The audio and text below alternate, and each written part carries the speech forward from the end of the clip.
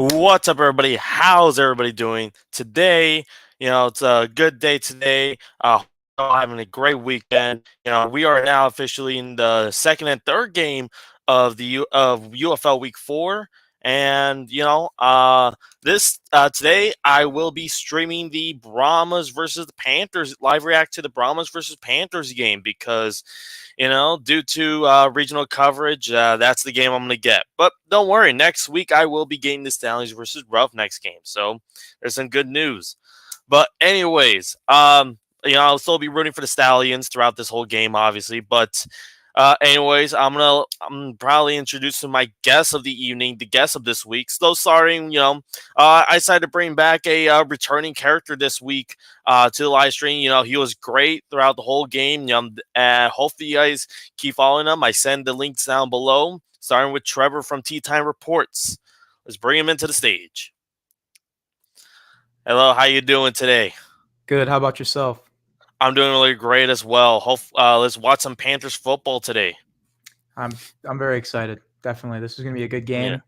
Yeah. Whoever wins this kind of pulls ahead in that respective number 2 and number 1 spot, maybe in their conference. Obviously, for the Panthers, if they win, they stay in that number 2 spot. But for the Brahmas, this is a big deal. If they lose this one, St. Louis is gaining some traction. It's going to be a fun one to watch. A lot of consequences are beginning to arise for these winning and losing teams for sure. All right, nice. And to bring in our second guest tonight, he is just more in the Twitter/X realm, but I recommend giving him a follow. Fortunately, if, he is a 49ers fan, so sorry for everyone in the audience to be a little disappointed. But hey, he's still a good guy in general. He still roots for the Stallions at all. Allow me to introduce everyone. First time in the show, Camthebot23. Hey guys, what's up? What's up? How you doing? How you doing I'm doing today? pretty good, man. How are you doing? Welcome. I'm doing good. Welcome to the show. This is our first time ever, so I appreciate you all inviting me on. It means a lot. It's I'm a big fan of football in general, and being a part of like a group that really brings up the UFL is very important to me because it's just I played football my whole life, so this is awesome to do. I appreciate it. No problem As a Lions at all. fan, it hurts to talk to you right now. Still, I get you. I know. I understand. Yeah, totally, man. But no, it's awesome to have you on. I mean, like you were talking about, just having the positivity and the promotion of this league in the space. It's huge. Like you said, you played football your whole life. You clearly care about the game, and just seeing this community in that aspect is pretty awesome. And it's growing for sure. And yeah, I hate seeing I know everyone's sleeping on the UFL. Like so many people have not been sleeping on spring football. Time to give them some acknowledgement. And shout out to you guys for being a part of that.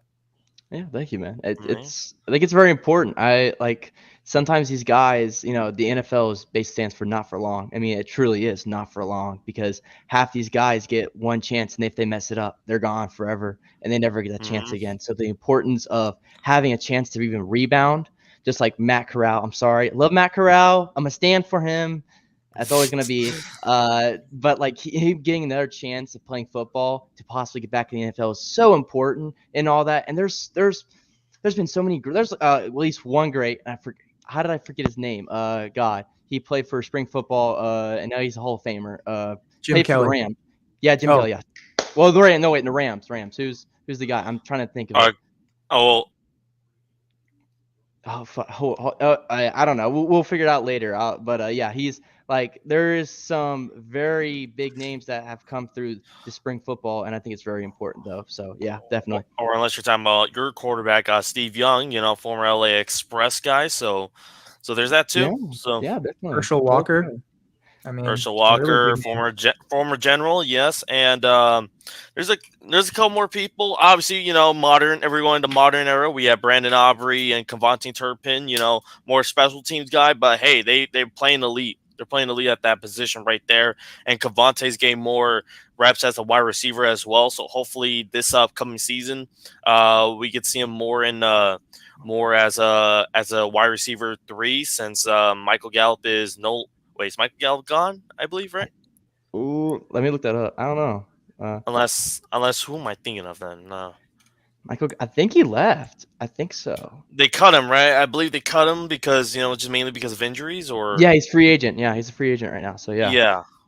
Okay, yeah. Let me look. It looks like kickoff's about to begin. The Brahmas Yeah. will be receiving the ball, and Jake Bates will, start kick the ball. There we go. Games begin. Alrighty. I'm like a couple seconds behind y'all. So Yeah. I think I'm right Oh, there with you. He's always ahead for some reason, even I last don't week. get it. Yeah. I'm on. Yeah, no, it's technically so. I'm on Spectrum. It's basically cable, but since it's they made it more into a streaming, to more streaming than anything. I thought I would be more behind. I thought I would be behind, but no, unsurprisingly. But it's weird. On my phone, I could be ahead, but then when I watch it on TV, I'm gonna be like you guys, a couple seconds behind. So I'm not sure what's going on with that, but at least I like having it on my phone. It's much easier, but sometimes the Wi-Fi, if it messes up, then that's where we're gonna have issues. But otherwise, yeah. Yeah. No, I get But you. this is the first time seeing San Antonio having on the Fox scoreboard. So, um, yeah, I don't know. Just always like to look at the score bugs, and I'm like seeing like how that team will look like on the score bug. Just seeing the logo and then the Oh like yeah, those how it look will good look like. actually. Oh wow, yeah. I just looked at them now. Yeah, they look pretty good. Not gonna lie. I kind of like the matte look of it. I ain't gonna lie to y'all. Mhm. I've always Looks good. appreciated Fox's graphics more. I don't know why. It's just feels like more value has been put I into guess it. is also like pretty small, so it's not like we're gonna have like a big white or big white or black on like in front of the screen. So I think that's less coverage. But Quinn Dormady, first time yep, appearing in the UFL. This is a Sheesh. big time. This is a big game for him. first First time, down. first start of the season in the UFL last year. We knew he was in the Orlando Guardians, and ironically, he got cut for a minute there because supposedly there was something about him handing out the playbook to ironically to the San Antonio Brahmas. But eventually that got sorted out, and he started some games for the Brahmas. He wasn't bad, but he wasn't. But he showed flashes, but being on a 1-9 team kind of does kind of affect you in some way, even though you could be probably decent, but as an individual, but as a team as a whole, it does affect your a little bit your UFL stock a little bit. I mean, I yeah. agree.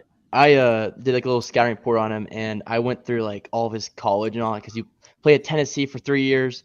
He didn't play really at all. Then he went to Central Michigan, and he started for 10 games, and he threw for 2,000 yards. But then his touchdown INT ratio was 14-9, which was not very good to be honest. And Kind of then I did Bridgewater numbers right there. Yeah, and then then he went to Orlando, and then he threw for 1,500 yards with a touchdown to INT ratio to 10.5, 10 to 5. So it's like he's getting better with it, with like the turnover problem, but I still think it's a problem.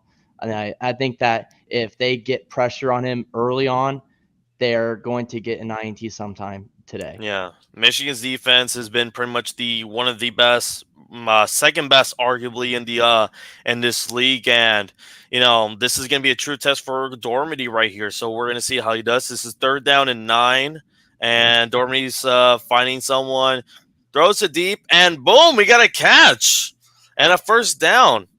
Hold up. Oh, wow. This is wide open. Oh, wow. Blown Dang, if coverage. he could have stayed up, man, that could have been a touchdown, walk-in touchdown. Dang. Yeah, the That's balance, but hey, first down is better than a 4th down. So Yeah, it's true. Yeah, obviously. that's who But caught that ball. great read by Dormady right there. He was evading the pressure, and then he found a guy right there. So and now they're officially in the red zone. So That's awesome. They're moving the Number ball quickly 10. down I the don't. field. That's not Kirkland, right? I don't. I can't no, I, tell. I saw Who's 10. number It was 10? wearing number Smith. 10. Who's Smith? I'm trying to look at my notes because I put down like I don't see on my notes, so I don't know. I only could think of AJ Smith, even though that's the offensive coordinator. Yeah, I was saying. Which okay, like if all right, previously in the XFL, I was a Houston Roughnecks fan, and Yeah, seeing AJ Smith's play last season, like there were great moments, but it just felt like he kept running the same plays over and over again and just hope a different result. And that's where I'm kind of like I'm thinking like, okay, maybe he's still like a pretty young offensive coordinator trying to figure out what's going on. But wait, why are they showing the 1, 2, 3 point convert? I don't know. oh, it's trick play.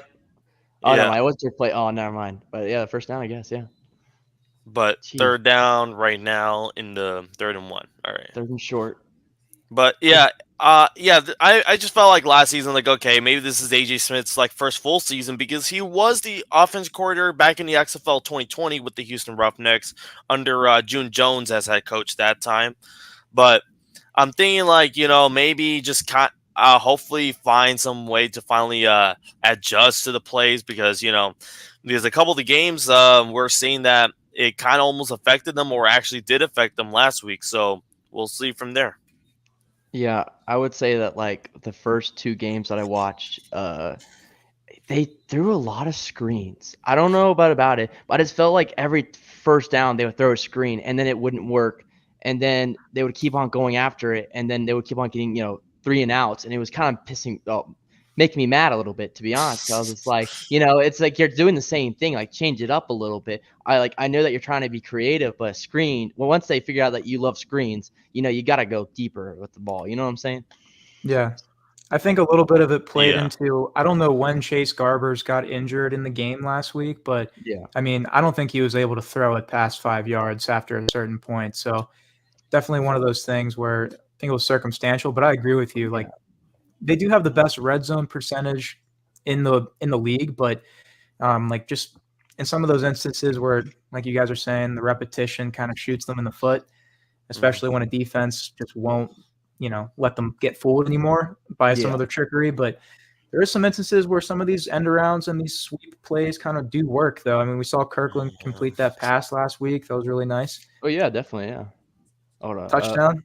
You're ahead of me, man. Cuddy, let's go. That's awesome. John Lovett with the rushing touchdown.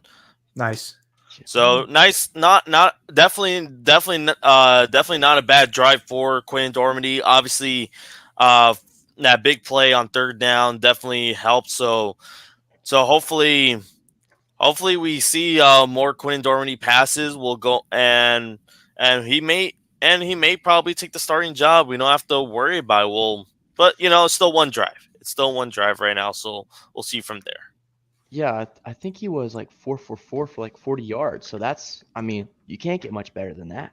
You know what I'm saying? You can't get much better. So hopefully he keeps it up. Hopefully the O-line can hold, because I truly think for one and oh, you got it. Hold up. they went for one and they got the point. There you go. Wait. Wait. Never mind. Oh, never mind. There it is. They got okay. It delayed a bit. All right. I was about to say, you got me freaked out, but they didn't make it, because I was like, they got stopped like right at the line. So I was like, did the knee go down or something? Okay. Yeah, but there we go. I didn't notice that Morgan Ellison was a San Antonio Brahma, because if y'all remember, he was if you saw him in the Sea Dragons, he did not play bad ball in there during his time. So I was like, okay, so maybe we get to see some Morgan Ellison running today. So maybe the running back room is not so bad as we were probably gonna. The running back room is not too bad. So we'll see what happens. And Anthony McFarland's inactive today, right?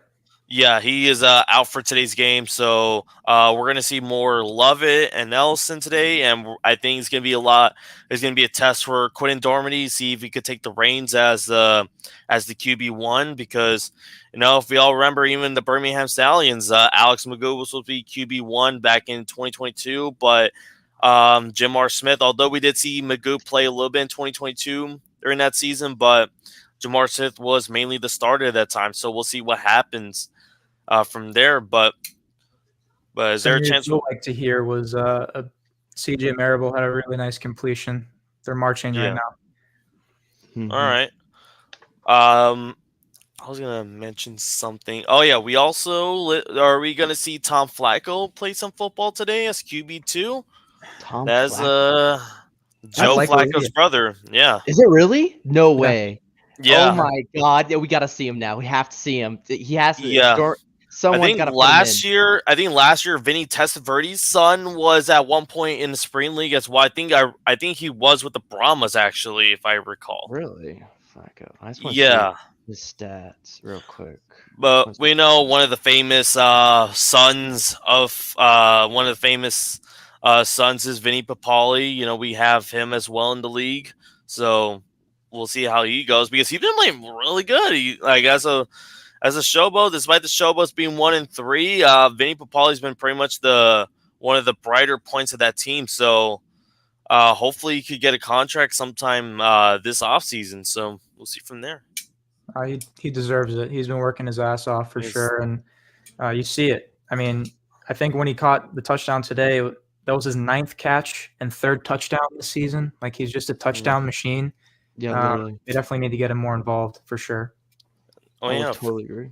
You know, there's a player I keep forgetting that he went to the spring league, but now is in the NFL. Josh Peterson, son of Doug Peterson. Yeah, he got. I think he probably got some reps for the Jaguars. I know he was on the Jaguars active roster a couple times last season because I think Evan Ingram got injured at one point. So maybe he gets more of a bigger role this upcoming season if he does well during the preseason. So, but here we go. EJ Perry about to start up. So Trevor pretty much been hyping him up, and especially last week during the this past week during the Zoom meeting, we you've been talking about that EJ Perry, and we saw him finally has probably his breakout game compared to the other few games we saw him from this season and last season. So hopefully he does. Hopefully he keeps picking it up, get more reps, and we're going from there. This is his 5th career start as a Panther. So, I think it's his best start he's had. I mean, I know he started in the Hall of Fame game. I think it was last year for the Jaguars. But I think last week was his best game he's ever put together. Yeah. 4 touchdowns total. The offense was clicking on all cylinders, and you just can't do it any better. 34 points, he'll take that any week. Oh yeah, definitely. And currently leading the league in rushing touchdowns, actually, too, as not only as a quarterback but as the entire league. So, and they got to protect him. Oh, sorry. No, sorry about that. No, you're good. No, I was just saying is that it's not a really good start when you get sacked in the first play, but no, definitely not. Yeah, but they got a big yardage, so there's right now third and short right now, so there's still plenty more to pick up this game. It feels weird. I know I would love to see the Stallions play this game, but see the Stallions play. But it's still fun to see a different game, I guess just to get a fresh idea. Just to pay attention to more of these teams, more of these games, to get more knowledge of what's happening so far. So at least I still like this. Yeah. Yeah, it's pretty good. I would rather be watching Stallions game too, but you know, it's kind of cool to kind of watch. Football is football right now, spring football. I love the Stallions, but to me, it's you get 6 months off of NFL football, so you might as well watch as much football right now as you can. You know what I'm saying? And then I wonder now. I want to see what's going to happen next UFL season, because if they bring in a couple more teams, I wonder if the schedule would change a little bit, because we're getting more weeks involved, and we'll see how that one goes if we get 2 teams next season. I feel like they would have to maybe do some more breaking up. If they do 12 teams, they would have to maybe look at divisions, because 3 on it's 3 be weird how to schedule that. Yeah, I would agree with that. So what do you think it's going to be like? Is it going to be Canton and all that, and Nashville? Do y'all think it's going to be? I don't know. I think Canton feels like it's kind of been more pretty adamant. Even during the USFL 2024 season, they were pretty much saying, okay, Canton is coming to 2024 before the merger. So I think they probably have already the ties already to put in a team. They just were just trying to find out what it would be. But the Axeval side, that would be interesting, because I think everyone's pretty much just saying the Sea Dragons return, because they were still one of the more popular XFL teams back in 2023. So we'll see what happens. I think Cannon would be a safe option for sure, since we've been pretty much kind of establishing as a spring league site, and Seattle's been pretty much kind of adamant as well. The only thing will probably be the biggest issue will probably be in terms of logistics with what about flights, since they're going to be the furthest team. But it wouldn't be too bad to have a another northern team up there with Michigan, with Cannon. Otherwise, it just feels like we're going to be known as like, oh, the southern teams and Yeah. oh yeah, Michigan. Yeah, I would agree with that. No, I like that. I think Seattle should definitely come back, and I think they should do a California team or something just to establish some kind of base of operations on the west side, so maybe travel costs aren't too out of pocket. But Yeah. I want to see a Florida team. If they revive the Jacksonville Bulls, bring back the Bandits, bring back Orlando. Florida has just too much talent Yeah. and too many players down here. Like there's one market down here. I'd like to see New Orleans come back. That's always a really good football market as well. Yeah.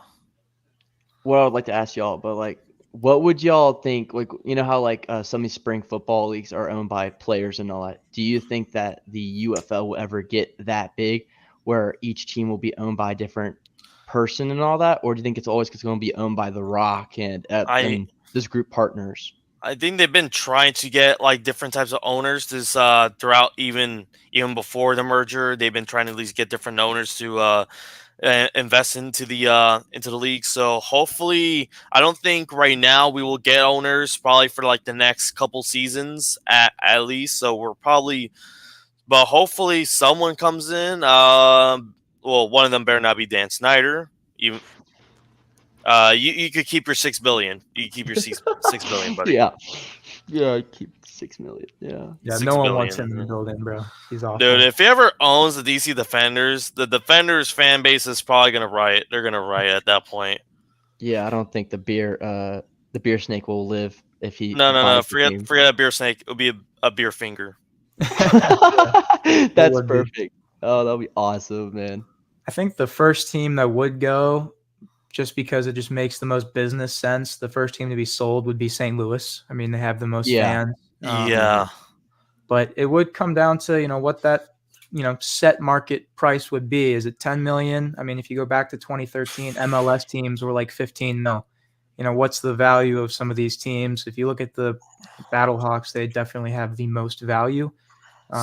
So especially if it's like NFL, like I think it would be kind of more in the NFL ranges as well, because this is pretty much an NFL stadium, a former NFL stadium with basically an NFL set of fans at capacity of fans. So we'll see maybe what happens there, because I feel like St. Louis is definitely would be probably the best to show everybody like, hey, the attendance can be possible, and maybe Birmingham is probably up there, if anything, since again, if you're able to market, hey, this team has been the champs 2 times, and they could potentially be a 3rd-time champion this upcoming season. So, and maybe they'll get more marketing involved. Maybe they get more, be more of a community than anything. So hopefully, we'll see from there. Yeah, I don't know when that'll happen, but I would like to see it soon. I mean, next 2-3 seasons maybe, but it really only takes one. The first team that gets bought, there's going to be an interest that sets a market for the rest, and that'll be great for the league. That'll open up a whole new doorway of opportunities for not only the players but minority ownership, people that don't have billions of dollars but still want to own a team. Yeah, you can pull a Ryan Reynolds and kind of buy a smaller club and build it up from there in a smaller league. It's never a bad option. It's an investment. Rock should have some connections, right? Like in terms of celebrities, in terms of anyone. And okay, hold up. Oh, wait. Oh my God, did he catch that? I'm trying to pay attention. I think he did. Kirkland. Oh my gosh. I gotta see that. Okay, replay that. I thought it was the defender got him for a second, but is that a Dormady dime right there? Wow! Fire! Kirkland. He was a saint for a reason. Holy Christ! Watch the review. Oh my God! Yeah, beautiful, dude. This is when he wasn't with the Roughnecks before he got injured. This man was balling out. Wow!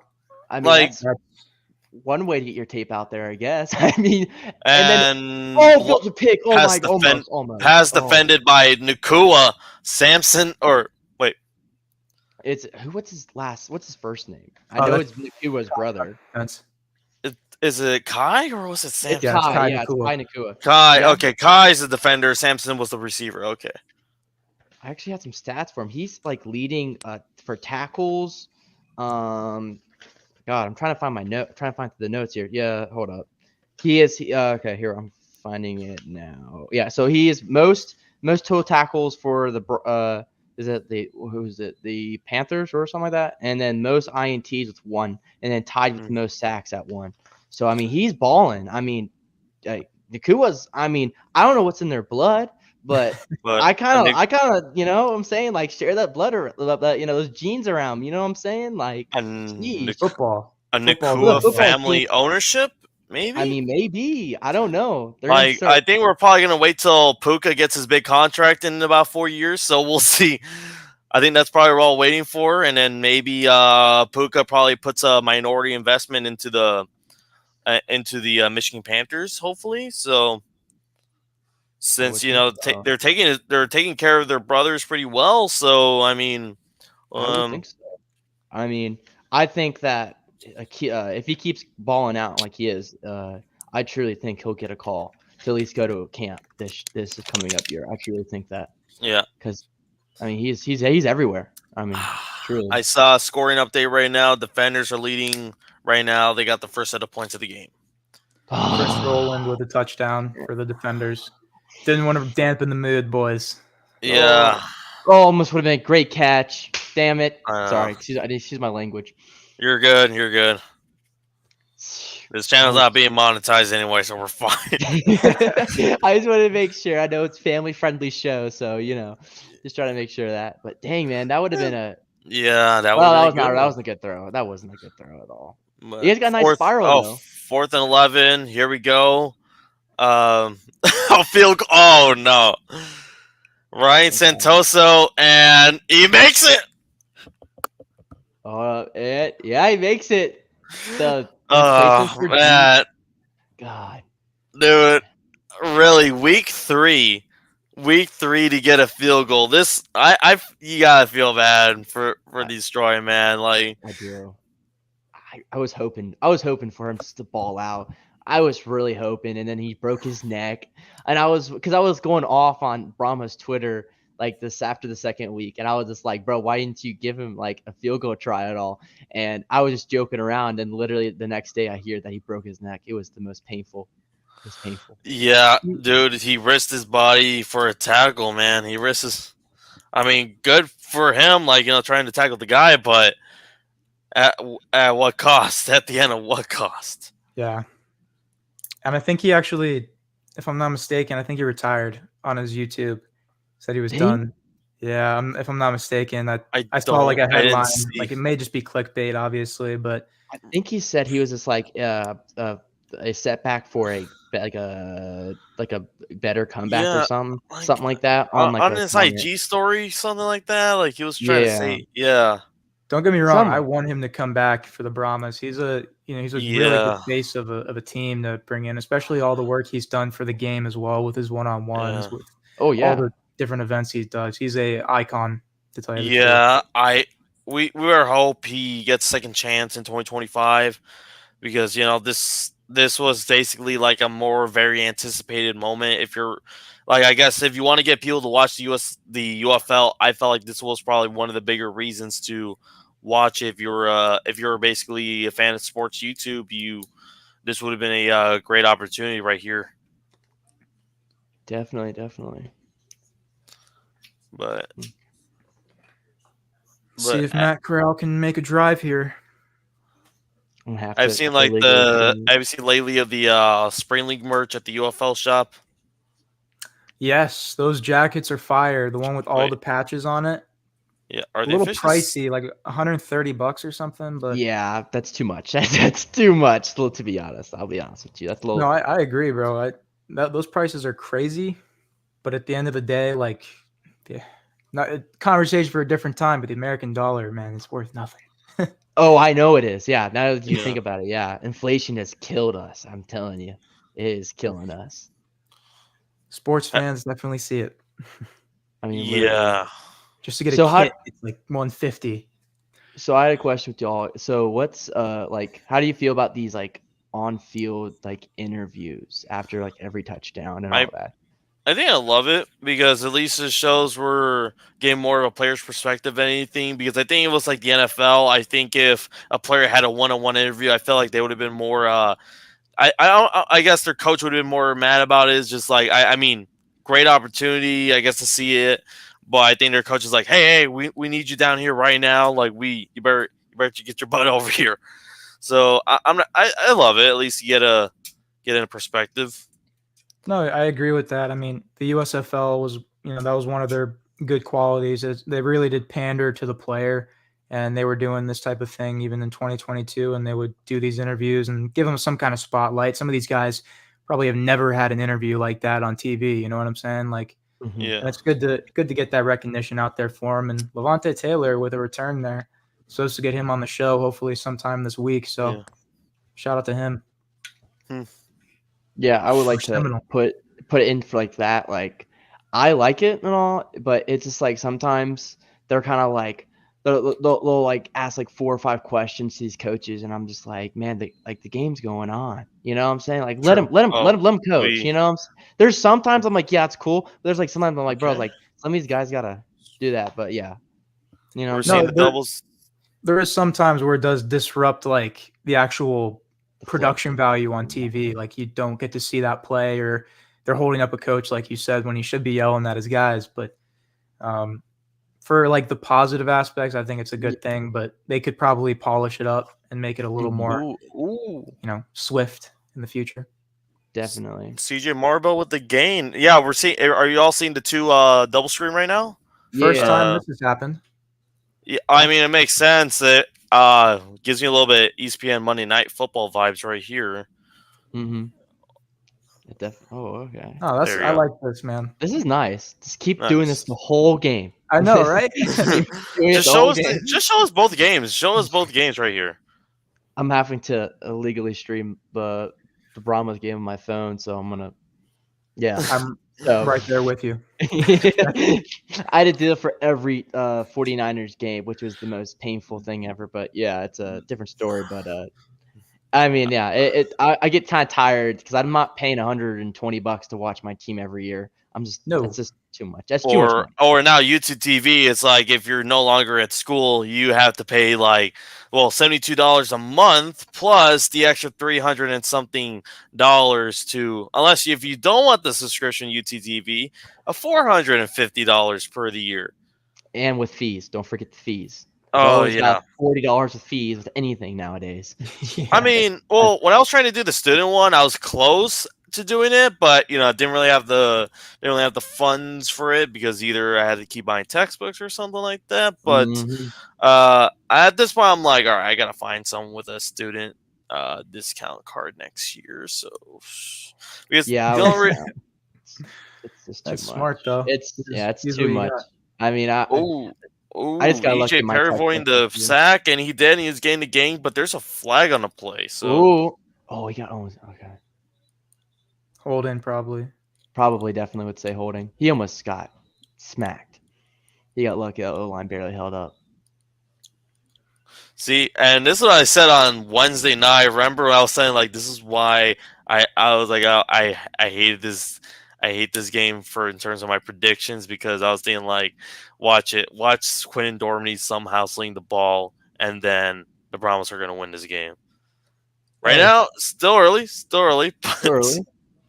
It That is early, really- but you're getting the Oh, that's gist. hold. Look at that hold. Oh my god. Looked like Nick Bosa being held in the Super Bowl. Sorry, that brings up.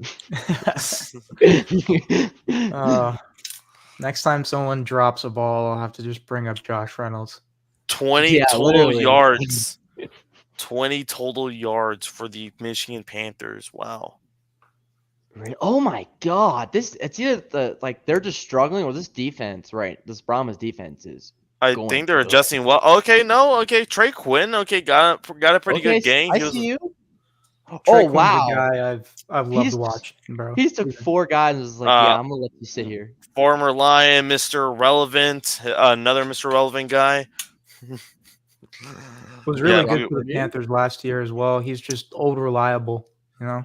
I think he was drafted 2018, I believe, 2018? by the Redskins or. Well, watch the Washington football team. All right, we can't say Redskins. Hey. They need to change that name though. The Commanders, gosh, aren't they? Isn't that what they said they were? Oh, EJ Perry with another flag. Oh my jeez. Like EJ Perry's like EJ Perry definitely has the legs, but is it his own line again? I think it's likely so. I think AJ Perry is literally right behind is right behind Wes Hills in rushing yards, because he has 102 before this game, 102 rushing yards, and then Wes Hills has 118. Like that's how, you know what I'm saying, like that's kind of crazy though. Your running back is almost being overtaken by your running back, but I just thought it was kind of funny when I saw that stat. Oh yeah, he's getting hold that number 9. Yeah, look at that hold. Marcus Romo hold. Don't like that. Oh wait, 79 or 9. Jarrett Horst, sorry. 3rd and 17 for Michigan. Definitely going to be a passing situation. Let's see how they spread this offense for EJ Perry. So shooting themselves in the foot with these holding calls here. Oh, EJ Perry with the legs once again, and yeah, definitely still pretty not near a first down. So 4th and 5. Wait, is this okay? They're past the 50. What are they gonna do now? They're not gonna kick it. They're not gonna kick this. They do. I will be. I mean, what are they? 49. They're at the end. This is the end of the first quarter, so I think they were kind of around the 45. It looked like they're around the San Antonio 45. Was it a 65? Is that what? No, that's not right. Honestly, on that 64-yarder Jack Bates hit in week 1, he had at least 5 more yards under that thing. Yeah, he had gas. There was still plenty of gas in that. It wasn't like, it was about to like just barely. It didn't look like it was about to barely miss. He had gas. There was some gas in there. And I don't know. That'll be crazy if he does if they go for it. That'll be crazy. I remember yesterday in the chat, I was trying to research the longest field goal at the Alamo Dome. Couldn't find it, but so far the closest one where we're at was a 53-yard field goal from a certain game. I think it was last year's college game with University of Texas San Antonio versus University UAB game, where I guess a kicker scored a 53-yarder so at the Alamo Dome. So we don't know. Maybe Jake Bates will carry the tradition of doing it at the Alamo Dome now. So we'll see from there. Maybe. I don't know. We'll see. I just. What are they? 4th and 7, probably around that range, right? They're 4th and 5 right now. They're 4th and 5. If they're in around the 45-yard line, I would take. I would take it if it's at a dome. It's in a dome stadium. So I mean, if it was outdoors, then I would be like, all right, I'll probably just kind of let the clock drain out. You know, let us like kind of go back a few yards so the punter could get some room in there for him, so it doesn't be a touchback. So he's really good. Yeah, I heard about that. Yeah, I saw like to the destroying videos. Yeah, they did like a little thing on him too. Thought it was pretty cool. Maybe two fake punts at the Alamo Dome again. Another fake punt. Maybe, I don't know. I don't think it'll work this time, but I mean they might have a chance. No. I don't know. Hey, we got a fat guy touchdown out of that. We got a fat guy. Yeah, we did, and that's like almost impossible nowadays. So I mean, yeah. Like, no, we were close. No. Remember, we were this close to getting another fat guy touchdown from a certain game on Monday Night Football. You know, if you're a Lions fan, no, Miami? Lions and Cowboys. But the refs were. Remember Dan Skipper? He reported. Yeah. It's on. Oh yeah. He reported. It was mic'd up. Oh yeah. Oh, I remember that. Yes, he won that game. The Lions could have been the 2nd seed, but they would have. So now this is a weird what if scenario. So if the Lions won that game, they're guaranteed the spot in the second seed. But here's the thing: the Rams already clinched a playoff spot week 17 as well. All right, but the only thing that was like still in question is, would the Rams like lose that game? So they would still technically been the 7th seed, and the Packers, or would it have been the Packers? Yeah, it would have been the Packers as the 6th seed. So how would that play out in that scenario? I'm not Because sure it would be much different. I don't think we were going to I was, hoping we were going to beat the 49ers last year, but we did. We were for about 3 quarters. Okay. Yeah, yeah, you did. And then, Josh Reynolds, 2 drops, JMO not tracking the ball. That was a touchdown. yeah. There was a couple Kept going on. instances. Jameer Fourth down. Gibbs fumble, I think. At that point, the They game was punted over. the ball, by the way. They punted it. Yeah, So. they did. Jake Bates was like, "All right, I guess it's not my time yet. Not his on the time cards. Not in the cards yet. Because it's a little too early for that, I guess. We'll see. We'll see what happens. But next week will be a true test for Bates himself, since he's going to be outdoors for the first time this season, going to Memphis to face against the Memphis Showboats. The Stallions are inside the 5 right now. Just letting you guys know. Oh yeah, Defenders 5. Pardon? Yeah. Defenders 5 as in first and goal, or Oh yeah, they're inside the red zone. So Stallions are about to score. All right. Hopefully it turns out that way. Let me see the Fox Sports app, because they said if I had to sign into a TV provider, then they fumbled it. Oh my god, they fumbled the ball and they're going for a touchdown. Oh my god, DC is running for a touchdown right now. Oh no. They fumbled it. Like the running back was hand off to him and he just fumbled it. Yeah, it's touchdown. Oh wow, I'm able to get the game. I'm able to get the Stallions game. That's a huge loss. The Stallions really not starting off hot. Dang. Dude, it's because I'm not watching Stallions football. This is what's going on. Am I the... This sucks. Okay. Man. Gary on Conley, shout out to you, man. Former Raider, right? Former Raider, former Texan. Yeah, he just like that reminded me of was it the Ravens versus Chiefs game, and the Ravens fumbled it. They got the 1-yard line or something like that in the playoffs or something like that. Yeah.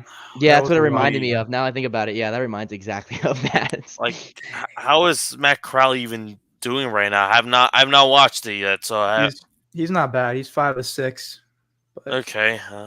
It's just that was not a good play at all. Wait, what's going on here? Are they reversing the call? I'm just gonna blame it on luck. I'm blaming on Marable on that one. That's a shame. Yeah, that's true. Oh god, that was Marable. Okay, they reversed the call, so it's not gonna be a touchdown. Wait, really? How? Yeah, I think Conley's I think because of Conley's placement, I guess. Was he downed by contact? Must have, or it was like his elbow or something like that. I'm trying to see something real quick. That's crazy. It's not a pass. That looks clean to me. It looked like a score. Oh, he touched him right on the shin because he went to grab the ball and he touched the guy's shin. So all right, we got lucky. He's not a 2-score game, so still a chance, boys and girls. Still a chance. Still a chance. Let's get a safety. We gave the Showboats safety in back-to-back seasons. Let's get one for ourselves finally. Literally, that's what we need that right now. Okay, I didn't know I was able to get the Stallions game right here. I thought they were not gonna flex it to me. Usually they don't. If it's not in your they're always like kind of strict with them. They're always like, no, this is the game you're getting, no, like TV provider or not. I'm like, fine. You need a VPN then. That's what you need. Yeah. Even then, still like. Okay, right now it's third down and 1. That was a good throw and catch. I admit that. The nice let's see. You see, okay.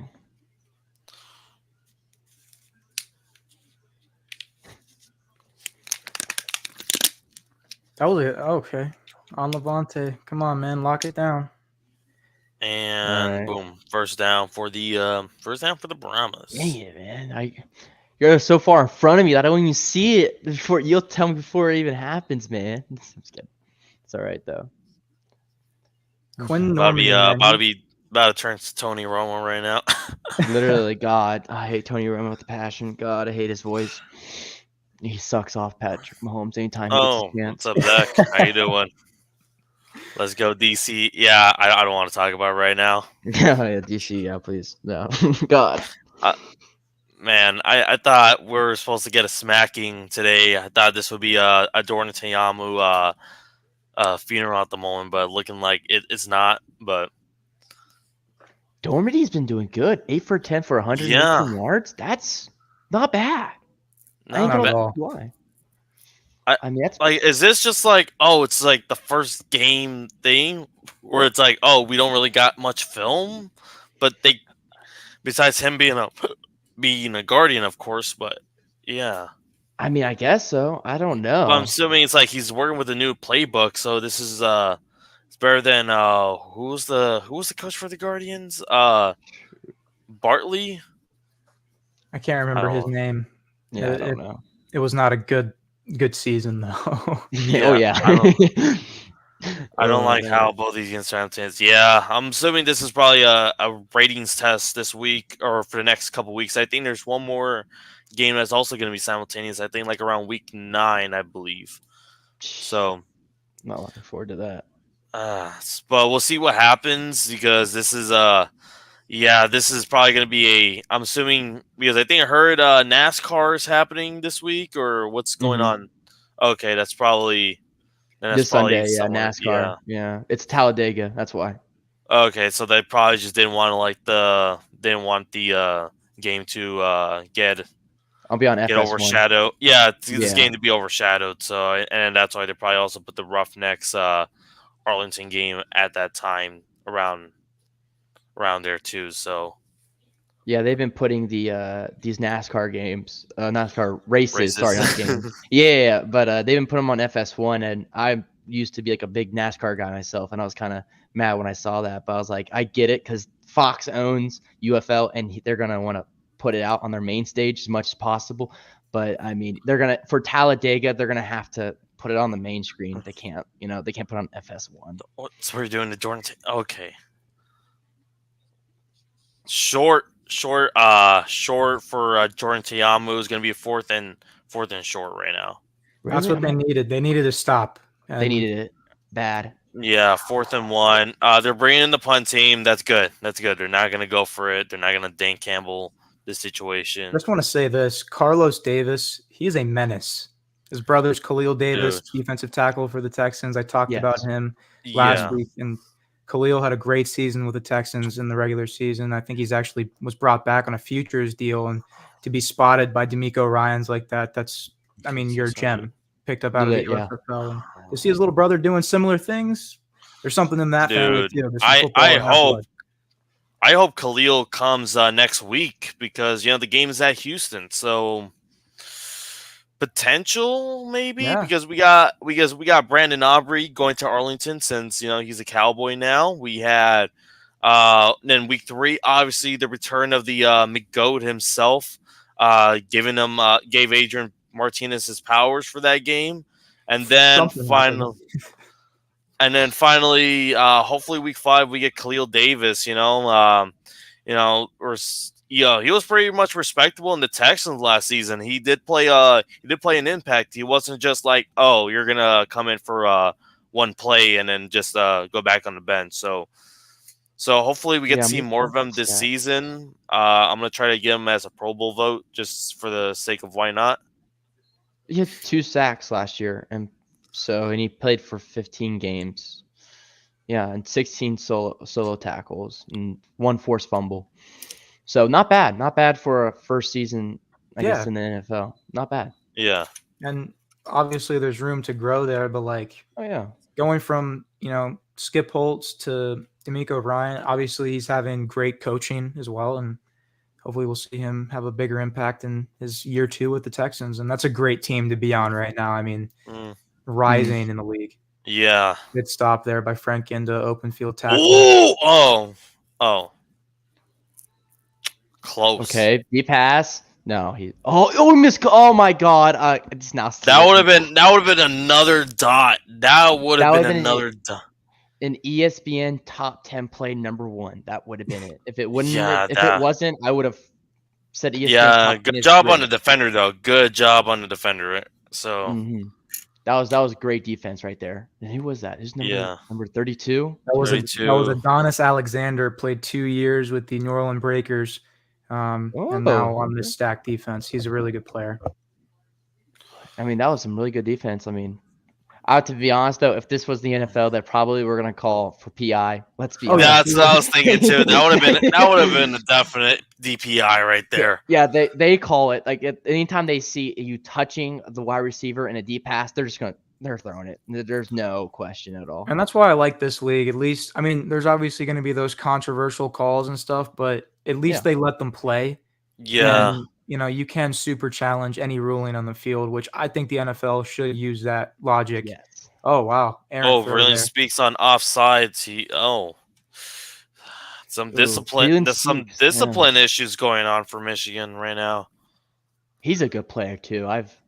He's in a really good flag. 3 penalties, 25 yards so far. I mean, San Antonio had 2 penalties for 20 yards. So I mean, this is both teams are kind of in that similar position, but yeah.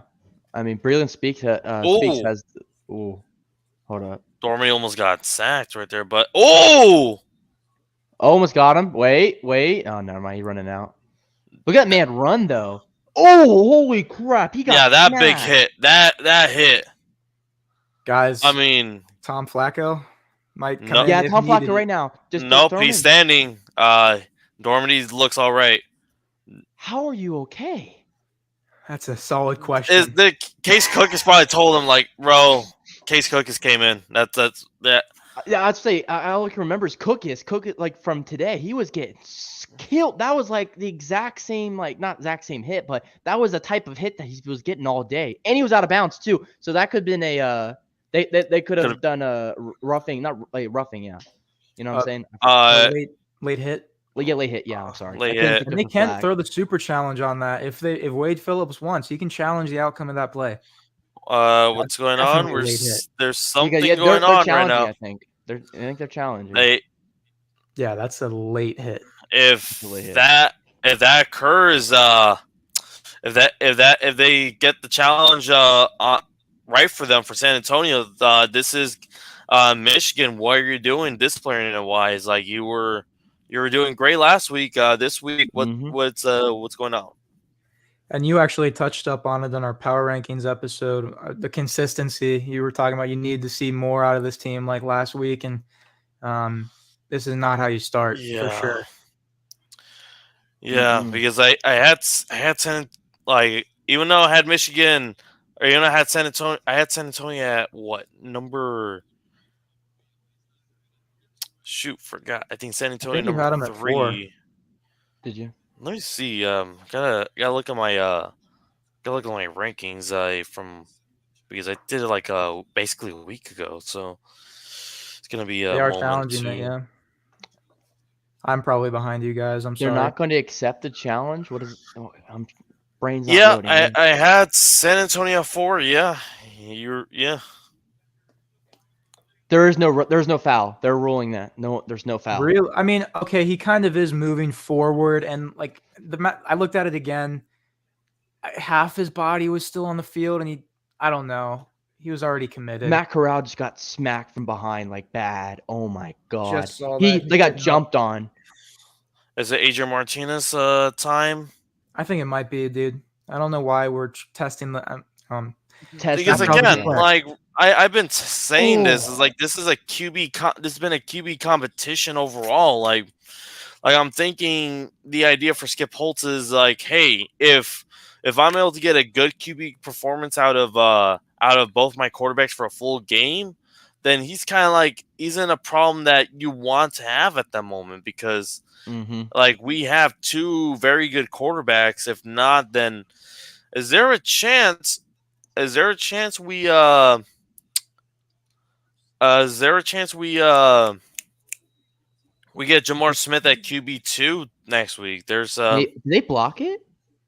Yeah, I they think blocked they it. did. Oh my god, they blocked it. Oh my, why can't we not do anything Special right, guys? teams. Come on. Just come on. Dude, this is at Birmingham Throwbacks night. Just punch. You can't just. And he got kicked right in the face, but that guy that blocked it. Which Damn. I thought we were gonna get more of their '80s uniforms this week. I thought it was gonna be like an '80s uniform this week for the since it was Throwback night. But remember, then like the USFL, the original USFL was about to sue the Foxes at USFL for like the naming rights or something like that. I have no clue. Originally, yeah, there were some disputes with like patents on some of the team names and logos and uniforms, but they wound up just paying a boatload of money to the original USFL owners to get all the rights and stuff. Oh, there you go. Okay, so to get away with and it. number 11 for the Zaquandre White, our former Stallion. Hold up, let me. Dude, what is going on? Are the defenders? What are you doing, bro? Finally back? I don't know. Sounds like. Oh my god, that's a big run for the defenders. Yeah. Oh, they're at their first and goal. Yeah, this is a game we Stallions should not have. I mean, it's still a one-score game. That's the positive, but I don't know. It's not looking too good. Not looking too great. No. It's looking a little pretty iffy. Yeah. I wouldn't still say early. Yeah. Wait, it's still early. Come back. Good news is John Chavis is great on the red zone with his defense. So hopefully, let's just get them to still a field goal or one-score game still. So I don't know. We'll see if they can get some rally caps going. Going in the stands or something. Maybe that will bring them good fortune. Because the next game after this is gonna be it's gonna be Braves night with the Ballhawks. So that ain't gonna be. I mean, that game is gonna be interesting. I'll do that. But if we win this week, if we somehow still win this week, Skip Holtz gotta make a decision at this point. Like there's. Yeah, with the quarterback, I agree. Yeah. They got to figure that out. I think there's maybe a chance we might get to see Jamar Smith at QB2. I'm not saying Matt Corral has been playing horrible, but it's not really like the offense. It looks like it's been very stale, I guess. I don't know. Like it's what's the stat line for him? Do you know? I'm not too sure. I mean, his completion percentage isn't bad, but it's just they're not making splash plays. I guess it's like the context. So it's like the dink and dunks. He's throwing and then they're just not going. Jordan Tiamu with the deep pass and almost picked. Wait for which game? Defenders. Sorry, my fault. I'm trying. Yeah, no, we're good. We're good. Yeah, like, hold up. Sorry. We're doing both games pretty much. We're covering. Like this is Fox's fault for just doing a double. For doing a double header right here. So, I mean, honestly, I'm surprised. Like, if they were going to do a triple game, why didn't they just not have like a 1 p.m. game at least, right? Like, I don't know. Or one at like 4, and then it'll end at 7. That would make sense. That would make complete sense. But I guess, 4 p.m. Eastern game specifically. I guess I'll say more as the in the perspective of Pacific guy, Jordan Tiamu with the mobile. It looks like he's short. It looked like short, just barely short.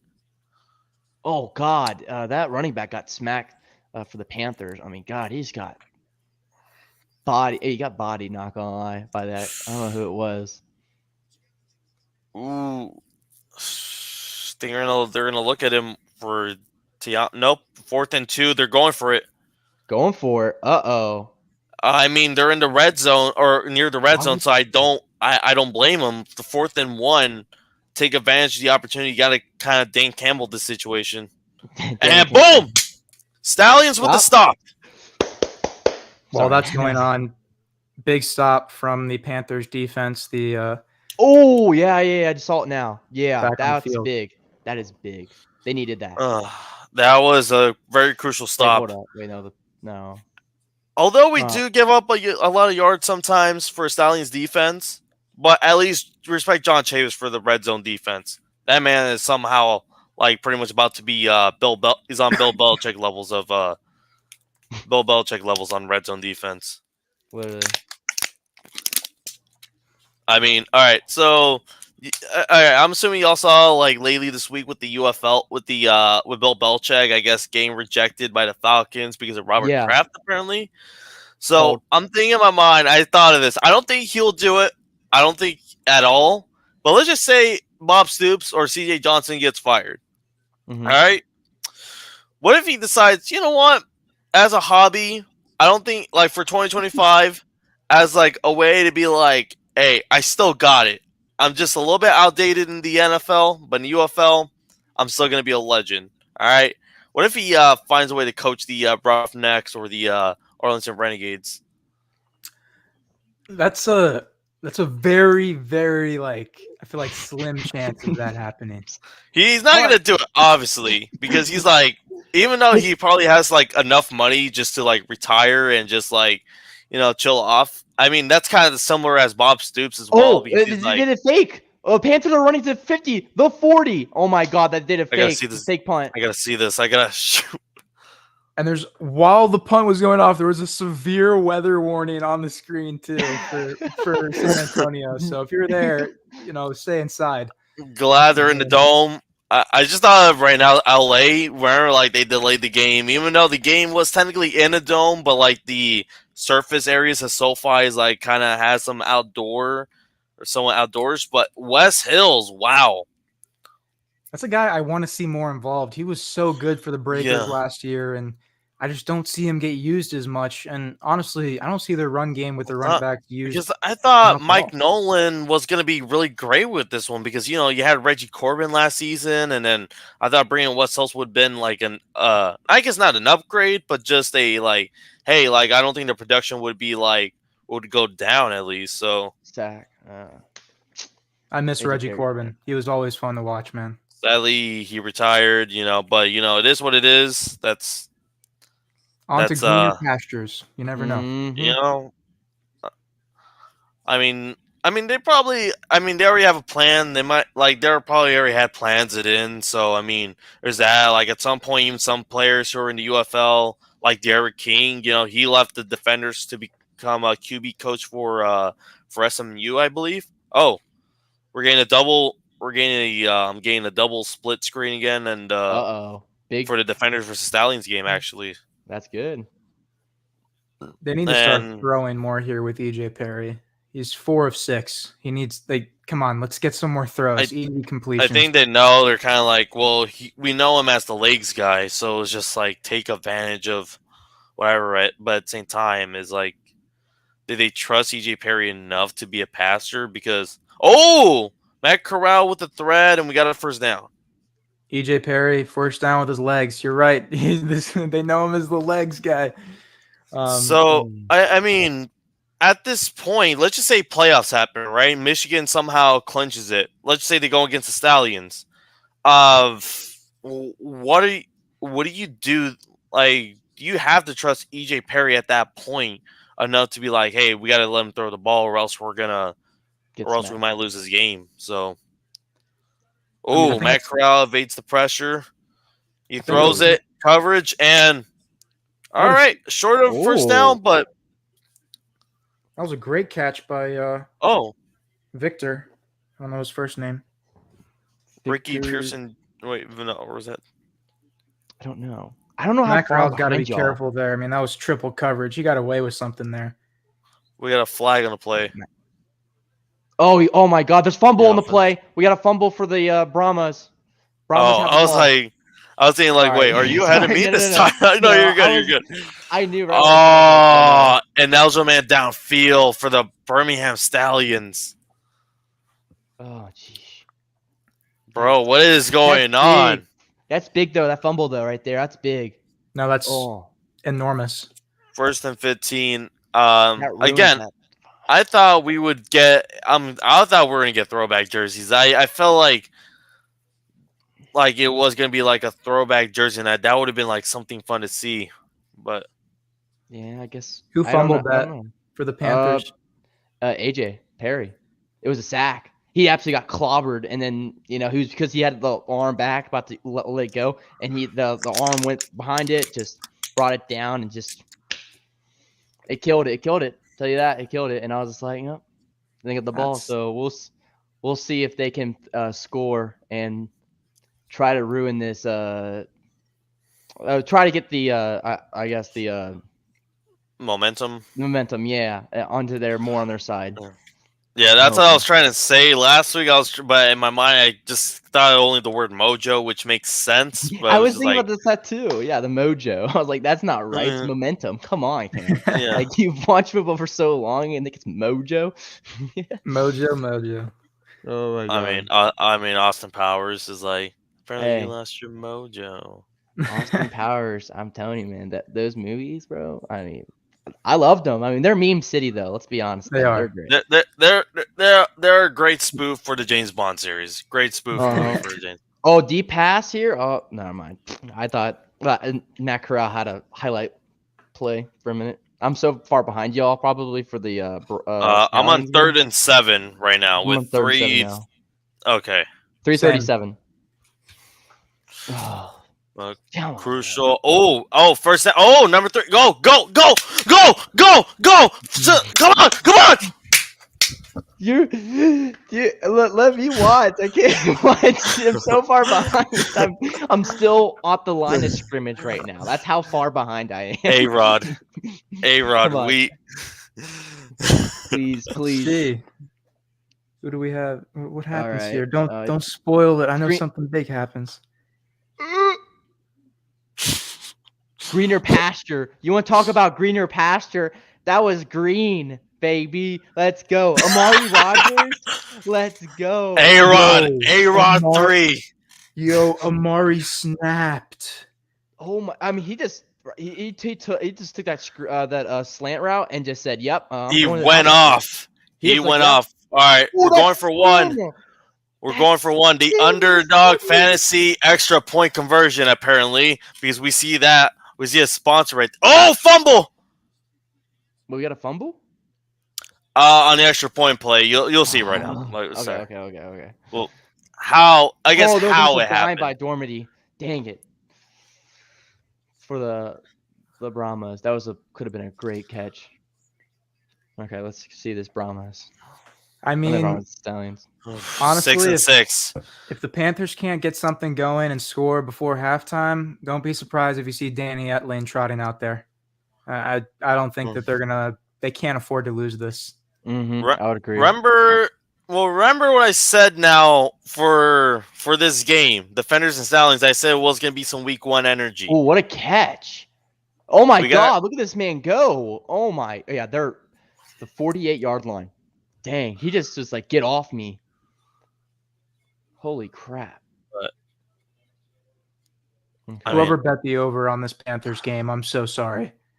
What was the 41? 41. They thought they were gonna get 34 points. They probably thought like, oh, this game the Panthers should take care of them. But it's 10 right now. But it yeah, explode a little bit.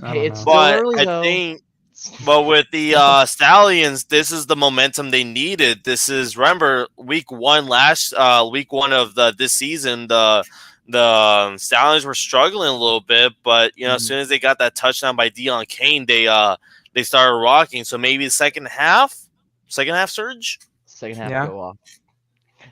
That D-line. Matt Corral looked good in the second half in week 1 for sure. So potential. Oh, that jump over! Oh my God, you see it from the Brahmas. That was he had 1 foot and he jumped over him, and he had his foot still being held onto when he made that jump. It was kind of funny. 10 Smith. Ooh, that was great. Ooh. Oh! Yo. How do you do that? Oh my, it's wide open. He get picked. Yeah, I was trying to. I was like, I'm not gonna say it. I'm not gonna say what it is. Yo, But Dormady, man, That is big for now Michigan. that could have been a that. You know what? You can't really blame Dormady. That was a defensive play. That was a great play by the Kai defense right Nakua, there. bro. Kai Nakua. The man's the best. Yeah, Man's you the see best that on right defense. there? Yeah, yeah. If it wasn't for Kai, that would have been a touchdown by Kirkland. A little underthrown though. That needs to be in the back pylon. But that needs to lead the receiver. yeah, But great play, like you said, by Kai. Kai. Wow. Yeah, that is Michigan Panthers. This is probably the momentum. This is maybe the momentum they need right now. This is this hasn't been a question. Their defense is a top 3 unit in this league. It's just their offense struggles with inconsistency. And yet people are saying the XFL talent is much more higher than the USFL talent. Why? Let's put it to rest. This is one league. One league now. Yeah, yes. we're one league now. So it's good. Peace. It's final. Like UFL peace. Equivalent football be played here, and I like it. Like there's talent on every team, despite the winless teams. But there's always going to be those guys. But I hate that polarization conversation. It's just support the league, support these players and coaches, and shut the heck up. Stop being a clickbait type of person out there. A Pat McAfee. Yes, which it really pissed me off. Like I love his show. I love his whole production value. And we get he has to deal with ESPN. We get it.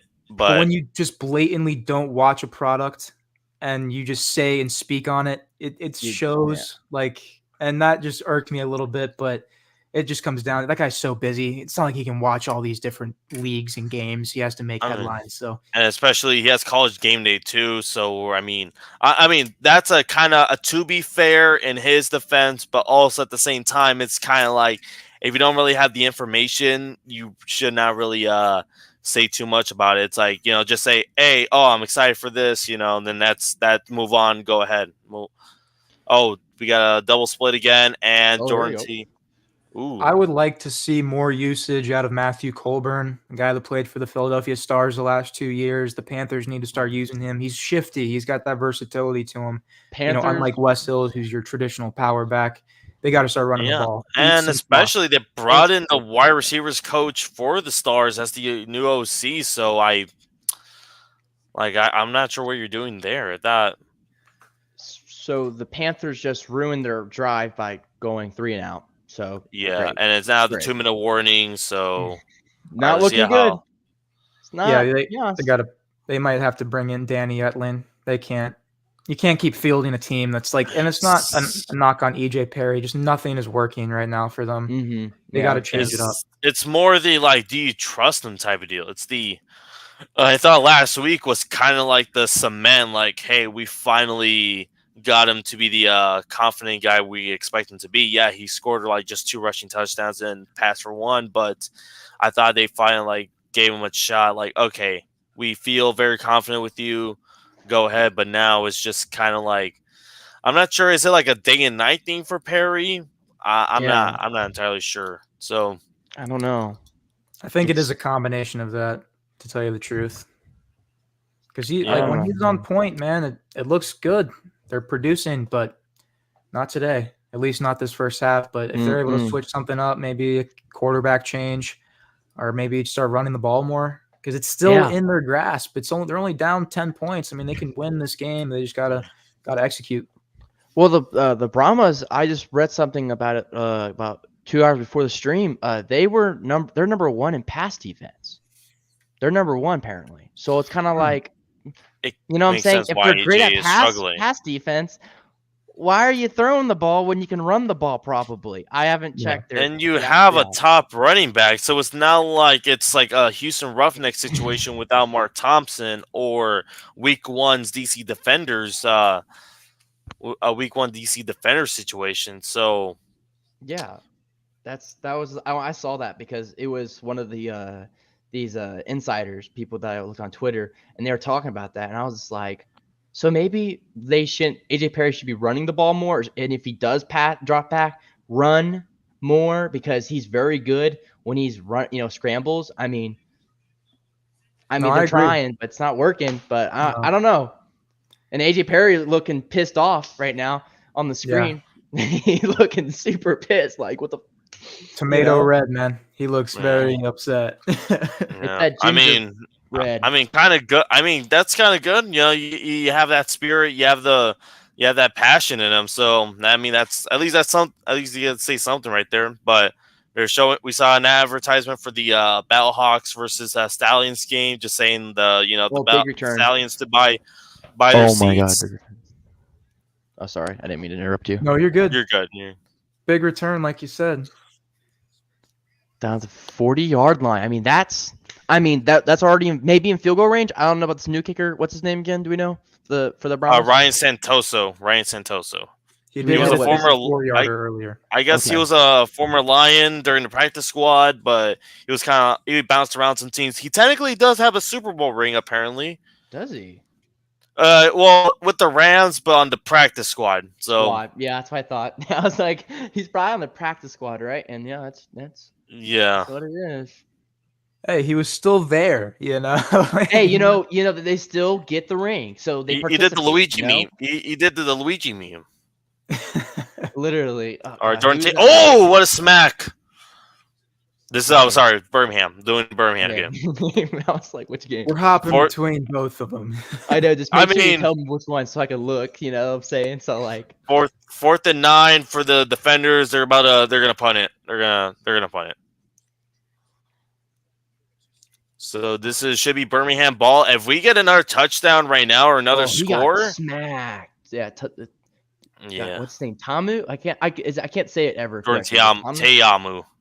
Teamu. Yeah, he just got smacked. I don't know who that was. Yeah. I didn't see. I remember. I think. Do we all remember seeing his time as a Battlehawk? You know, seeing him as like one of the best Spring League quarterbacks during that moment. Mm-hmm. Oh yeah, and also, I mean, still is. He still is one of the best Spring League quarterbacks. But just wait, why are some of the what's going on? What? Finally. Wait. I will never forget the bandits. Wait, never forget the bandits. Wait, come back. What's going on with the? Wait, back, everyone's leaving. Wait, what? Why? There's a lightning delay. Oh no, are you kidding? Oh, that makes sense because you can see the water on the. Yeah. Okay. I was saying like, why is everyone like leaving the sideline? I was saying like, wait, did the game ended the first half already? Like, I thought there was still like 2 minutes left. But all right, I guess we're moving forward to the San Antonio game. I guess we got one game. We finally got one game. We got one game at least. Okay. We're focused now, boys. We're focused. Got one in front of us. But after the first half for this game, we'll see our notes, what our biggest takeaways from for at least one of the games that we at least noticed. And we'll try promote Cam as well. Try to follow people who are listening, follow Cam the bot. This is name right there on Twitter or /X. So go Big ahead. Sack. Oh, sorry, I didn't mean to do that, but it's big sack You're good, for man. You're good. Brahma, for the Panthers. I mean, Jesus, William. Wait, is that Willix? I can't say. Is that who's that sack? Do we know? Was it Willis or 48? Willis? 48. I don't know. Willis Bro looks like a jungle cat. Not gonna lie. Oh no, that's the kid. That's the kid from Michigan State. I forget his name. Willikis. He's a Willikis. Ooh, what a don't. All right, but speaking of Lightning, we have Lightning Jr. in the chat. Lightning's not the only thing, not only in Birmingham, but also in the chat. Let's go. Just a few hours ago, he actually had his first ever live stream ever. He was live reacting to the Showboats and the Showboats game this today. He wanted. I wish I would bring him along for the Defenders game since he is a Defenders fan, but he has plans for that, so respect it. But he's actually gonna go to a Defenders game this upcoming weekend, next week against the Battlehawks, so that should be a great game for him. So wish him luck on that journey. Good luck, my friend. Good luck. I'm jealous. I have not been to a USFL, XFL, or UFL game. I'm south of Tampa. There's nothing out here, man. No, I was hoping I would go to the Vipers Roughnecks game this season, but we obviously know what happens there. But first and goal for the Brahmas. So They are Here we marching. go. If they score here, no, it's looking very bad. I should have just trusted in my gut. I should have just trusted my gut right here with the Brahmas. I said it, and I still decided, you know what? I'm gonna pick the Panthers. I chose the Panthers too. I chose the Brahmas 32-16 before we started the stream in my brain. So I don't think Michigan's gonna get to 16. I'm just gonna be honest with you. They might, might get 7. They might get 7. I can see 7, but I don't know if they're gonna get 2 touchdowns with how poorly operating their offense is doing right now. But they can always turn it around, Yeah. They need this halftime. It looks like the Brahmas offense has been kind of like showing like the flaws of the Michigan's defense, and yeah. I mean, Dormandy is 15 of 21, 201 yards and a pick. Not a touchdown. Well, there we go. Yeah. 16. Now, Marquez Stevenson. That sounds familiar. Why does that sound so familiar? He sounds like a CFL player for some reason. Yeah. He sounds like a 1 point. All right, the Brahmas are going to go for a 1 point attempt right here. Okay, this is definitely interesting. 17 to make it a 17. I don't get that. I mean, I feel like they're just saying like, hey, just get whatever points we can right now, especially since it's a Michigan's defense. So that's probably they're thinking like, hey, shorter gains probably. And yeah, that failed. Oh, maybe fumble on the extra point, but Michigan. What is happening with everyone in the 1 yard line and fumbling? I mean, everyone's fumbling. Like, bro, just hold on to the ball, and it's like it ain't rocket science. There is a certain running back that could have ran that 1 yard line, but obviously we know. Oh yeah. Yeah, mind blown. Yeah. I'm sorry. I had to do it. I felt so much pain from the Chiefs. I understand the pain, and I hate him with passion. So I understand, I understand having to deal with dynasties, to be honest. And I hate calling the Chiefs a dynasty, but you got to smell the roses someday, and they're kind of won 3. They won 3, so it's like 3 in the past. How many years? I guess 6. I guess 5 years, 6 years. If we're doing like Patrick Mahomes, like full starts, I guess. So, I mean, Patrick Mahomes just came out and said he said that he was gonna pull like a Andrew Luck situation and be like, I'm gonna leave when his daughters grow up a little older, just so that they can be together or something like that. Because I think he's kind of like the Aaron Donald right now, where he's kind of like, I've won everything. There's not a lot really to. Because I was really surprised when he said that, because he was like, yeah, I want to be with my daughters, and I was like, that's respectable, but yeah. It is respectable. Maybe at the end of his contract, maybe. That's probably since it's 10 years. I'm guessing since he's gonna be like in his mid-30s by the time the contract ends, because what? So 2017, 18, 19, 20, 21, that'll be his final year of his rookie deal. Mm-hmm. Wait, 17, 18, 19, 20, 21. 21 will be the final year of his rookie deal because of the 5th year option. Yeah. So 2022 through 2031. So the end of 2031 would be his final year. Jeez, 2031, right? Do you think they just take a shot? Yeah. Or do they just go victory and just get to halftime? I would go Michigan. They're looking like they're going for a deep throw, and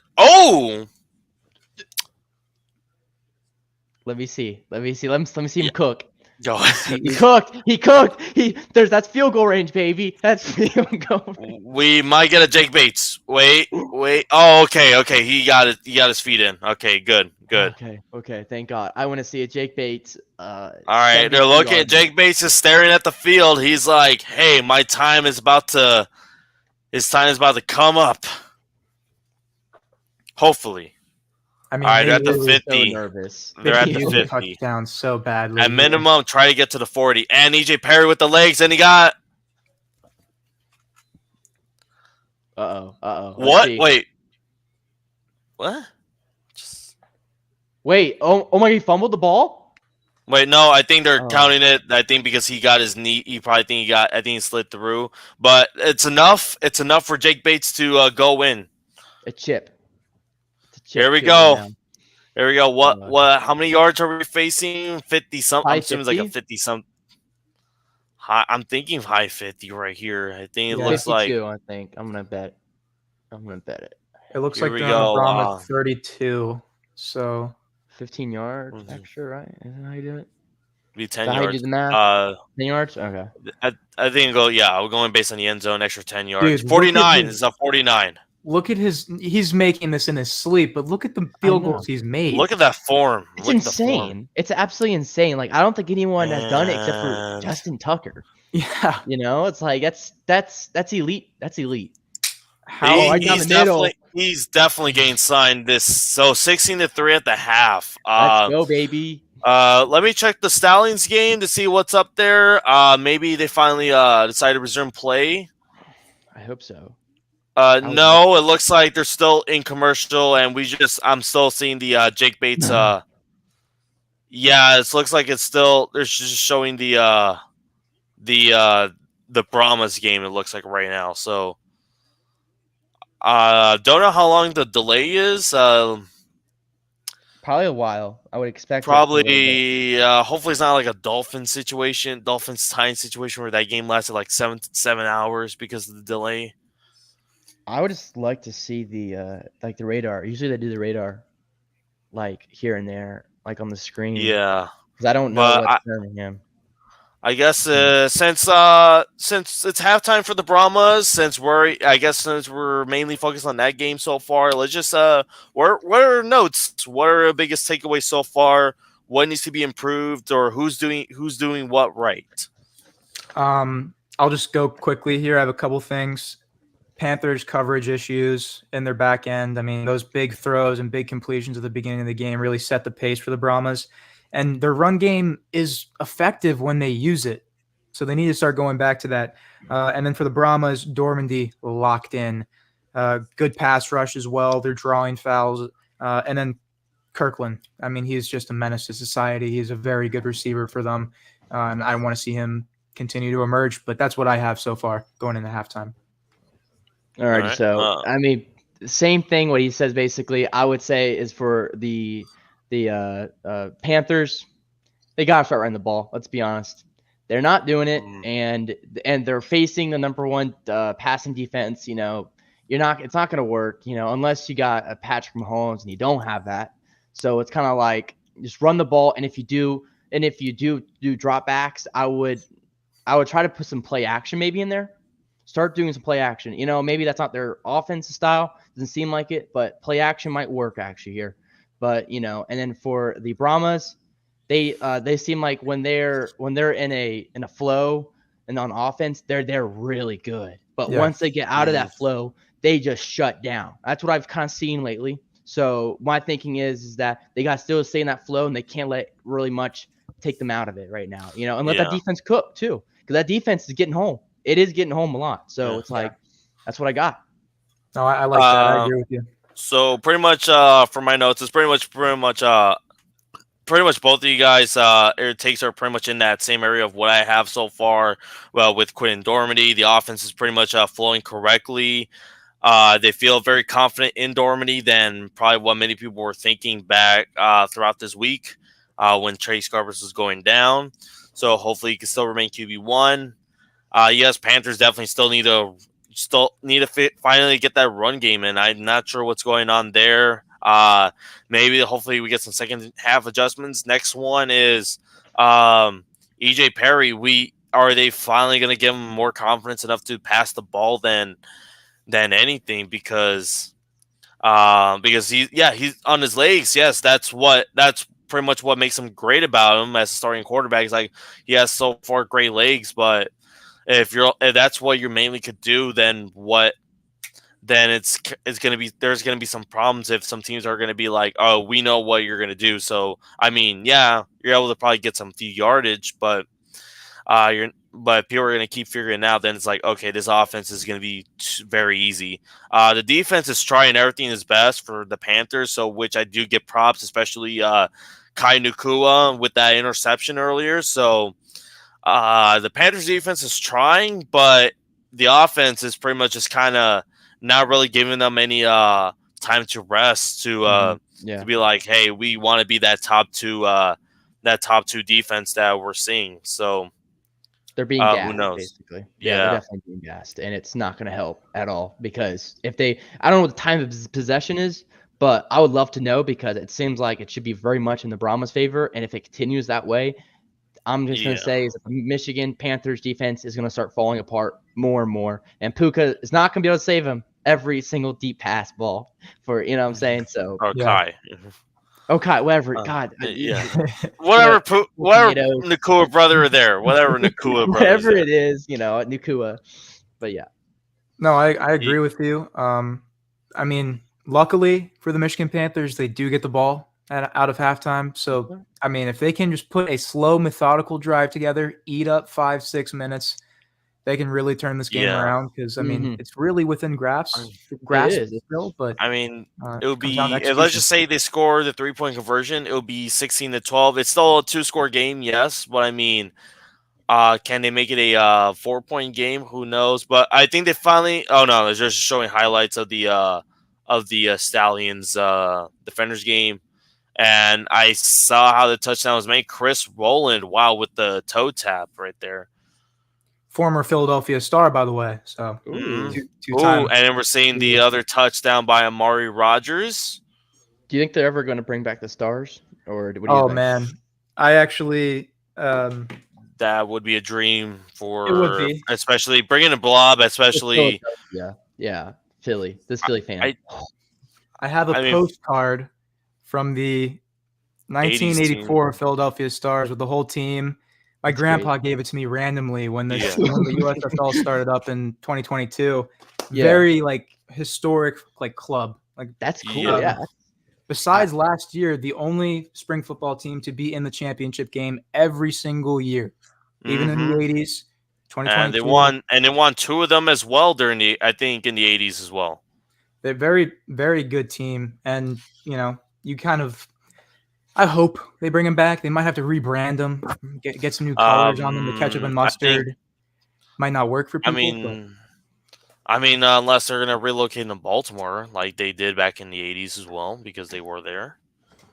No, I meant in terms of the Maulers, like the color scheme. Yeah. I mean, all right. Well, let's think about the Philly sports teams here. We have the Eagles, where they're green. They're green and white and black. You have the Sixers, pretty much, American colors, red, white, and blue, or I guess mainly blue, white, and red. And then you have the Flyers, who are pretty much orange, black, and white. And am I missing anyone? Philadelphia Union. I kind of forgot what their colors were, but yeah. If they went for American colors, I think that'd be pretty fire. Like the Sixers, Yeah, that'd be cool. Yeah, I wasn't a big fan of their colors. Was it last year? I wasn't a big fan, to be honest. It's it was hit or miss. I would ask my friends or family. They're like, okay, yeah, that's really cool, or that's way too. There's too much contrast. I mean, yellow and red.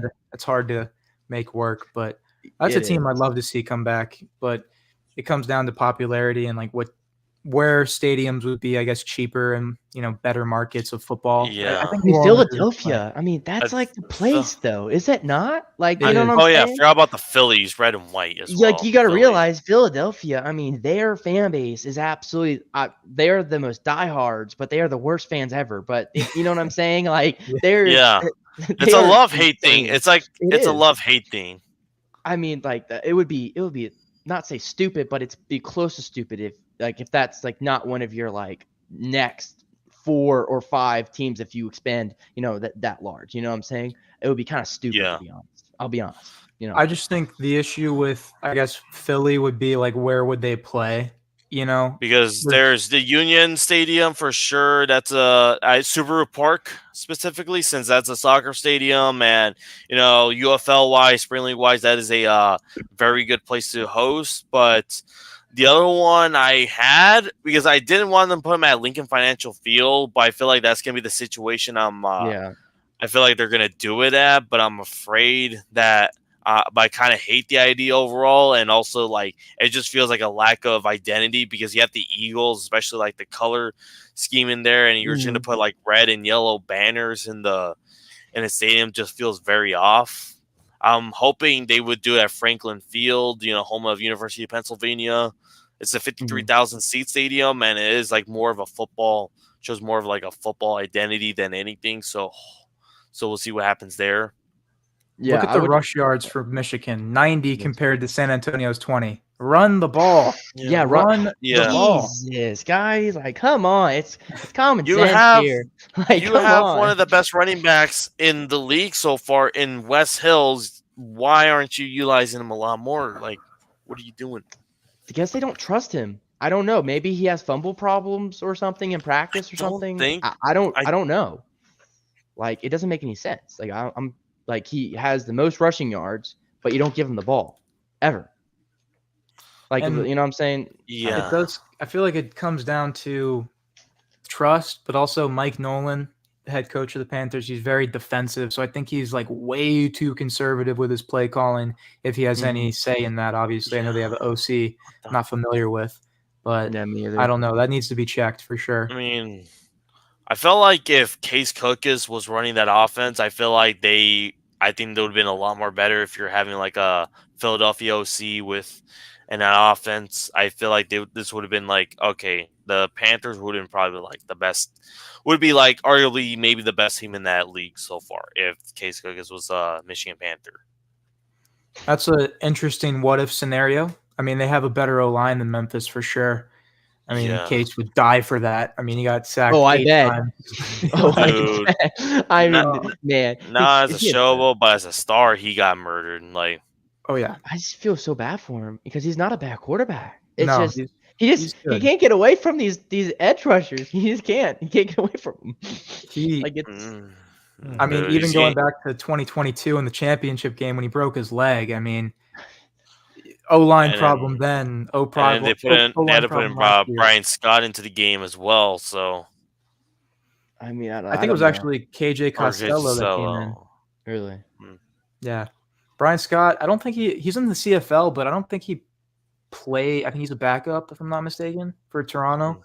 But because they got Chad Kelly, so it's kind of hard to overlap him. He's been phenomenal for the CFL, Mr. Irrelevant. I see EJ Perry, yeah. He's yelling. He's looking pissed. He's like, yeah, you get it ready. I'm sorry. He looks so, like, I don't know. He looks fired up. Hey, he looks ready to run through a wall. If that's any indication, he's about to cook, boys. I'm telling you. He's about to cook. Second half. I'm feeling it. I'm feeling it. Feeling the magic. Oh, yeah, he is yelling, man. He's going after it. He's slamming the table too, bro. What? I've never seen I've seen coaches do that. I mean, I've seen coaches throw shit everywhere. I mean, excuse my language again, but I mean, literally, I've never seen a quarterback go into a locker room at halftime and be like throwing stuff, slamming stuff. I've never seen that. Usually they're pretty calm and quiet about it. Usually, but I like that. I mean, I thought EJ Perry was like that type of guy. Like, he's more the hey, this is just a positive guy. I thought he was more like that happy go fellow. But I mean, I don't blame him, looking like him trying to do everything he can to score, but their offense just looking very lackluster at the moment. It did just show a stat line under Mike Nolan where they have the most second half points scored in the UFL, which is 48. So we could look at a theme here. They scored. Okay, so week 1 they scored 16. Yeah, they scored 16 that first half. Second game they scored. It was 18 total, right? It was 13 the score for the Panthers, but I kind of forgot because then I think in that first half they scored just I think they scored 9 if I remember. But then the third game last week I think that's where they scored their most points in that second half. So I think it's probably kind of the stats are more with the first just weeks 1 and 3 than anything.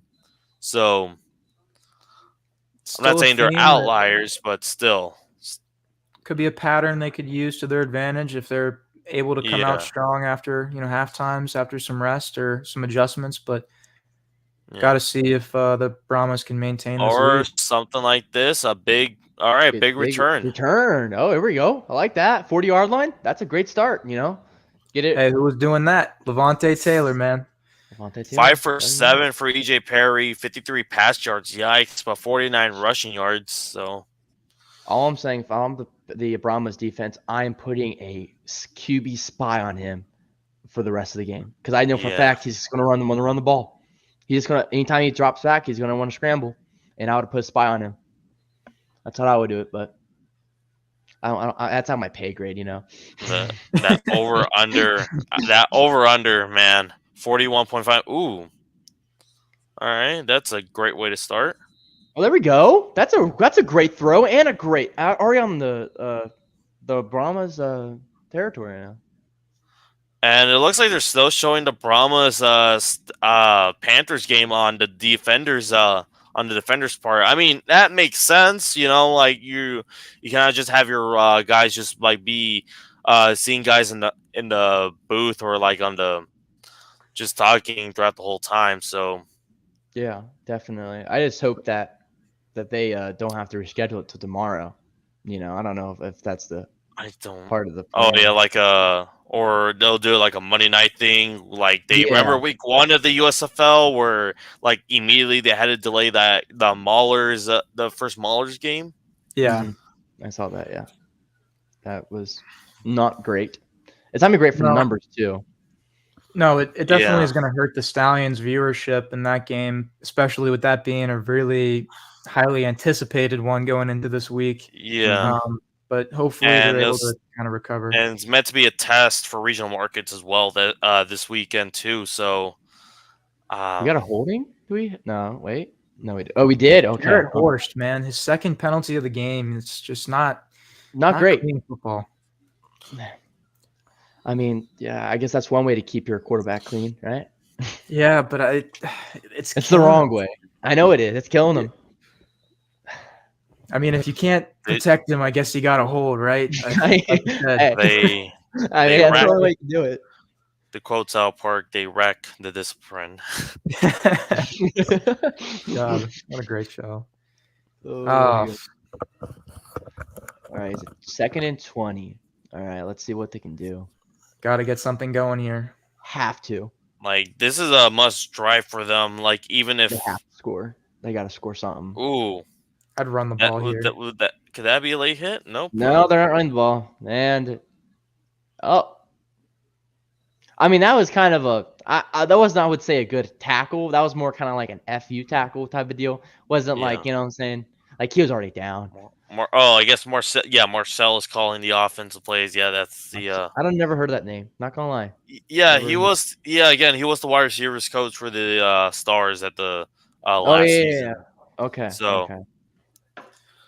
Got a little pay raise there. So I'm assuming this was supposed to be like an upgrade based on last year's offensive coordinator. I kind of forgot who it was. Eric Marty for 2 years with the Panthers. Even in Jeff Fisher days. Here he goes out. 4th and 16. Yeah, that's gonna kill you. That's. Oh no. You can't do this. You can't do I would say 3 and out. That basically was a 3 and out. Let's be honest.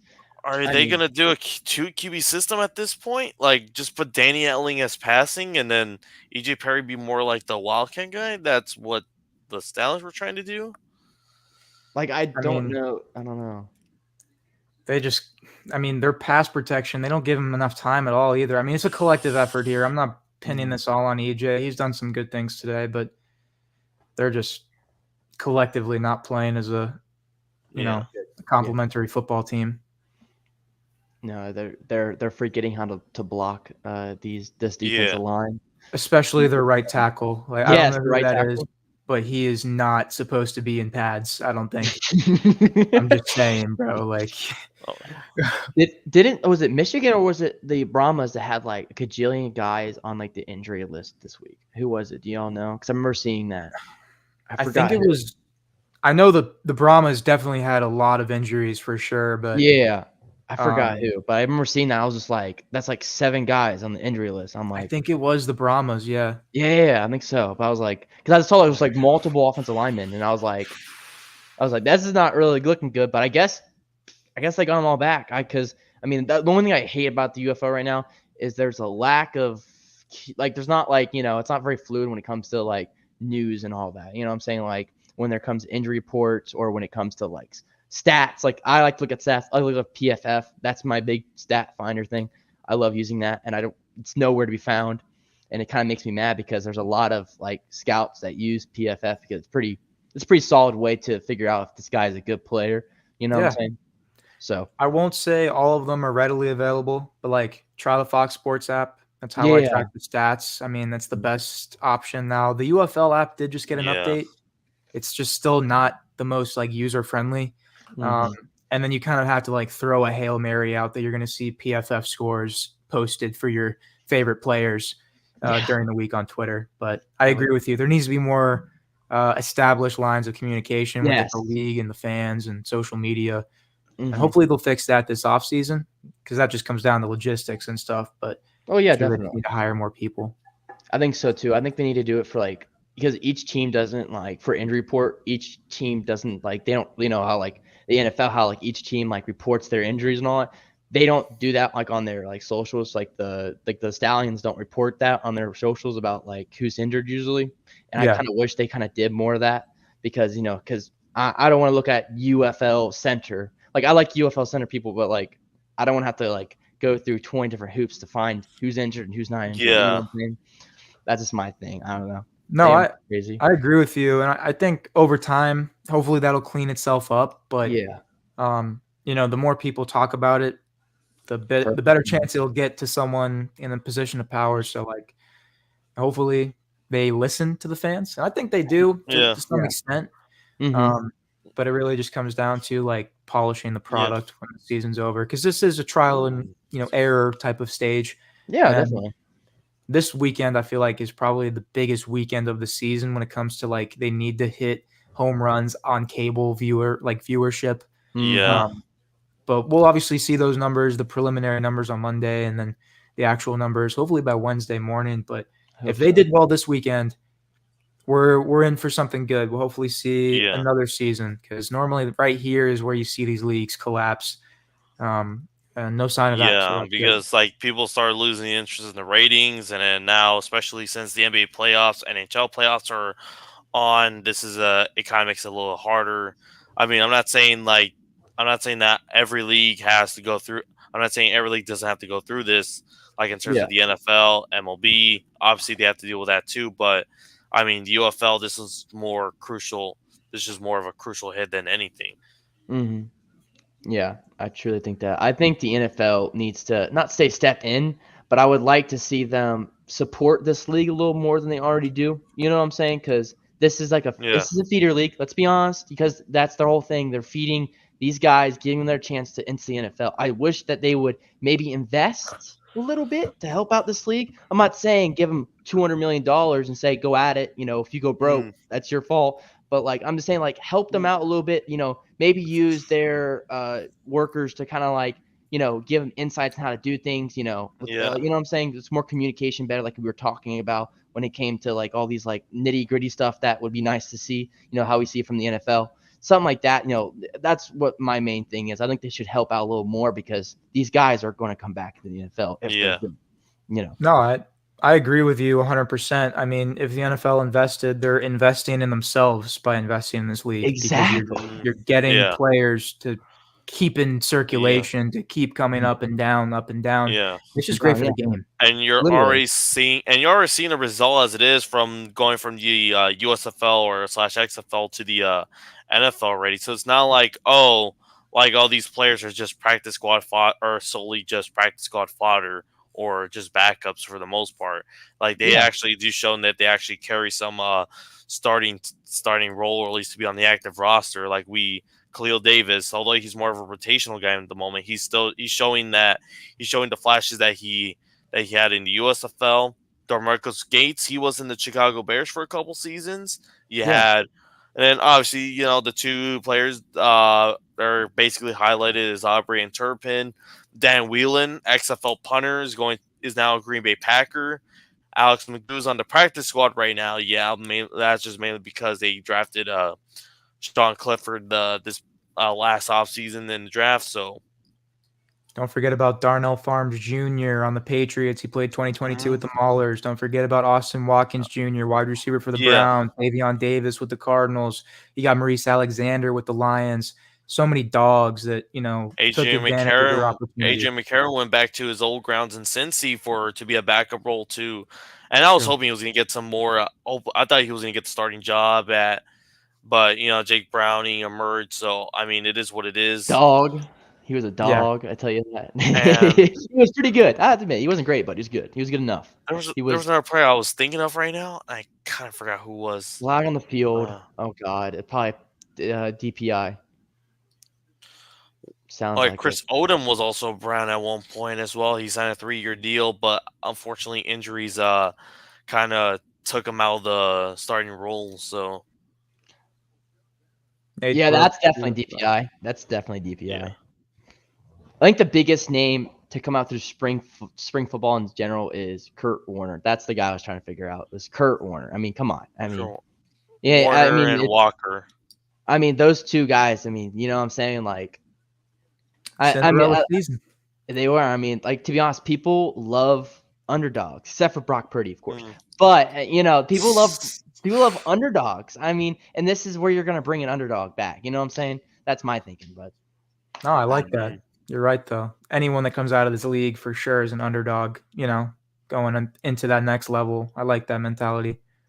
I think there's one person that really needs this league, to be honest, just to get the reps. I think it's Trey Lance. I know because we drafted him. But the thing is that his whole thing was that he only played 1 year as a quarterback at North Dakota State, and that was it. And he really needed the reps. And he's just sitting behind Dak Prescott right now at the Cowboys. I truly think if he wants a chance to even play, he's going to have to, you know what I'm saying? Because I promise the Cowboys aren't going to give him a chance.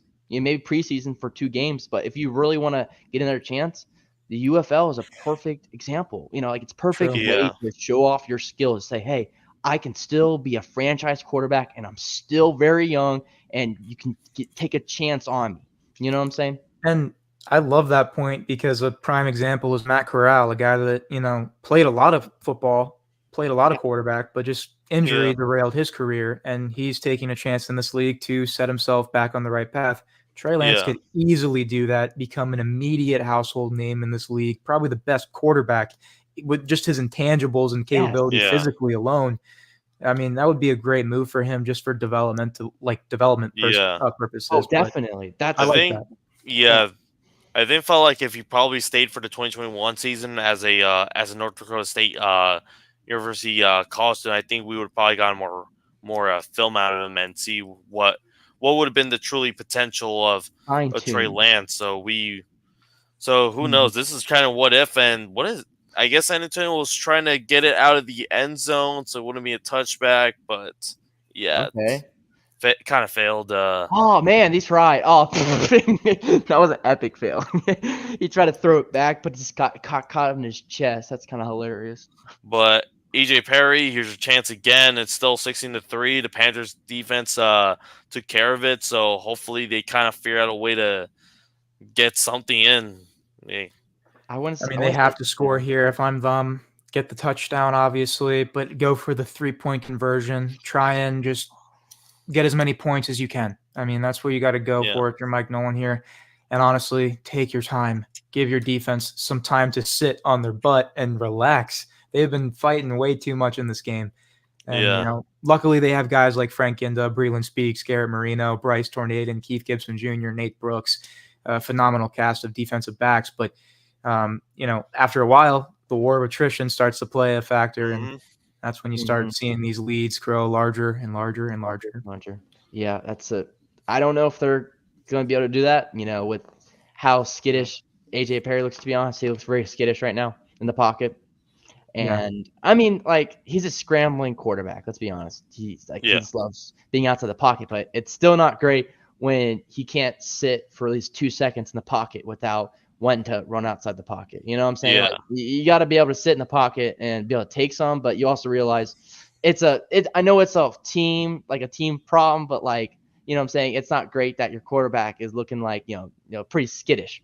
You know, Deer in want headlights type of some stuff. Kenny Pickett style skittish. Yeah, I'm not trying to roast EJ Perry, but that kind of looked like it was some there's some skittish.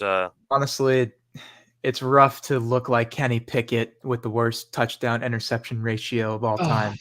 But he kind of has right. does he have like a winning record still as a Steeler? That's Mike Tomlin. That's all Mike Tomlin. Yeah, I'm tired of Mike Tomlin winning. I don't know how he does it he has like one of the last year.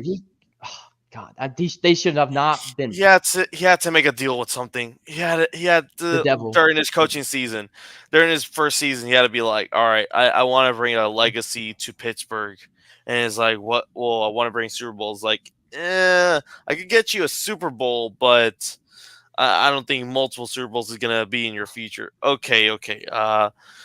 What do you have? Well, making the playoffs every year? I mean, yeah, but people are going to think I'm mediocre. Okay, what about playoffs for most of your career, but every year you get a winning season and people believe there's still hope for you? I'll take it. Or if you pitch him the idea that he's going to have the worst quarterback rating in Super Bowl history and still win, I think he would be like, no, I don't think that's going to happen. I think Ben Roethlisberger had like a 23 QBR. He did play action. Hold on. Wait, against the Cardinals? I think so. I'm not sure. Don't quote me on that, but it was bad. Because I don't think Mike Tomlin was coach yet for the Super Bowl 41. I think it was still Bill Cowher at the moment. Right. So you're right. I think Mike Tomlin only has one. Yeah, Mike Tomlin only has one. Yeah. I keep forgetting that. Like they were like back to back. No, like they were in like a 4-year span. Yeah, it was something like that. I mean, I don't know. Speaking of the Steelers, honestly, the Brahmas kind of like their uniforms give me that vibe. Yeah, they give me that vibe. Yeah, I would agree with that. I mean, the Maulers would have been 100% but did you see AJ Perry just kind of like fall? Oh, I think he hurt himself, right? No, he didn't. Okay. Well, honestly, I thought the Brahmas gave me a little more New Orleans Saints vibes, but I guess worth a little bit of the color scheme, a tiny bit, but. Yeah. I don't know. I mean, they're pretty similar. I am not gonna lie about it. I mean, but the shoestring tackle right there, though. Yeah. Holy! I think did he pull something when he was like flop? Like so. It looked like it because it just all of a sudden it's like that. Like I think he 5 sacks for AJ Perry. He's getting cookist. He is. He started stumbling and then just immediately went to that thigh. I don't know. Kind of worried, to be honest. I don't know if he's cramping up or something. And another 4th and 11. Perry looks a little banged up a bit. Oh no! Yeah, I think AJ Perry. I think he's gone. I think he's done. I think he's done for today. I think he's done for today's game. I think he's just done. I just think he needs time to. He looks banged up. Like I think is he going to the locker room release or something? Yeah, he couldn't even step into that throw. You got to be worried. He does not have Cook's durability. He does not have the Cook's durability. Cook is terrible.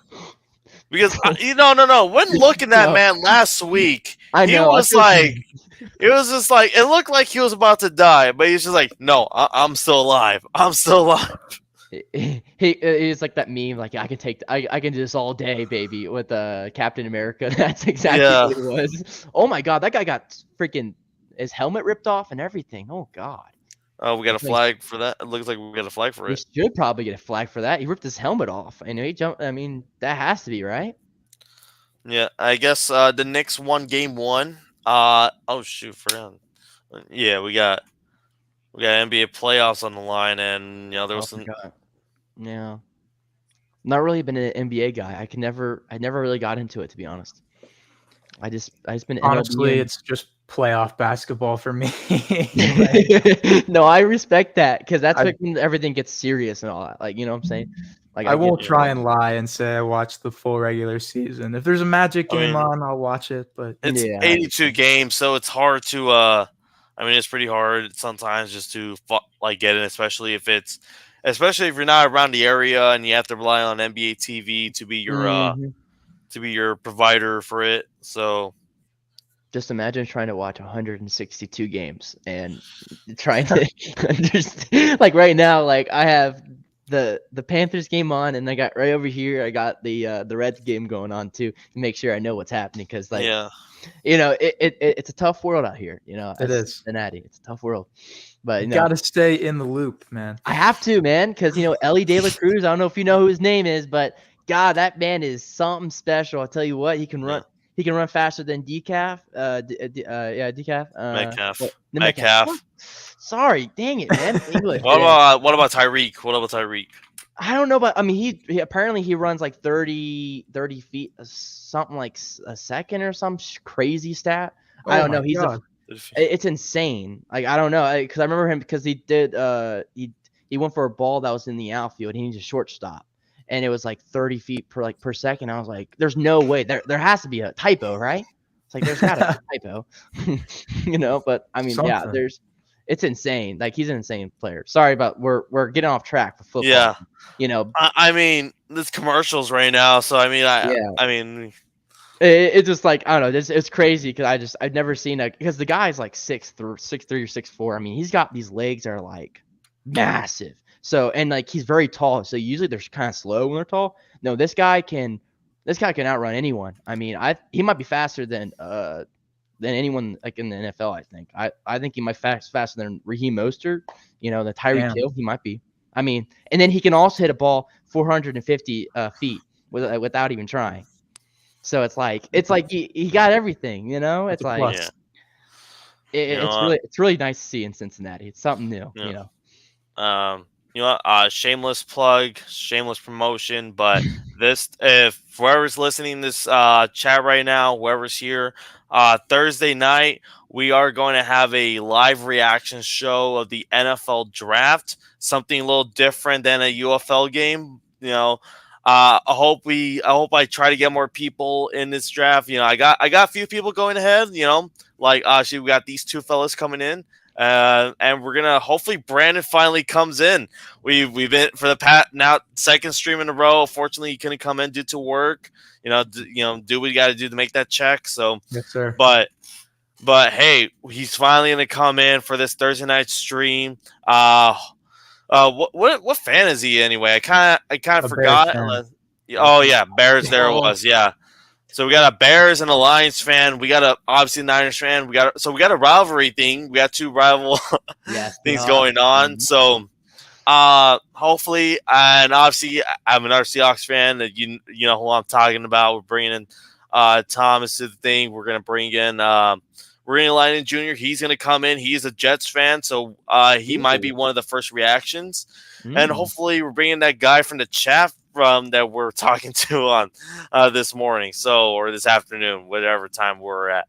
So hopefully he comes in. He's a Bears fan. Oh yeah, I guess we are gonna have a Bears fan no matter what. So we'll see Brandon's first reaction if he comes in early. So that's gonna be good. It's gonna be legendary, boys. It's gonna be when legendary. they take Jaden Daniels because it's the Bears. No. JJ McCarthy, please let it be JJ McCarthy for the memes. I'm telling you, JJ McCarthy, nothing. I'm telling you, he's gonna be JG. He doesn't throw the ball. Like the way he's a system QB. He's the old. I don't think he's gonna. I don't think he's a first round worthy quarterback. To be honest. What do you guys think? But sadly, due to the draft stocks, I'm telling you, he's gonna be the best quarterback in this draft. I promise you. I think Phoenix will. I think Phoenix will probably be like that. Will be like the Will Levis. We'll get a Will Levis treatment in the draft. We'll be we'll be watching him on the seats, and then just be like, oh wow, there's Michael Penix still sitting there, and it's just like, oh, reminds you of anyone? Yeah, Aaron Rodgers, and then they'll do the whole comparison right there. They always do it against Aaron Rodgers because the way I don't know how quick he puts that ball out. I'm telling you, it's insane. Like it's like 2 seconds. It's like 2 seconds every time he throws the ball. Like right when he snaps, it's insane stat. But I think to be honest, I think the most ready quarterback going in that could be tossed in without without like a good foundation Probably be Bo going to the Nix. Dogs.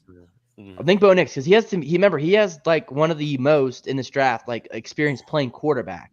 And he was very, very good in Oregon. I mean, like it makes sense. And Drake May it's kind of like a Trey Lance, doesn't have a lot of experience, has a big arm, but he needs a lot of work. And I bet you whoever picks him, probably Patriots, they're gonna throw him right in and he's gonna suck. And then they're gonna be like, well, we tried, and then the whole front office is gonna get fired. So. I'm thinking the best possibility what I see for each situation is the Bears obviously didn't pick Williams. I think the Commanders are officially kind of more on Jaden Daniels, especially how it feels like they're going to use him for the air raid offense that Cliff Kingsbury is going to pull off. And then you have almost another pick. Nearly a pick. I just saw that too. Oh my God. That would have been perfect for the Michigan. That would have been great. That would have changed everything. Oh, crap. He's making some bad throws here and there, man. Like, I won't lie. Like, it's not been clean, but they're clearly dominating the game, but he's got to clean some of that up. He's giving some freebies away. When I did my my scouting report against him, like my thing was the cons for him was that when he's pressured, he kind of doesn't set his feet, which is a big deal because he likes to throw it deep without setting his feet, and that's when and if you don't set your feet, you have a lack of accuracy, and he likes to throw it into tight spots that you shouldn't throw it into. I was learned that because I just watched his, I think it was Tennessee film because he played 5 games there, and it was not good because it was the exact same problem that I was talking about, where he loves to throw the ball without setting his feet when he gets skittish, and then when he does throw it, it's in triple coverage and he gets picked.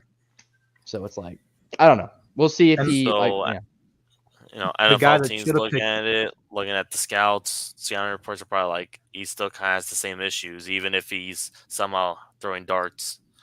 Yeah. The guy that should have picked that off, his name's Corian Ballard. Excuse my voice crack. Corian Ballard. Third-year player. Third-year player? Okay. Third-year player with the Panthers. The Panthers have the most third-year players from the USFL. Obviously, only a couple teams survived that long, but I think they have 9 returning third-year players, so that's pretty cool to see. Ooh, Danny Elling, has his helmet on. It looks like they're kind of giving him reps. Oh, AJ looks pissed. I'll be honest. AJ looks like defeated. He looks defeated. He looks more defeated. Like I have to admit, he looks more defeated, but he looks mad still. It's like general about how his performance is. I bet. Yeah, like it's not like the stat line just doesn't look horrible, but just the passing yards, geez, like very, very little. That is but 4th and 11. I mean, it's still very low scoring. I mean, it's still technically a game for the Panthers, but it just feels like that this 13-point game just feels very out of reach. I mean, they have one more quarter left. I mean, we saw what happened a couple weeks ago with the Memphis Showboats collapsing, so maybe San Antonio kind of has that similar fate. Not gonna lie, I don't know. I don't think so, but you never know. Another rough drive from Dormandy, though. That's true. 3 I think they're kind of figuring really it out. Throws. Oh, that's not good. I'm telling you, this Brahmas offense really relies on momentum and like tempo, very tempo related, because they like to dink and dunk it a lot, and that requires a lot of tempo. Once you start going out of tempo, you can't get anything going. Chemistry's kind of going off. It is, definitely. But I think they're kind of figuring out Dormady. I think the Panthers defense is like, all right, we know what he's doing now. I think we finally got. It's not like there's nothing wrong with Dormady today, but it's just there's still moments you're just like, oh wait, is this the Super Bowl ad one? Is it the Jesus Super Bowl ad? Yeah, it is. I think so. Yeah. I watch USL Championship League soccer out there, or football. The Rowdies just scored. Let's go. I've never watched soccer in my life. I'm gonna be honest with you, bro. I only watch World Cup. That's about it. The only time. Only time I watch it. Yeah. FC Cincinnati. That's the only team I watch. To be honest, I love because it's because they've been pretty good lately. I've heard.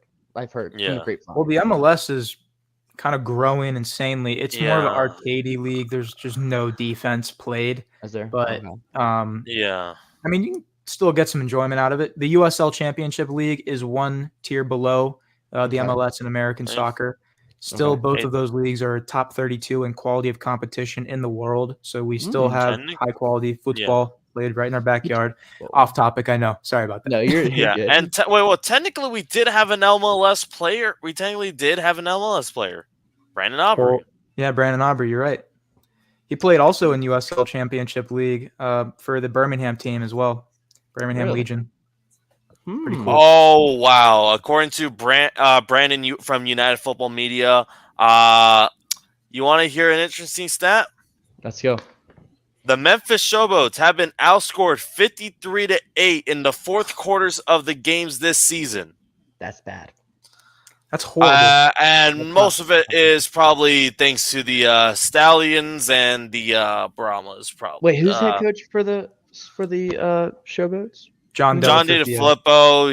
He is an upgrade towards Todd Haley. It's not like it's bad, but but to what we were thinking going into this season, we thought he was gonna like light up this offense, especially having Case Cookus.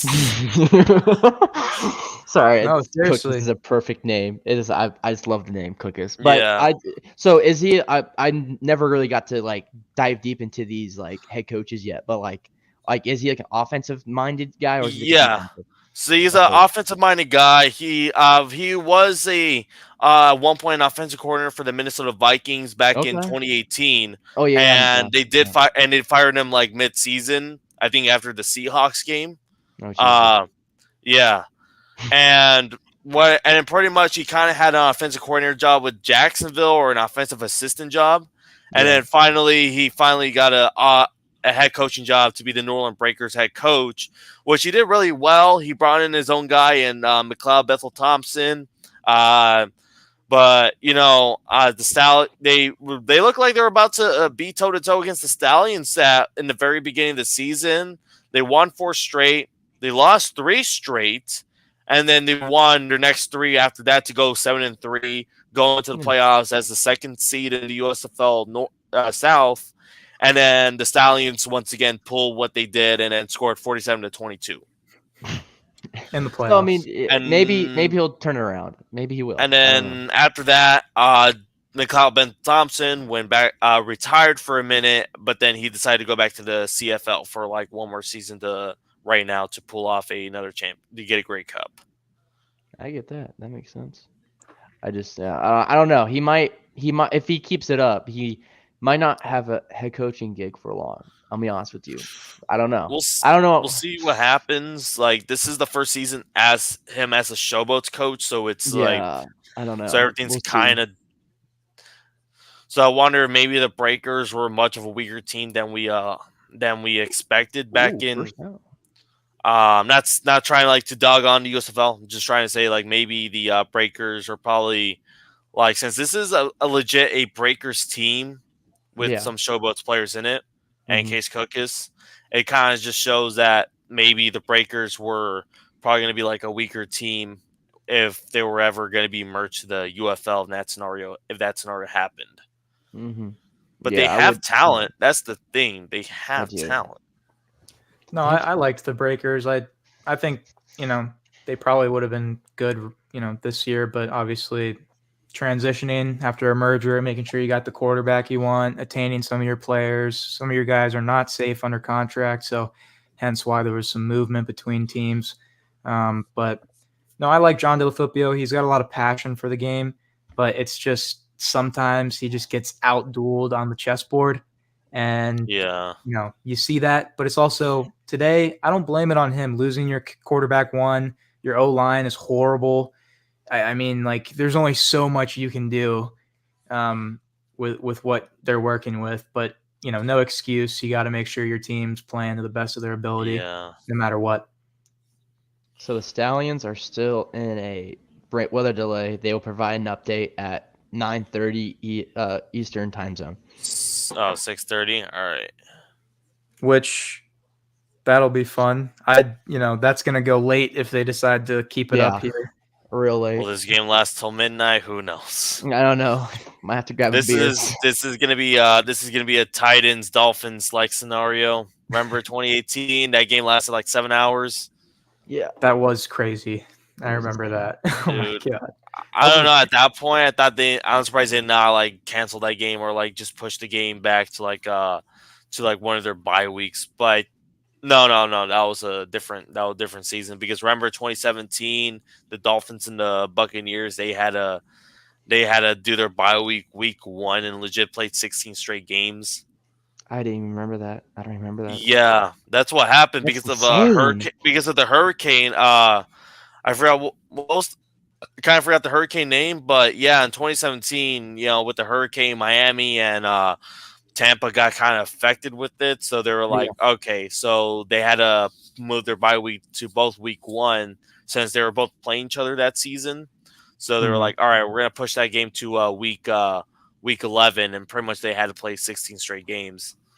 That's that I couldn't imagine because they already. I mean, they're trying. I mean, to be honest, the NFLPA is trying to get two bye weeks, 2 bye weeks because it's getting insane because they keep on extending the season and these guys are they're playing 16 and then now they want an 18 game season. Now the NFL wants an 18 game season. So what is? I get it. Yeah, it's they need another bye week. I mean, they make it 20 weeks and make a bye week somewhere where you play and 2 preseason games. Yeah, that's fine. That would work perfectly fine. And I think that the reason why they want to extend it is of course money. More money brings into their pockets. Yeah. But I mean, I think it would be good for football. And then both teams will get a home and an away game, so it's not like it's not going to be like, oh, we're going to go ahead. I wonder who would be like the 18th game then, because I kind of have a thought in my mind. So you know how you have to play the like one division from the same conference, right?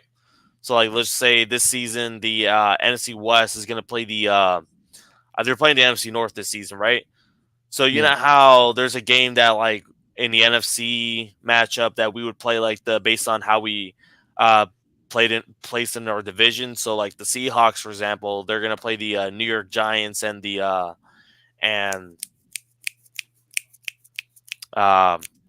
New York Giants and Atlanta Falcons. Yeah. So I wonder that extra game would be like, would we play that same NFC North team twice, but like as a home or road game?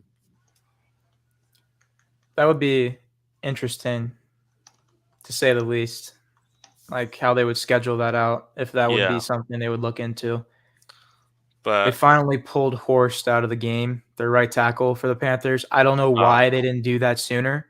He was he's been horrible, like literally all day. They got Okafor in there now. Now he just needs his spit. Now he has to do is just spit, and we're good. Well, see if they can actually get this drive going. I mean, they have to score now. I mean, it's the fourth quarter. Danny Etling is 3 for 3 for 25. They're down.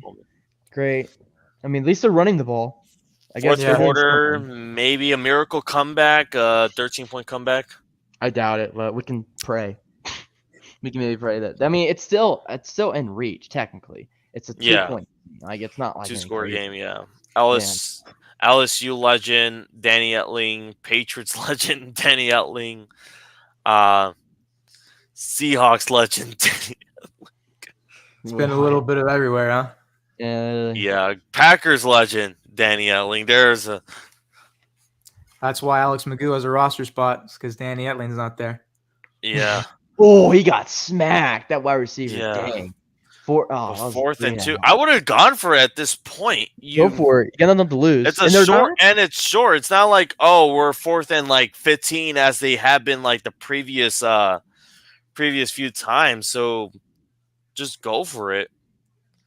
But fake special plays?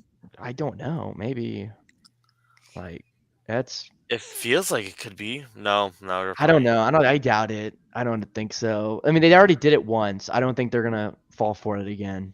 So yeah, they're punting. Yeah, and it's a touchback, and it's gonna be San Antonio ball. I mean, Tom Flacco, maybe just right now, just see what he got. I know, just kind of play.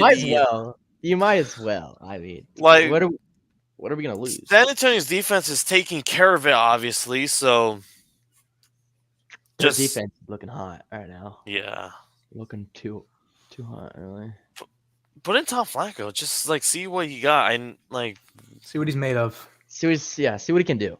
See what the man can do. I would love to see it. I just have no idea what type of quarterback he is. I'm guessing he is a pocket passer. I'm guessing, right? So Yeah. just because Joe Flacco is a complete pocket passer. I'm guessing he doesn't have we haven't seen this college film, so he is played it at out there? Townsend. Townsend? Small Townsend? sounds like a Yeah. very small university. Yeah, I think it's I saw some clips, and he's a big Townsend, dude. Joe Maryland. Flacco's 6'5". I mean, his little brother's got some of that height. But Townsend, Maryland. That's it's cool because Joe Flacco came out of Delaware, which is pretty unheard of for. Let me see what was NFL the quarterback. record. Let me see what was the record last season for the Townsend Tigers. 5-6 overall, 4-4 in the conference, but 1-4 at home, 4-2 on the road. Let me see. Let me see if there's any stats going around. Nathan. I'm trying to see if there's any Tom Flacco stats on stats. Tom Flacco call stats. Here we are. So in 2019, he started all 12 games at quarterback. He threw compiling a 2,831 passing yards, 22 touchdowns with 6 interceptions in 2019 with 324 yards and 2 rushing TDs. So maybe he has some mobility in him. He's got some of that spark. And that's all. That's it. That's his only stats. Really? Wait. Oh no, he has a 2016 stat. Oh for 1. So it just looked like maybe he was just like on the bench and he just. But 2018. Okay, 2018. He had 27 touchdowns, 11 interceptions, and 2019 was his 22 touchdowns and 6 INTs. That's not bad. That was a pretty good stat line, I guess. Yeah. Let me see. How old is he? I forgot. I don't know. So I guess let me see. Overview. I'm looking at ESPN right now. I'm trying to. Yeah. Because if he's old, then I don't think he's gonna really get any. I feel like he's 29. That's still very. That's on the edge. That's borderline. That's borderline. I don't know. Yeah, I'm not. I feel like give him a shot at this point, like because I guess he was in WMU when he was in when he was in the league. So I just want to see. Well, Dormity's still in right now, so. As a player, he was on the Saskatchewan Rough Riders for a quick minute, but that looked like it was during the off season. And then, wait, he was on the Houston. He was on the Houston Roughnecks. What a catch! For a moment, huh? He was on the 2024 Roughnecks roster for a second there, but looks obviously he probably got cut, but. But it looks like he played for 3 colleges, and he was in Western Michigan for 2 seasons. He went to Rutgers in 2017, but it looks like he transferred finally to Towson in 2018 to 2019, and then he went undrafted to 2020, and he went undrafted in 2020. He didn't get picked up for like undrafted free agent, right? Yeah. So 4 years ago, he would have been like 25, right? Like he was an old man. Yeah, he was old. Stetson Bennett. That sentence. That is that means. Do we know what happened to Stetson Bennett? Like he's in the Rams. He's technically in the LA Rams, but he didn't play this season because of personal issues. That's kind of worrisome. I would think, right? You guys know he didn't graduate. He didn't graduate? No, he did not graduate. Despite being in Alabama for so long, he did not graduate. Okay. Hold up, guys. Can I give like 5 seconds? My PC's about to die. Can I like? Yeah, go ahead. Go get your charger or do what you got to do. Get my charger real quick. Yeah. Turn my camera off. All right. But see Dormandy here taking the drive. 2nd and 10. Dump off. You might be ahead of me. Still on 37. Yeah, I'm on 3rd and 7 still. Yeah, the same. I just got to that. If they can force a 4th down stop here, and I don't know, I'm still hopeful because this game, there's still enough time in this game where this team could come back and win. Yeah, it's but also just how the San Antonio's defense has been playing, it just looks like a 10 yards just feels like a mile. Yeah, just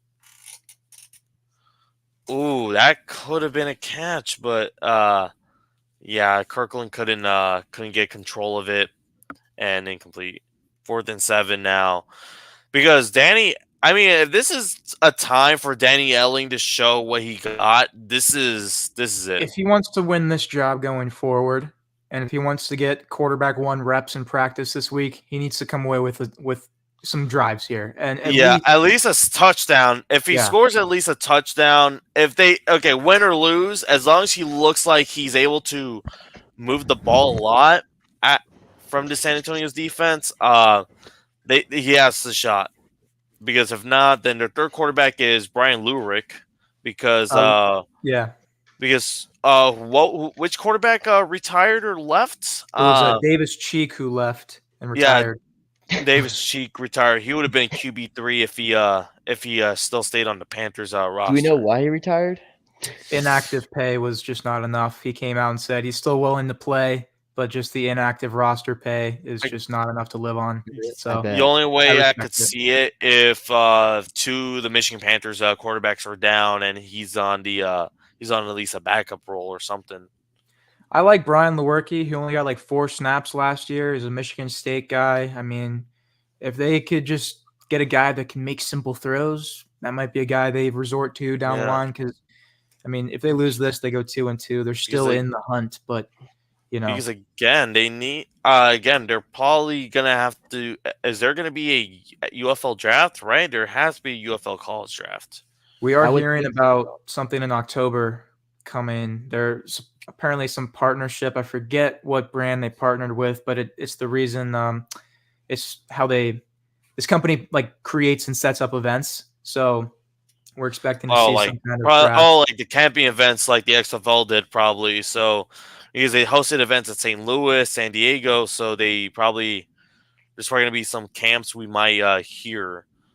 Yeah, there's even with the USFL, what they did with the gridiron camps all over the nation, where they had a bunch of kids come out and try out, like that's always good to see. Just that was cool. Scouting talent. Yeah. They need to keep doing that. I think that really, I think that builds. Yeah, it is. That's like the one thing I really wish is that it did is like I know they're kind of tight for cash right now, but like eventually once these teams get owned, that they start building their facilities in the cities that that they take their names. You know what I'm saying? And I think it would bring. I don't think it bring more an audience when it comes to like in the stands because like that's like a big deal. Yeah. Like no, it's not really, but like for me as a watcher, I love to see the crowd reacting, and when you have 20 people in the crowd, it's kind of like. It's like it's just something nice to see. And the thing is, I think if you're your whole facilities are in there, you're more likely to to really bring out the audience in that city. That's my thinking. But true. No, I agree with you. If you cement yourself in that community and get that foothold in there, you're going to be able to make an impact and draw crowds and build a fan base, like you said. Yeah. 10 minutes left. Danny Etlin's got to make something happen, guys. See if he can. 4. Let's see what he can do. Where does this guy come from? Do you know? LSU. Oh, LSU. I think he was the guy before. I think he was the guy before Burrow, I believe. Oh, really? I think he was 2018, if I recall. But yes, I could be wrong. He can run too. Like he actually has some mobility to him. It seems like he has a little bit of a pep in his step, to be honest. So I think kind of like Martinez from last week. He probably just needs to get some reps in to get like adjusted to the offense because, I mean, you do what you got to do. So yeah, I mean, I don't know. Let's see if he can get settled in. I don't know if he can with the O line, but I mean, I don't know. We'll see. potential UFL prospect, Malik Cunningham. Remember, he was drafted by the Stallions. He's currently on the Ravens practice squad now after, so it was weird. Like that time, the New England Patriots backup QB situation was so weird last year because it was like, oh, okay, we cut Bailey Zappi. Okay, Malik Cunningham's going to be the backup to Mac Jones. Nope, Malik, you're getting cut too. All right, who's going in? Bailey Zappi and Malik are going on the practice squad now. Bailey Zappi. Bailey Zappi, you're the. Oh yeah, Matt Corral was even at one point QB2 for a hot second there until he left without notice. So he was there for a cup of coffee, pretty much. I mean, like yeah, for 3 days, practice for pretty much a practice. Yeah. And then after that, it was like Will Greer. I don't know if he showed up at one point to the Patriots. And then it was like weird. And then they gave Malik Cunningham like a 3-year deal for like 2 weeks. And it's like, all right, you're back on the practice squad again. That's the Patriots.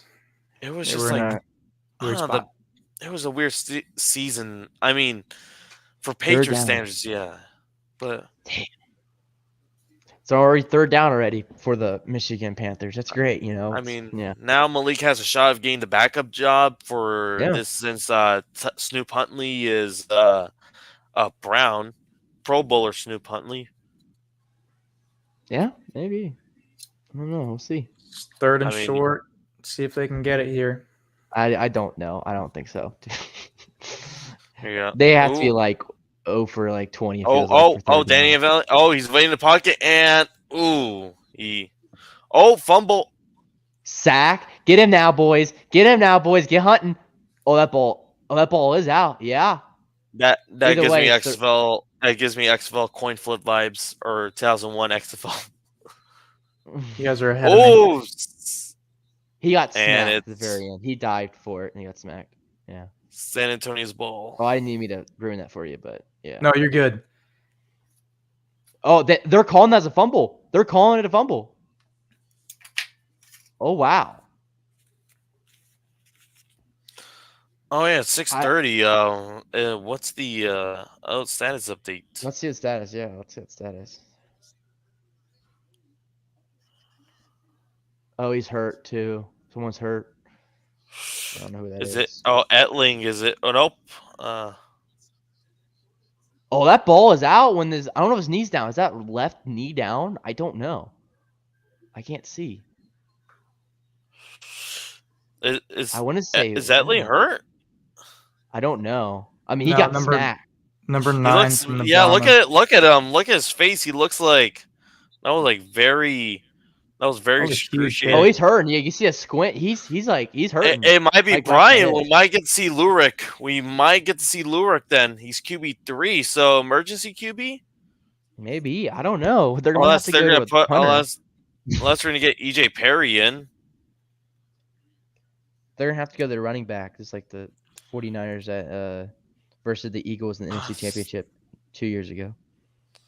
Nope, they're still showing the Brahmas game right now. Yeah. For the everyone's on the Stallions thing because on there they will provide a next update at 8:30 Central Time, and everyone's like, "Hey, where's the update?"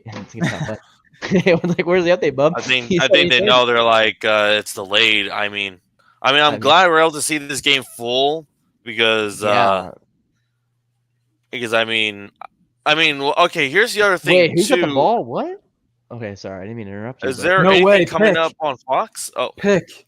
There's no way. I don't know what just happened because I looked down at the screen and Michigan has the ball. Oh, wait, it's a fight. What?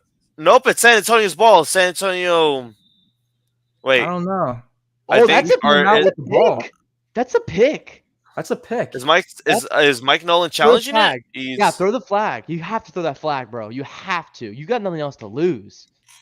I mean, this is it. Like, I mean, if you let it happen, let that play happen for San Antonio, then you're kind of screwed there. That's an interception. Yeah, that's definitely an interception. That's a clear pick. Mike Pereira's looking at it. Hopefully, Let me turn it up. I was about to say, if you're gonna let them play, like you're throwing the game away. Mike, throw the flag. Mike. Wait, Mike Pereira's looking at the film right now. He said it's tight. I meant Mike Nolan. Mike P. I'm glad he's looking at it. Means we won't have to wait. Even saying with the catch, it said it's too tough of a call to overturn. Yeah, I don't blame him. I'm looking at the other angle. It looked like it could have been a catch as well. So I don't blame him. That sucks. I don't blame Mike. That does suck. That's like that would have been a good turning point for the Panthers right there. But it would have been. But I don't know, man. I don't like that call. I don't know either, but I don't know what the rule is if both wide receiver and cornerback have a hand on the ball. Like I don't know that rule really well. Is it tie goes to the runner or what? I don't know. That's what I'm trying to figure out because they're like saying on that Matt guy, he was like, we all know the rule, and I'm just kind of like, I don't know the rule. Both guys have the ball. I know. Explain explain it. Like I know every other rule, but I just don't know about that rule at all. It's like I don't know. Usually it's whoever rips the ball out first and has possession of it usually gets the ball, but I guess not this time. Definitely. I don't know. That's the one thing I'll be nervous about. Where would they put the rest of the Stallions defenders game? That's a fourth down. That's good. Fourth down now. It would be a field goal. But the game would be like it would be. So it would be 19-3. It will still be a wait. Hold on. 12. No, still two score game. Yeah, 2-score game still. They need 2-point conversion for both touchdowns. Ryan Santoso for his second field goal of the game. Oh my God! When I see his face, I know what I think of. Oh. No, when I see his face, I'm just thinking of like what D could have been that guy. Wait, did he make it? He barely made it. He barely made that. Oh my God, that snuck in. I mean, that was inches from doinking. I mean, if that doinked, I would have died. Like that would have been hilarious. Oh, like barely, just. I mean, it inched through. Like it curved right in. Like it was the perfect curve. If that was any further back, that would have been a doink. Unless it would have been those doink, but made the upright though. It could have gone that way too. But yeah, I just but this game, right? But I wonder if they'll push the Defenders Brahmas game to FS2, right? Because maybe I have no clue. Oh no! After this Panthers game, I got Family Feud on. That's like the next thing on my listings. I mean, maybe they usually. I don't know. Usually put the game in FS2 or like some like all right, that's like we gotta put in for dead air, that type of deal. And it's kind of feeling that's gonna be the trend. It's gonna be the trend heading towards it. Anything, but you know what? Before this game ends, thank you all for coming. This so far been a great show so far. We got not only one guest, we got two guests this week. I mean, I guess like last week we also had two guests, but two guests together. And Thursday night, I am overall going to be excited since this is going to be a Super Bowl, basically our own version of the Super Bowl right here, our group stream reaction. It's going to be awesome. I'm so excited for the draft, man. Like, so anticipated. So many good players. Yeah. As long as the Lions get Chop or Kool-Aid McKinstry, I'm happy. There's a lot of PFF is dropping Chop. Like they're bringing him down to like the second round. That's like something like I don't know. I heard there was like a scout that was saying some bad stuff about him or something. I don't know exactly what the quote was, but it was like something like he was like a one-trick pony or something like that. And I was kind of like, I love Chop. Like when I saw him at the combine, I was like, bro, this guy's a stud. I think the Leatu, I can't say his name, the UCLA kid. I think he's going to be freaking a dog. But the problem is, though, he's very great a technician. He's like a Nick Bosa. But the problem is that he has no power moves. So if he goes against a tackle that knows how to deal with a technician, he has no recourse against it. But yeah, I think this is a very, This is a very heavily offensive line draft. I think there's so many good players. I mean, it's a lot better than last year. Let's be honest. Like I think this is a little bit more in like depth wise. You know what I'm saying? Yeah. But yeah. There's first round talent tipping over into the second round talent, like well into the second round in this draft. When last year you were kind of, I don't know, there's a lot more. I feel like there's definitely a gap from like first to second, and now it's like not really. I just really want to see what the quarterbacks land. I kind of know like where the quarterbacks are gonna like. I know that they're gonna go to like certain teams, but like I want to know who decides to pick what and like who's gonna really who's gonna be stupid enough to pick up Drake May. I'm sorry, I hate him. I don't know something about him. I cannot wait to see who the drafts. Also, Tua's brother. We're gonna see Talia. It would be very funny if he goes to the Dolphins. It would be kind of hilarious. I hear it's gonna be like a late they're like the third day 3 pick. So we got some news in 10 minutes. They're gonna finally resume the game for Stallions defenders. So it actually is gonna time up perfectly to the end of this game. Perfect. Yeah, so I'm thinking that's probably what they're thinking of. Maybe they're like, okay, you know what? That's probably okay. Okay. We might get a third guest soon. Justin Elliott says if he's willing, he's asking me if he's willing to come in. I'm like, let's bring him in. He was my first guest of the UFL pre-show. I did that about a few weeks ago, obviously before the season started. So let's bring in the first ever guest of my show here. So let me go text them and I'll send them the link in a minute. I'll probably after the he says at 11, so which is I'm assuming that's at 11 p.m. Eastern time. So that's 8 p.m. 8 p.m. Okay. If he caught that ball. Ooh. That's a catch. You gotta catch that ball. You're gonna see something right now. Hold on.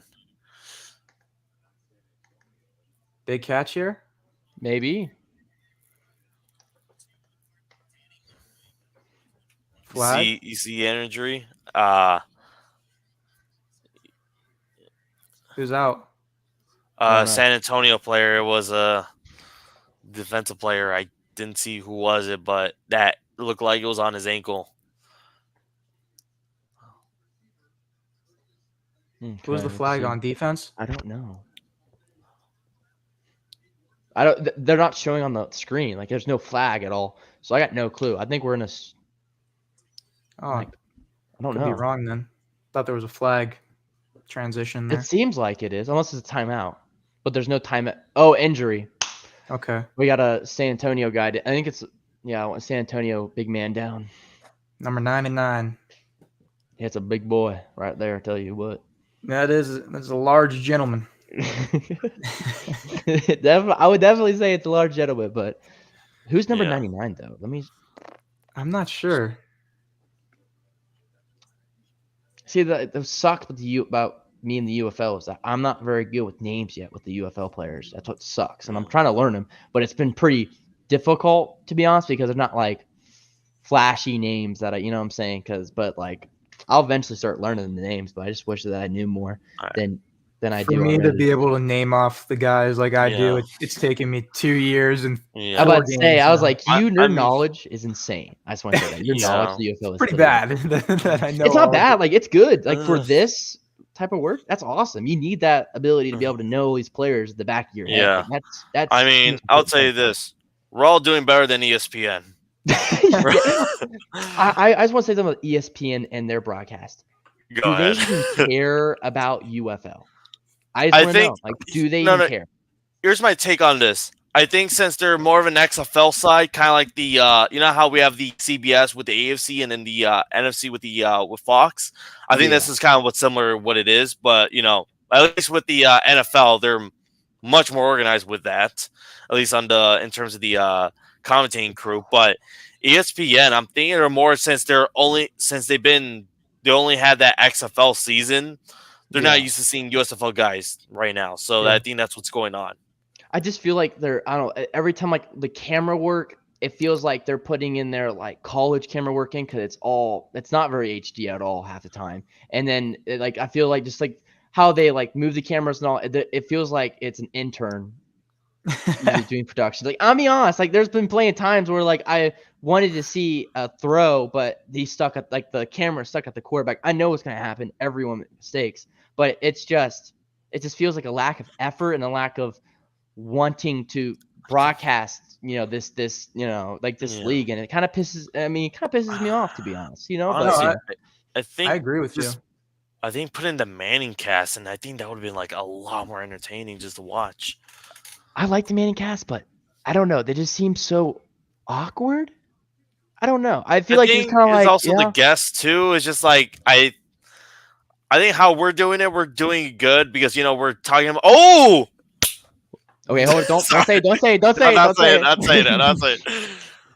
Big Oh my play. God. Big play. Oh my God. Oh my God. Dude, I'm so far behind. I know. I'm waiting. I'm just letting you. Let you react. Letting you react. All right, let's see what happens here. Ball's about to snap. Okay. Etlin with a lob here, wide open, walking in. Touchdown, baby. They're back in. They're back Dude, in. the 2-minute warning, bro. They have to. Oh no, it's not. No, they're not. Wait, the fourth quarter you can do 4th and 12, right? It's yeah. They have to do it. They have to at this point.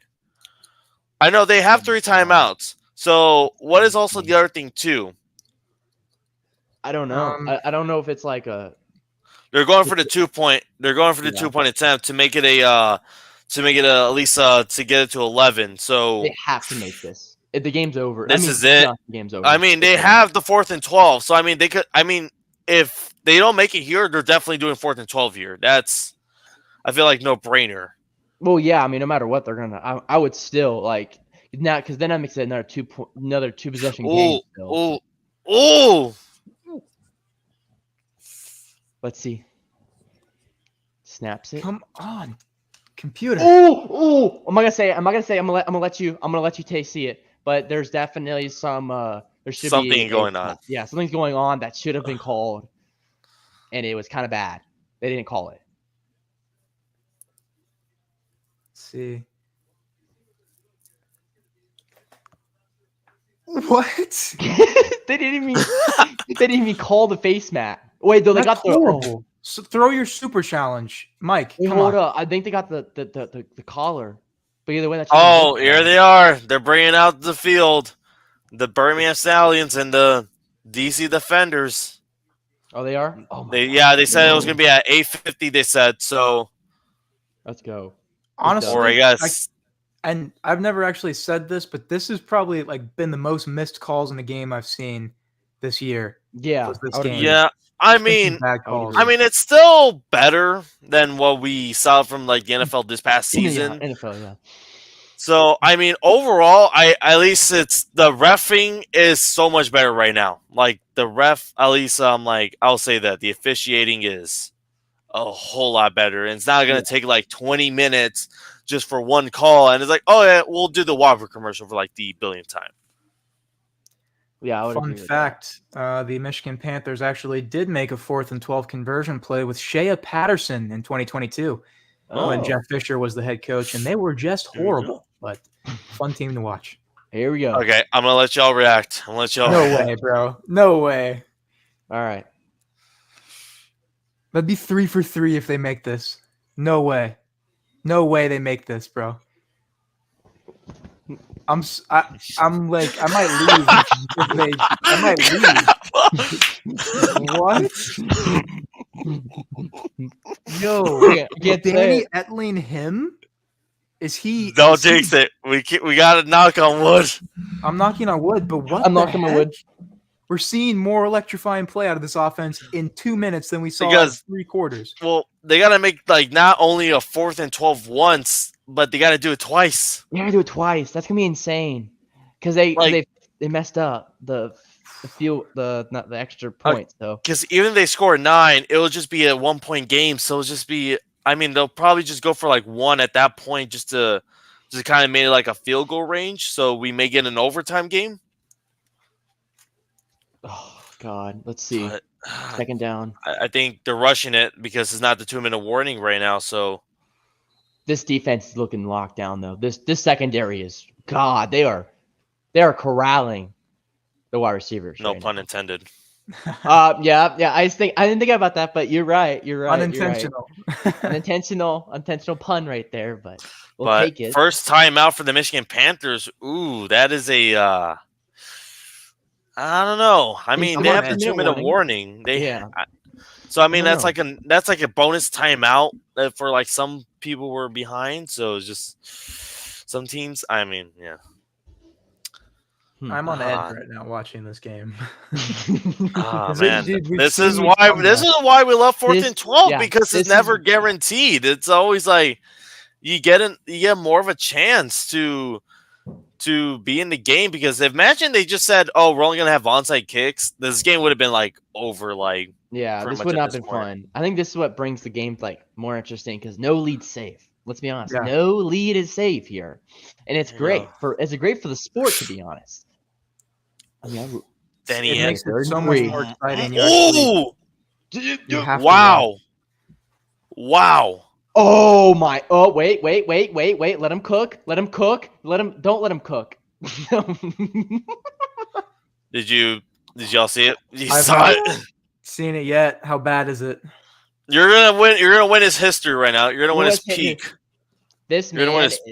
Oh, he's bleeding too. Oh my God, he busted his mouth open. Dude, Danny Elling even did a face mask. Danny, get it out of there.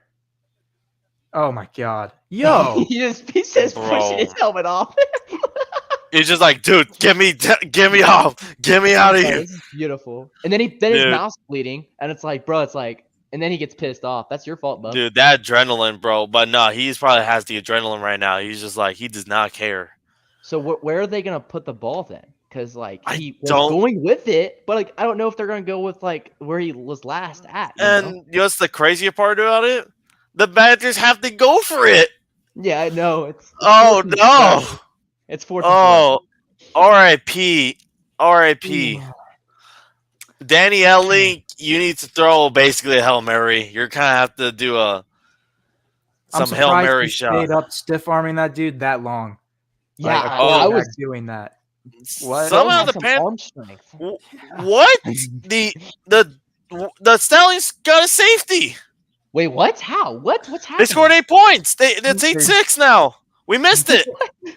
We missed it. We missed it. We're all over the place right now. We're focusing on the one game that we're actually trying to live react right now.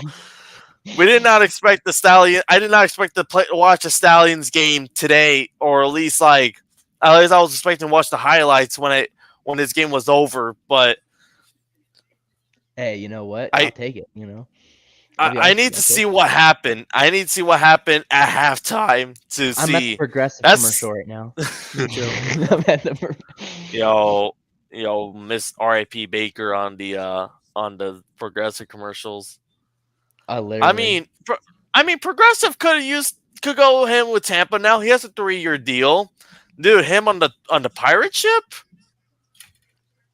I don't know. That might be cool. That would be fun. That would be fun to watch. He's like swashbuckling, kind of like if he brings like a pirate suit on, and then like he has a mob to like, all right, I'm clean my ship. Hominado. Progressive Insurance. That would be good, but it would be kind of stupid. Let's be honest. I mean, stupid. To be fair, like we saw the Progressive commercials when he was in Cleveland, so I mean, this would be fun to watch. I mean, I think it would be much more fun since the Tampa Bay Buccaneers have more of the 4th and 20. Have like, sorry, I mean, there's 4th. My fault. You're good, man. No, I gotta watch this, and I gotta watch this. Sorry, Stallions. I'll watch you in the second half. This is a peak. Wait, they're still playing the 2-minute warning. Yeah. Game. Yeah. Oh, this is it. Oh, don't say it. No way, bro. No way. I'm getting. Wait. No way. Oh. No. We'll just hold it like this because we know the reaction. So you're laughing. It can't be too good. No, Oh, I look. see that ruined Look, it. a San No. Antonio Captain America shield. Oh God. Did Oh you see God. it? Yeah. That was bad. I'm hating this game more for the fact that I should have just trusted my gut. I told you he should have was going to just. win, but not this low. I mean, you did tell me it was going to be like a low-scoring game there. I So- did say, but I mean, we did get a Jake Bates field goal. That's We all that did. matters. We did. Yes, how it's true. Yeah. I would agree with that. We did get that, but just I don't think I don't know. I don't know. I'm upset, man.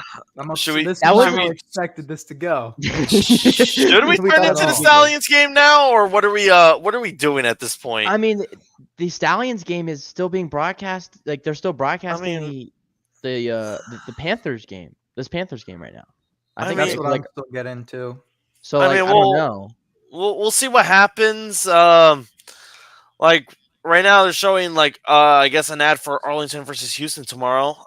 Who do y'all have? Houston, We Mark both Thompson debuts. Give me Houston. Houston. Really? picking Arlington just because they have the high scoring offense. I think the Houston's defense is gonna gas out because of the probably Houston's offense is gonna struggle a bit. I'm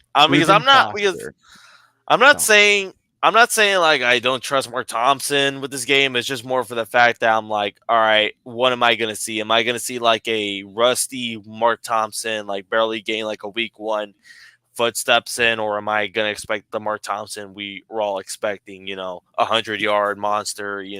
Be a beast in 14 the field. touchdowns in 7 games last year. Give the I man the know. rock. He's And gonna give you something, man. yeah.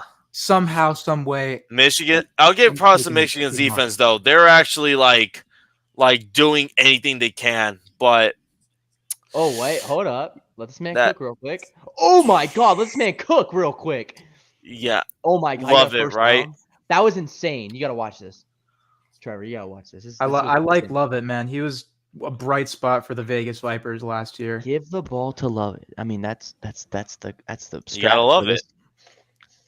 Hey, Pun What's was the Lovett. intended. field? Pun was intended. That was intended. Now, That was good. That was a good pun though. I like that. yeah, I mean, Great I- play by Lovett, opportunity man. right there. Ba-ba-da-ba-ba. that's a little bit of You're lucky welcome. play though. Usually those plays go pretty Yeah, poorly quickly. that would have So, been I like mean- that would have been so much of a backwards play. But San Antonio's offense, they did it. They did their job. They did their job. Bro, just Honestly, did. if Yeah. Michigan Game's came out, over. the game's over. But if they came out looking better on offense, this defense would have looked a lot different. This is a good defensive Yeah. unit. Don't sleep on them because of this loss, but they got to go back to the drawing board on offense. Yeah, maybe even Michigan's even defense is quarterback just play. gassed out. Like, I mean, they did everything they can to keep themselves in this game. The defense was pretty much the biggest highlight. I mean, Kai Nakua again with that pick in the first half. So they kneel the ball. That's it. 19-9 Brahmas. They're moving to 3-1. Michigan. I mean, they're still currently second in the conference. Same thanks to Memphis losing this game just today. So I mean, Michigan. I still believe they are going to be an underrated team. I still believe they're still probably a contender for the second spot in the playoffs, but their offense is still a lot of work. Their offense, even last week, we thought that was going to be the turning point, but I guess that was just more of a lightning in the bottle situation more than anything. So they have. But next week Michigan's gonna go play a USFL conference rival game against the Memphis Showboats at Memphis. So second game on the road. This is gonna be a crucial win. This is gonna be a crucial game for both teams actually, especially Memphis. Who are 1-3. If they get 2-3, there's hope. But if they're 1-4, that's gonna be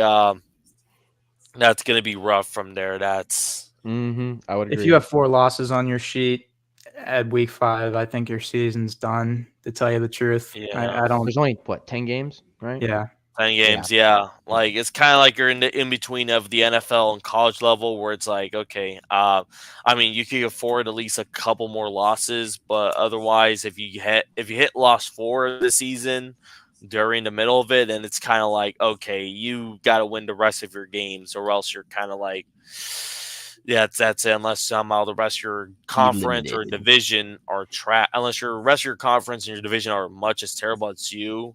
But I just don't. But Brahmas, good game for them. This is a Quentin Dormady. You know, first half he looked like he was gonna be look really good, which he did. He still showed that he can still be a great quarterback right now, but there's still moments that he still needs to work on. But otherwise, good game for him.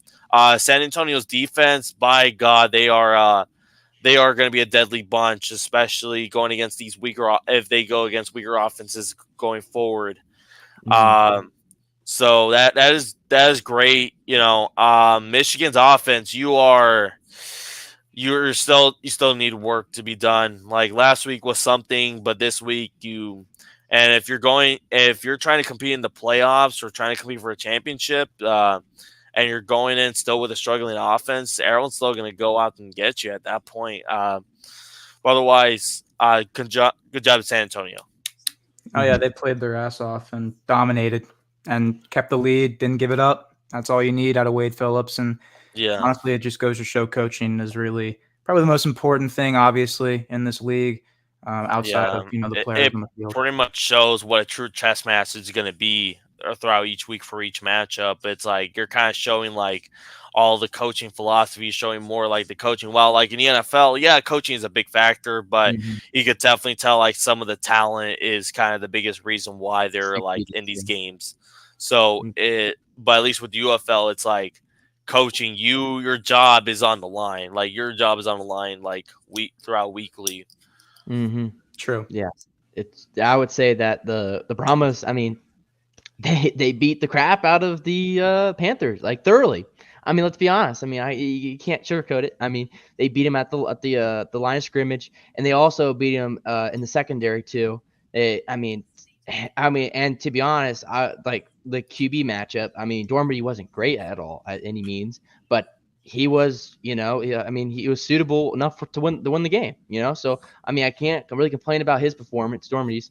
But I mean, I don't think he's going to get you playoff wins. I'll be honest with you. I don't think so. But I think he's a Band-Aid right now. But I would try to find someone else for I guess a long-term run. Because maybe you see Tom Flacco reps this week at practice. So who knows? They also did sign Kevin Hogan. Yeah. For that quarterback 3 spot. That's a good pickup. Yeah. But player of the game is Quentin Dormady, by the way. If I would agree, I just wouldn't put him as like he's gonna be their savior, to be honest. He's probably gonna be like the Josh Dobbs like situation. He's gonna be probably.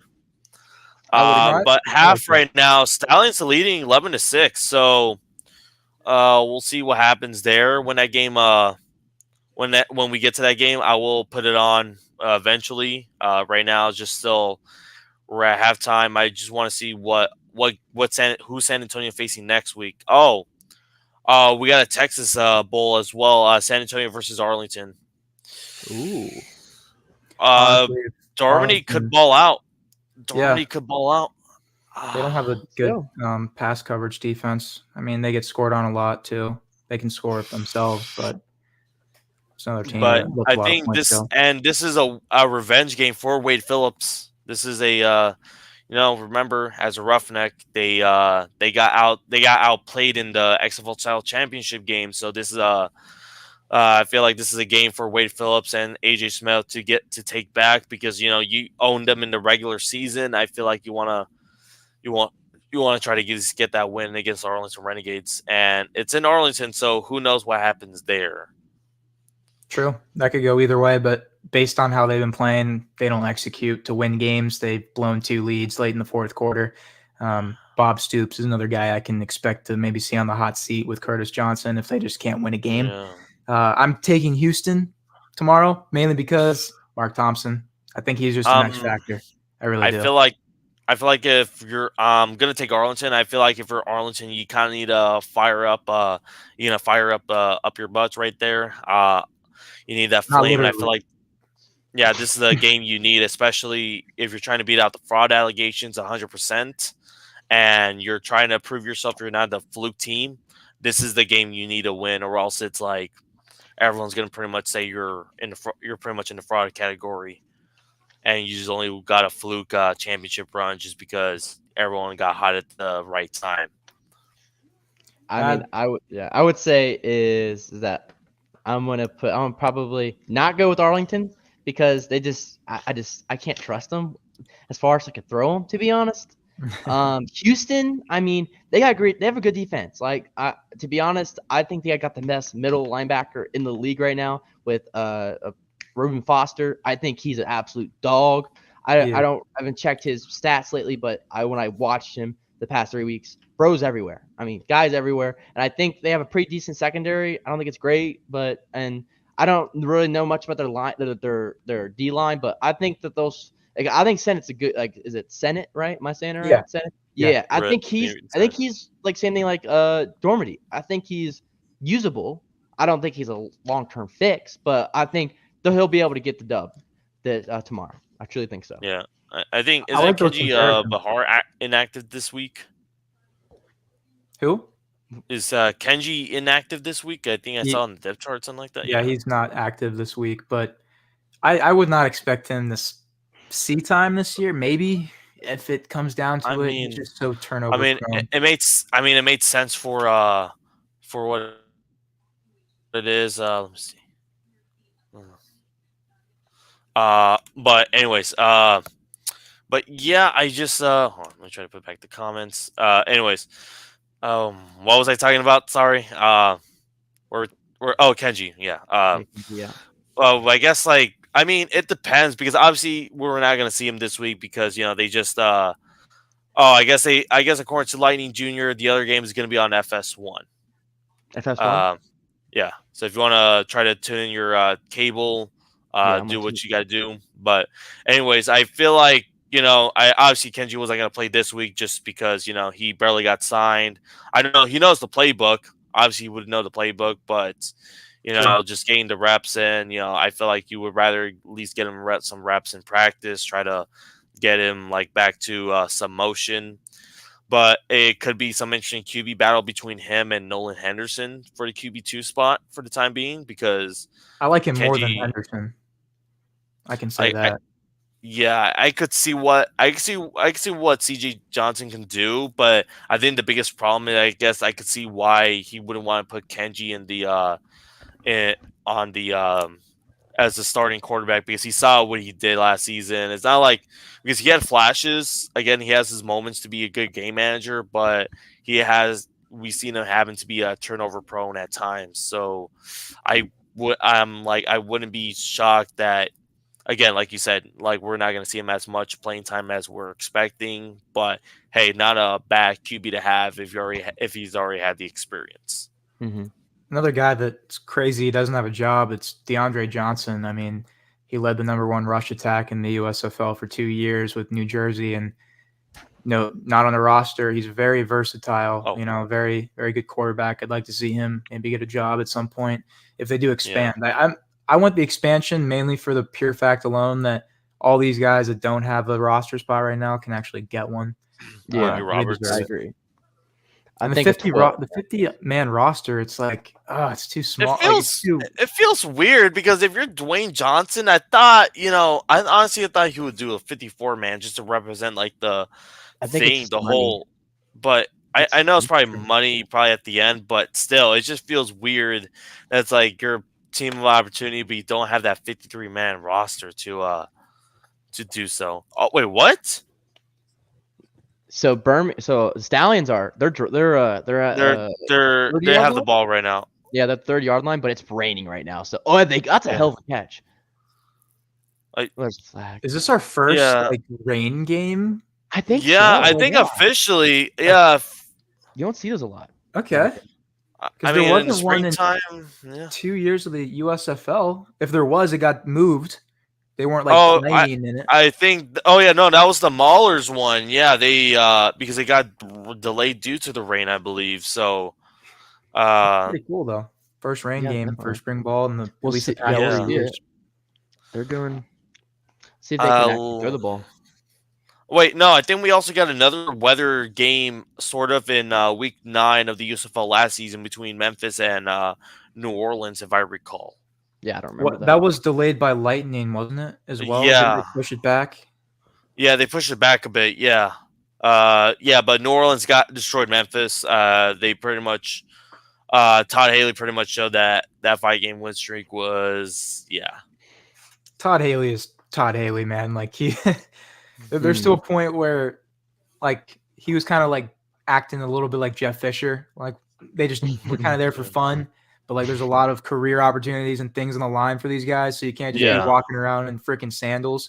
That's not the, Jeff Fisher literally did that, by the way. He was coaching in sandals on the sidelines. Go look up videos of it.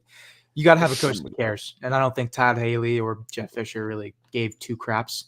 So it's good to see that we have coaches like Reggie Barlow, like Skip Holtz, and these guys, and Wade Phillips. Like these are renowned coaches that are passionate about the game and clearly know how to put together a good team. I mean, I would definitely agree with that. I mean, the thing is that these coaches that you use. I mean, I kind of want to see like younger coaches start to like take the reins for these head coaching jobs because, it just kind of like be like a training grounds for coaches because it's. I mean, you get your chances in the NFL, but it's very rare, and usually just to get a chance, you have to know someone to get in. You know what I'm saying? And I feel like this is a good chance to showcase that, hey, I might not be Kyle Shanahan, where I have, Mike Shanahan is my dad, and I can still play call better than him, and I can show it in the UFL.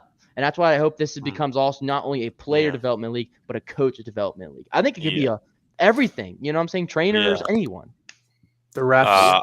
We need better refs. Refs. I mean, anyone. I mean, it's a development league for the whole 9 yards. We'll say that. Yeah. True. This is my impression of Todd Haley. All right. I'll remember that, you guys. I remember that you call me trash. Or I got one. No. I got this one. If you remember if you know if you know how they scored 2 points, that's the Todd Haley question. But, that was pity points. That's what it was. It was just pity points. So it's 14-6. Stallions. They scored their field in in the pouring rain. Chris blew it. Blew it. I mean, there's some great names in the UFL. You got Cookers and you got Blewett. Like, come on, man. Who else was a good name? I think last season there was a good name. Hold on. I mean, Max Borgie, Corey. Great. I know. That's what I called him. In my head, he sounded like I hear the name Borgie and I just think Corey, just the dog. I wish he played this year. Dude, he was going to be a battle hog, and I'm like, bro, if he was on that roster, if he played, I would have been like, bro, he's going to light the league. He's going to cook. I thought Wayne Gallman was going to do better right now. I thought since he had like the NFL experience, he was going to I thought he was going to ball out, but no. He had a touchdown today. Not a bad day for him. I mean, not a bad day, but I was expecting a little bit like a Wes Hills. I thought he was going to be in that elite amongst the elite right at the moment. They can't give him more reps than Jacob Sailors after today. I mean, there's no way. Yeah. That kid was going nuts. I'm gonna say it again. He was sailing today. He was sailing across the sea. It was beautiful. I've seen guys like that, but like there's a dime in a dozen. It feels like nowadays, finding good running backs that can, when they break free, they can go the distance. Usually there's doing it on a ship they sunk. I was about to sing a song. I forgot what was it. It was it's an old ass song. Yes, beyond the sea. Somewhere, what you waiting for me. And I could fly that's the song. Thank you for that shit. Reminding me. Hey, Finding Nemo. I was saying I think you're thinking the Finding Nemo song right now. That's why. No. But yeah, I mean, Oh wow! Look at the Stallions fans. They're all shirtless right now. Shirtless. I'm not even seeing that right now. I'm still on the Fox thing. They're showing off the Showing the Stallions commercial. logo. You saw it? Yeah, we're showing the DC versus thing. Oh my god, this is awesome. You have to see this, Yes. Tanner. You gotta see this. This is beautiful. It's epic. They're embracing the rain. They're embracing the rain. Okay, I'm seeing it Oh right yeah. now. Oh yeah. It's not Blewett this week. I forgot he's hurt. It's Ahmed. I Riz Ahmed forgot. from the Packers. Really? Yeah. Oh. I forgot. He was on the Maulers in 2022 actually. So With the purple and orange unis. I miss Yeah. those unis. They were horrible, but the There's no Pizzagate unis. yes. I'm surprised he caught that kicker. Guy was cut for eating pizza. Oh yeah, I remember that. I remember that. That was peak hilarity. That cursed him. That cursed them. Didn't they like post that on their social media too? Like it was like part of their like documentary or something? I know. Well, maybe, but I don't think it was more for the fact it was just like I think it was like a whole thing where it was just like Kirby Wilson wanted like everybody to kind of have like this strict diet, right? Yeah. And then it was just like, and then the wide receiver was just like, no, I don't want to do it. Like and then he ordered a pizza like outside, and then I think it was just more like he was just going. It was just more like going against like coachings, I guess. And then after that, like they cut him because of it. There was apparently some kind of like there was like a diet personnel, like staff member telling him, "Hey, coach doesn't want that food around the team," and he was like, he said something nasty to the staff member. Then Kirby Wilson stepped in. That was a horrible year for the Maulers. That was 1-9. And only got the second overall, and they got the second pick of that draft too. So that was the worst part about that because week 10 they were like, oh, the winner of that game between Michigan and Pittsburgh, they were gonna go ahead and get the number 1 pick. That was a tank bowl right there. That was a total bowl, and that was Paxton Lynch's best game there too. His best professional start happened for the Michigan Panthers in 2022. He got them the number 1 pick. Yeah. Imagine saying that like out of context. You're like saying like, "Oh, of course he would because he is trash." I'm like, "No. It's actually a good thing. He actually had like 3 TDs and he didn't look like trash." I'm like, "Wait, what?" He didn't look like the Paxton Lynch we know. He looked different for one game. It was very strange. And it was just like you're yanking my leg. I'm like, no, we're not like yanking your leg. We'll show you the highlights. Like Paxton Lynch looked like an elite ball player for that moment. So for that moment, just for that moment, like. But I remember for the Maulers, Vad Lee, Roland Rivers, who was the USFL's Ben Roethlisberger. If you ever have the time, just go watch some of his highlights. OG of the Maulers, like didn't win a game. But didn't win a game, but that's some great tape, man. Like just some fun tape. I don't care. I miss that's all matters. Play. That's all matters, really, to be honest. Oh yeah. And then, gosh, after they rebranded, you asked if they would ever come back. I hope they do, because I thought the brand last year was really clean. They made the championship game. They kind of, catered to the Pittsburgh fan base. Did the black and gold color scheme. I want them to come back. They were a good team. They probably had the best defense, we've seen in a while. That defense in 2023 was disgusting, bro. The only reason they got there, Reuben Foster, Keaba Tizino, Olive Sagapolu. I mean, they got dogs there, bro. Reuben Foster. Yeah. Oh, yeah, you mentioned. Bryce Bonaden, Keith Gibson Jr. So many players Gilbert. I mean, a lot of players that are starting right now on. Yeah, I say Mark Gilbert. Like I know that name. Like he's on the Stallions right now. He's a really good player. The only guy I wish he would be on the roster would be Boogie Roberts. That one's just still very shocking. It's still very shocking to me that he's not on the roster at the moment. I saw at the beginning of the offseason he got picked up by the Brahmas, then released, and then went to DC or something, right? And yeah, he got drafted to the Defenders because I think they were just like, all right, we're gonna put you on the roster, but it looked like it was just more for like the dispersal draft more than anything. So he got picked up by the Defenders, but obviously he didn't make the final cuts, that was like very brutal. If you're like, especially if you're a Maulers fan or USFL fan, you thought, hey, he's gonna make the active roster, especially. Like anyone on that defense would have been would have been using them right now, but no. Which I mean, Mhm. Arlington, you could use them. Yeah, They need some help on defense for sure. I think so too. They need help everywhere, to be honest. I don't like. I think they need. I don't even know. Like, it's just like, to be honest. Like, I try to watch them, but it's kind of hard to watch, to be honest. They have good receivers Uh, like Javonte Payton and stuff, but like they just can't like keep a lead. Like Yeah, that's they just they their problem. they're not clutch. Let's say Yeah. that. Well, they're not clutch at all, and they can't hold a lead. And I even don't know. even in the XFL last year with Drew Plitt and Kyle Sloter, they just each time I watch them, it's just like they look so unwatchable. Like the one game that felt like that just kind of drove me in that insanity was San Antonio versus Arlington. I think the first time they met up, and I was just like, Arlington won that game, but I was just looking at it, and I was just like, this is so unbearable to watch. I was just like, I wanted to turn it off. I was like, I wanted to turn it off. I don't know. They're just it's not good football right now. Maybe they can turn it around. I mean, I hope they do. I mean, they I could hope. have the hot streak. Who knows? Like I that, mean, what this. everyone was expecting.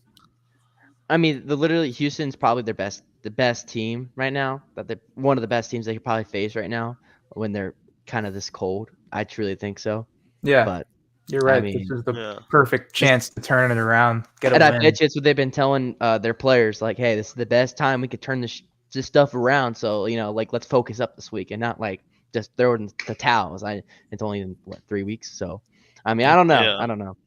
I mean, if you go 0-4 though, whichever team loses that game tomorrow, it's over. Like Oh yeah. Yeah. you have to go Now it's 6 and just put 4. on tape. I, What I, you I can put on mean, tape. Yeah. we did see CJ Johnson pull a game streak, so it's not like that's possible for him. But I'm gonna hate next week's game for sure because if they're 0-4 and we're playing against them, I know that game's gonna be a struggle fest. I could tell. Yeah. Might be a little All right. bit of a scary As situation with a trap game. You never Trap know. games? Oh, especially yeah. especially Mark Thompson coming, and this is his second game going against a team he's very familiar with. Yeah, I'm more afraid of Mark Thompson against the Stallions than really anyone else on that offense. Bro, he's a menace, bro. I mean, sometimes it takes Oh. 6 defenders just to get him down. He'll just shove you Push you down. off Like watch like his Derrick highlights if Henry. you haven't. He's I so watched good. it. Wait, what's the name again? What's the Yeah. name? Mark Thompson. Mark Thompson. I actually saw some of his preseason highlights as a Raven, and I was like, huh. This isn't even hyperbole, but he was the USFL's Derrick Henry last year. He made dudes look like they should be in Pop Warner still. Like and he did get MVP votes too. And you can argue, I can see why. You can argue he carried that Houston's offense. Ooh, But Alex Magoo was just him though. Like you couldn't argue with that. Alex Magoo was just him that season. But I mean, Mark Thompson got OPOY for a reason. I mean, Offensive Player of the Year is still a great accolade. I mean, for what he did, because he kind of had a similar start to the season, missing the first 3 games, then coming in, still doing the damage he did, is pretty awesome to see. And I think this is like the best time for vice versa for Houston to win and turn it around and to start getting some wins if they really want to stay in contention here. But should be it definitely might be a slugfest tomorrow, but we'll see. Definitely. I'm excited for it. It's gonna be a good game. 4th and 1 for the Stallions, and we're gonna punt it. Great. Why can't we? I understand this is gonna be now a nitty gritty game. Now this is how it's gonna be now with all the rain. That's gonna. I mean, it just feels weird for this game. Like I think everyone was probably expecting more like fireworks, especially being a throwback night. And I thought the stadium was gonna be more of the throwback energy, like at Protective. I thought it was gonna be like, oh, I expect some old school designs around the stadium, but no, it just looks like a regular game that just happens to be called Throwbacks Night. Yeah, they probably were trying to encourage some fans to wear their old '80s Birmingham Stallions gear or something. But maybe something it's kind of hard unless you're more like an old head, an unk. Yeah, let's say I don't. I don't think there's a fan base that's like Yeah. that old. To be honest, I'll be honest. I mean, there probably is a few. Maybe there's like a Maybe. sprinkle. There's like 20, a like few 30 Yeah. people, Not maybe. many. I don't know. like there has because there probably is some old people that were like there during the time. Like I mean, again, like Trevor, you actually have a 1984 Michigan Panthers postcard. I mean, there has to be at least someone that does have some '80s Stallions gear at the moment for the time being. Yeah.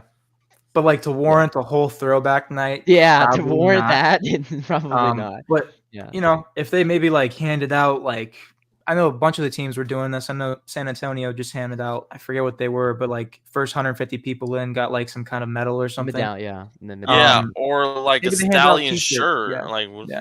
Maybe like a Stallion shirt would have been nice, like an '80s throwback Stallion shirt. Then that would have been like okay. Then people could like actually rep up for the game wearing a throwback logo shirt. The first 200 people come in, you get free T-shirt.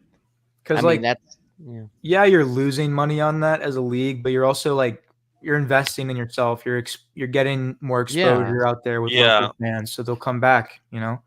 I loved how they went to the minor league. The Birmingham Byrons, what are they called? They went there and they did like a signing there. I thought that's what you need to do as a new team. Well, not new team, but like as a new, we'll call it new team. Like to really cement your like team in that ground. So you got to be able to go out to other sporting events and all. I think there is one person I feel like that would have made it so much of an impact, but obviously he retired, Bo Scarborough, because that man, that Alabama guy, he is an Alabama guy through and through for sure. And during his time in the offseason, he kept promoting the league, especially the Stallions. So I felt like maybe if they hire Bo Scarborough to be like a lead in marketing or some type of like community guy, I think that would be a very big help for an addition for the Stallions, because I felt like that man was just doing it for free. He wasn't like doing it for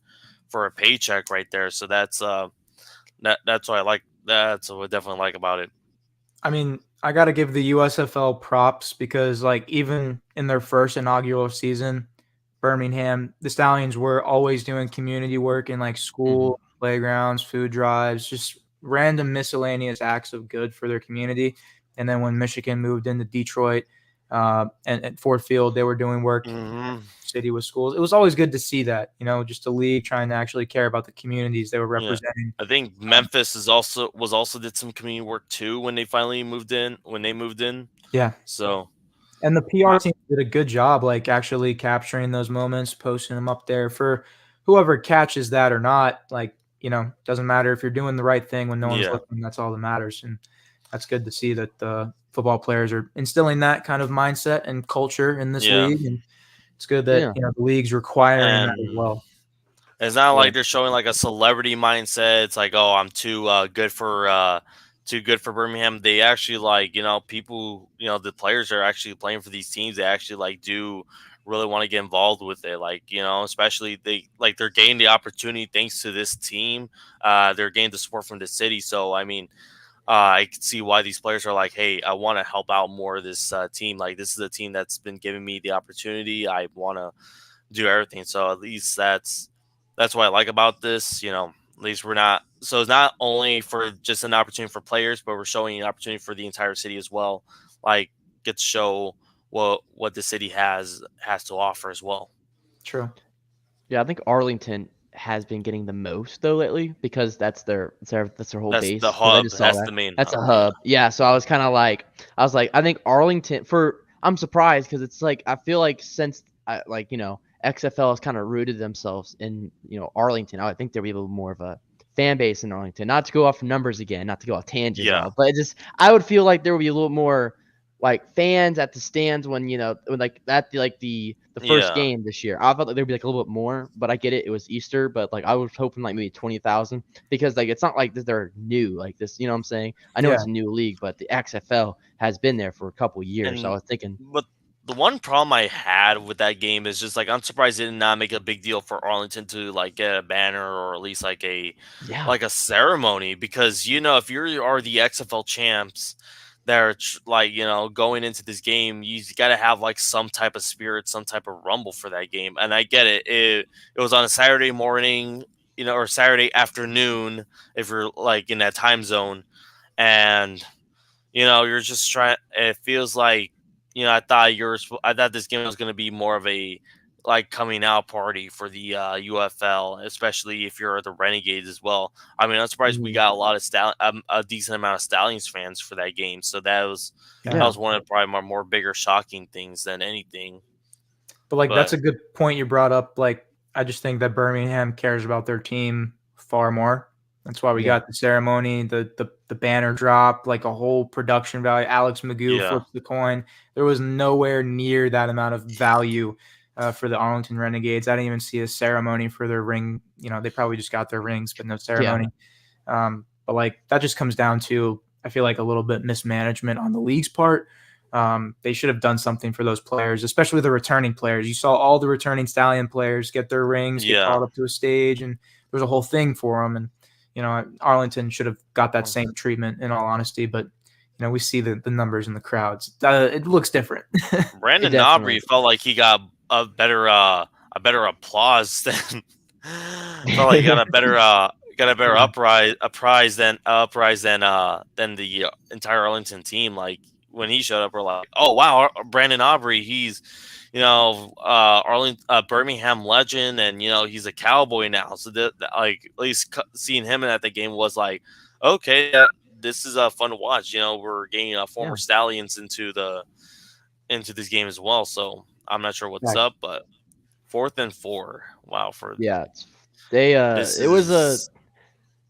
could have been PI, but I mean there really could have been PI on that slant route, to be honest. But I guess they're just not really caring. This is just a weird game in general. If the Stallions can somehow get a win with this, how gritty it is, it just shows how much of diversity that they can handle and they can still win. You took the words right out of my mouth there. Look at the weather conditions. Look at the delay of game. They win with this, that's struggle game. Yeah, that's like the most diversity. Like, I'm saying, all they need to do is come back from a 28-3 deficit. Because we get the weather excuse like, oh well, we're playing in a terrible weather game, but I mean at the same time the other team was too. You should have, you had so many opportunities to do it. How come you didn't adjust correctly to a poorly weather game? Oh no. Oh, don't say it. I'm sorry. Yeah. Go ahead. Well. Oh God. Just Trevor, just look. It's kind of sad. It is. That was bad. Kind of want to be in tears, right? And just that was like you gonna tackle the guy? He's gonna let him walk? I mean, you might. Gilbert. Oh man, Gilbert too. Gilbert, what was that? He was trying to rip the ball out. Why are you ripping the ball out? There's no one else. Just tackle him. Just tackle him. Watch, he's trying to rip the ball out. Gilbert, what was that? That was not your brightest moment there, buddy. All I'm saying is that you are taught in height, and when you start playing football, the first person goes for the tackle, the second person goes for the football. That's always how it's always been. He forgot that the first person's supposed to tackle it. God. Okay, I mean, we got some good news there in the extra point conversion, so you'll see right now. Oh, okay, well, I know that they're not gonna. Oh yeah, there we go. Now the red zone defense, that red zone defense right there. So at least that's you got to give something to John Chavis. Well, we have a game now. We have a game. This is like Matt Corral. This is your time to pull out the works. This is kind of it.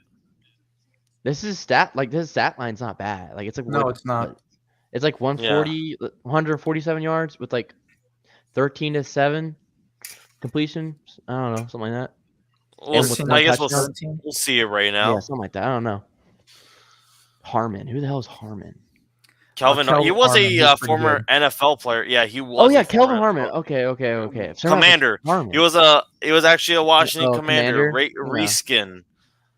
And they also have Kiki Kuti on that team as well. He's a wide receiver. Former Texan. Okay. Former Texan as well. He's been silent since week 1, to tell you the truth. I The thought only he was person gonna have I a have bigger impact for that team. Isaiah Winstead was. Ooh, Do you remember that name? I don't know if you know that name, but I don't know what team he played for. I feel like the Packers. He was on the Packers at some point. He was on so he was last year he was undrafted free agent, but then he came to the UFL this year, and he scored a touchdown. I forgot what team it was, but it was the first weekend and all that, and it was like I was just like, dang, I was like, because we cut him because we didn't put him on the practice squad and all that, but I was just like, I'm glad he's doing good because he's young buck. Okay, I remember now. There was a player from NFL to UFL, or I guess XFL to UFL, and that was John Parker Romo. He's now a Minnesota Viking. Okay, John Parker. And Lucky Jackson too, defender. He was a defender. He's currently in the Minnesota Vikings active roster at the moment. That's good. That's good. All right, let's see. Yeah, Matt Corral, 13 of 18, 170 yards. Golden. Let's see if he's golden or not. Okay, here we go. Just get sacked, I guess. You're not golden right now. I'll tell you that. I can't put my meme out there if you keep on. Well, I mean, I can't put the meme on. If the game ended like this, I could put the meme out. But wait, are y'all seeing the Jordan Tiamo interview right now? Yeah. Okay. Just double checking. I was saying like, oh, we're all maybe at the same timeline now. We're all finally caught up. Yeah, literally. That would have been crazy if we did, though. Not gonna lie. Okay, let's see what they can do. Okay. I mean, all right. Stuff happened, but flag on the play. Great, flag on the play. Why are we spinning around, bro? You had better chance of getting yardage if you kept the spin inside. Holding on the offense. Oh my god! I was just about to say, I was like the Stallions' offensive line's not been pretty bad today, but literally right when I was about to say it, they fucking get a holding call. It's like I can't win for losing with these guys. No, it's been happening all day. They hear you but for real. It looks like it's gonna be the end of the third quarter, 14-12. This is 2nd and 22. Okay. Man, how do we feel about the Stallions? I mean, it is a rain game. It's not like this is the toughest game they've played in so far, by far. Yeah, I mean, the Michigan game was probably the second toughest for sure. Then Arlington in the first half, and then after that, Memphis was probably like the more easier game to look at, especially the second half.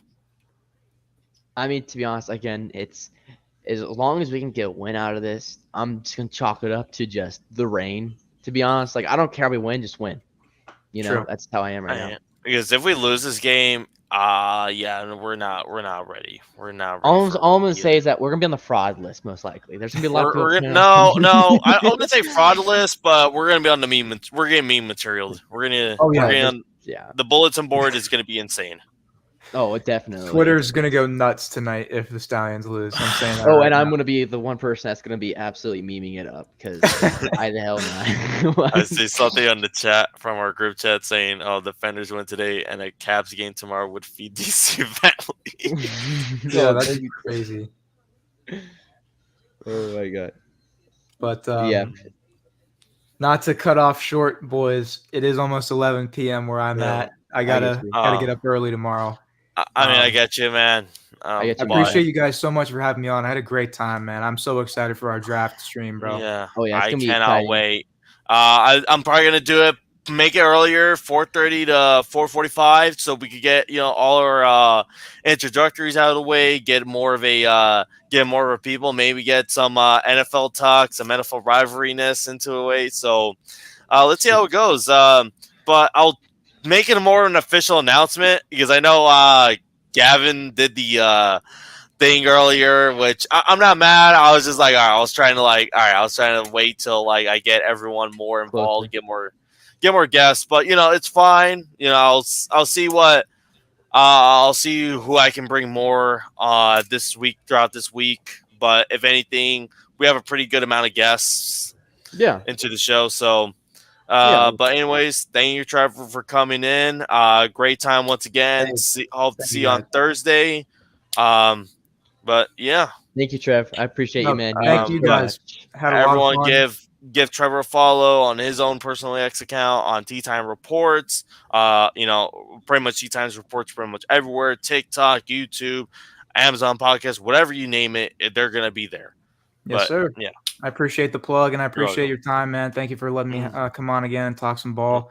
You No guys problem, are man. both killing it. Keep up the good work, and honestly, if you ever want me to come on again, man, I'm always a call away. No problem, man. I hope to see you this week too on the Zoom call too. So yes, sir. So we'll see what happens. Hey, boys, take care. You too, man. Take care, bro. You too. So now 2 of us, and I see an old lady dancing, and we have the shirtless guys once again. Oh my days, not again, not again. We have a guy wearing 4-0 on his belly. Are you kidding? I'm not even there yet. All I see is the lady doing her dances right now. Oh my god. You'll see it right now. You'll see it right. Oh, I see it. It's that kid. Yeah. These kids though are insane though. I have to admit. I'm not who let these kids out of the house this late, bro? Like for real. Because what game will be 7 p.m. at Birmingham right now? I think that so. would be the time. Really? Because aren't they in East Coast more of an at least like at least Eastern Standard time zone? They're more of Eastern, I think, because I'm Eastern. I'm Eastern time zone, and it's 10:41.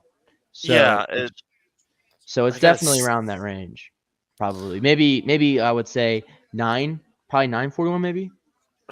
Because I know obviously they're Southern State, but they're next to Georgia. That's the thing. They're next to Georgia. Yeah, like Cincinnati is like right at the line for like you becoming like Eastern time zone and Central time zone. So that's why I'm saying, because if they're a little bit more west than me, most likely they're on the Central time zone. Central. You know what? I'm gonna check right now. World clock. Let's see, Birmingham. What you got?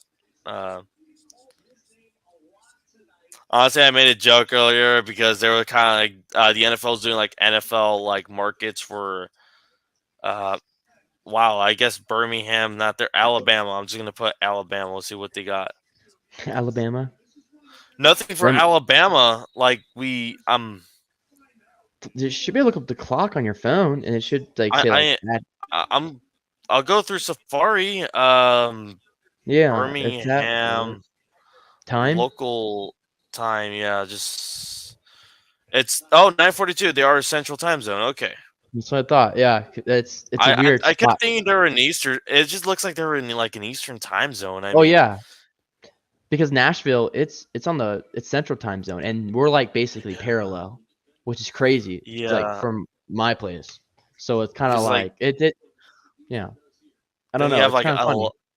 But then you have Atlanta, which is like about an hour and a half away. It's like they're officially like on the East Coast after that, or an Eastern time zone. Yeah, I think so. I don't know what the line is, but like I know weird. That, it's like, yeah, I'm on the cusp of it becoming Central time zone, but I mean, so it looks like Birmingham's punting for the 4th and 23. Ooh, yeah. Oh, that was a mess. Oh god, hold up. Fudge nuggets, man. This is not looking great. Wait. Wow, that was bad. That was you shanked it really bad. Yeah, I think that was more the weather issue than it. Oh, he limping.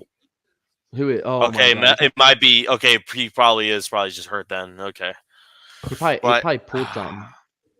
Best way I could say is Birmingham probably just runs the game to just kind of destroy whatever clock we get, because we're not even besides like the first half pretty much like it's kind of struggling. We are struggling a bit. I mean, we could say it's going to be a rain game. Like we could say like, but it's one of those games, like, you know what I'm saying? It's one of those games where you just got to win. You know what I'm saying? Like, I bet you that's what the coach went in there at halftime and said. It's like, these are one of the games that this is a diversity game. I want you to make sure you're doing all the fundamentals and realize that all we care about is winning. You know what I'm saying? Yeah. We want to be clean, but winning is most important, because these type of games don't come a lot, and it can really affect how you play. And if you're upset because you didn't play as well, if it wasn't because the ball was wet and you can't catch a ball or something like that, it's really gonna mess with you. And it's just one of those games you just gotta chalk it up to rain, you know? Yeah, just Just I think they're gonna have to do is. Oh no. Oh no. Oh no. I think he. So I think this. I think he lost internet. Did you Best lose like internet? Birmingham's. Hold up. I think you're lagging out, There we brother. go. There we go. Yeah, Okay. yeah, there we go. I Okay, got I'm about to nervous. say. I was getting nervous. I'm like, please don't let the Wi-Fi kind of shut down for a I second was there. I so was like, worried. I was like, oh no. I was like, she's the person that's I'm running the this whole stream. And I was host. like, I'm you're the host. like, I was like, this is gonna if be the bad. host goes down, everyone goes down. Yeah, everyone goes down. I go down. So I mean, what were you saying though? Okay. I I okay. I was trying to. I think I was just trying to say grind out the clock, but yeah. yeah, it's just gonna be those. Those gonna be that game. I'm seeing like Ridiculous. I guess they're showing recapping the Defenders game from Yeah. yeah Matt McCrane. I mean Matt McCrane's been having a great season by far. Yeah, You he know, has. I mean he's getting somewhat overshadowed by Jake Bates highlights. I mean I mean he's having a great season. So hopefully he may get a call back to the NFL because he was at the Steelers at one point for a Mm-hmm. game or so. Um, I think he'll get another chance as long as he keeps doing what he's doing. I think he will get a chance because I think a lot of these kickers are going to start getting chances now, and I truly think there's yeah, going to be a lot more kickers coming because in. Oh wow, that could have been a touchdown. That could have been a walk-in touchdown. oh oh no, Oh Mark god, he got Gilbert lucky. kind of got he's been getting kind of beat a little bit, but Is he slipping? DC, That's my yeah, brain. Is he I think slipping? Let me it's see. more the rain than anything. He's not like I think Oh the turf. yeah. Oh, he's just reaching for it. Why are you reaching for, man? Like play your game. All Like right, oh and they're on the Birmingham 40 right now. Okay, there we go. yeah Stop being Zaquandre White, perfect. There you yeah. go. I mean, one more down. Just need to get Just a yes. Come on.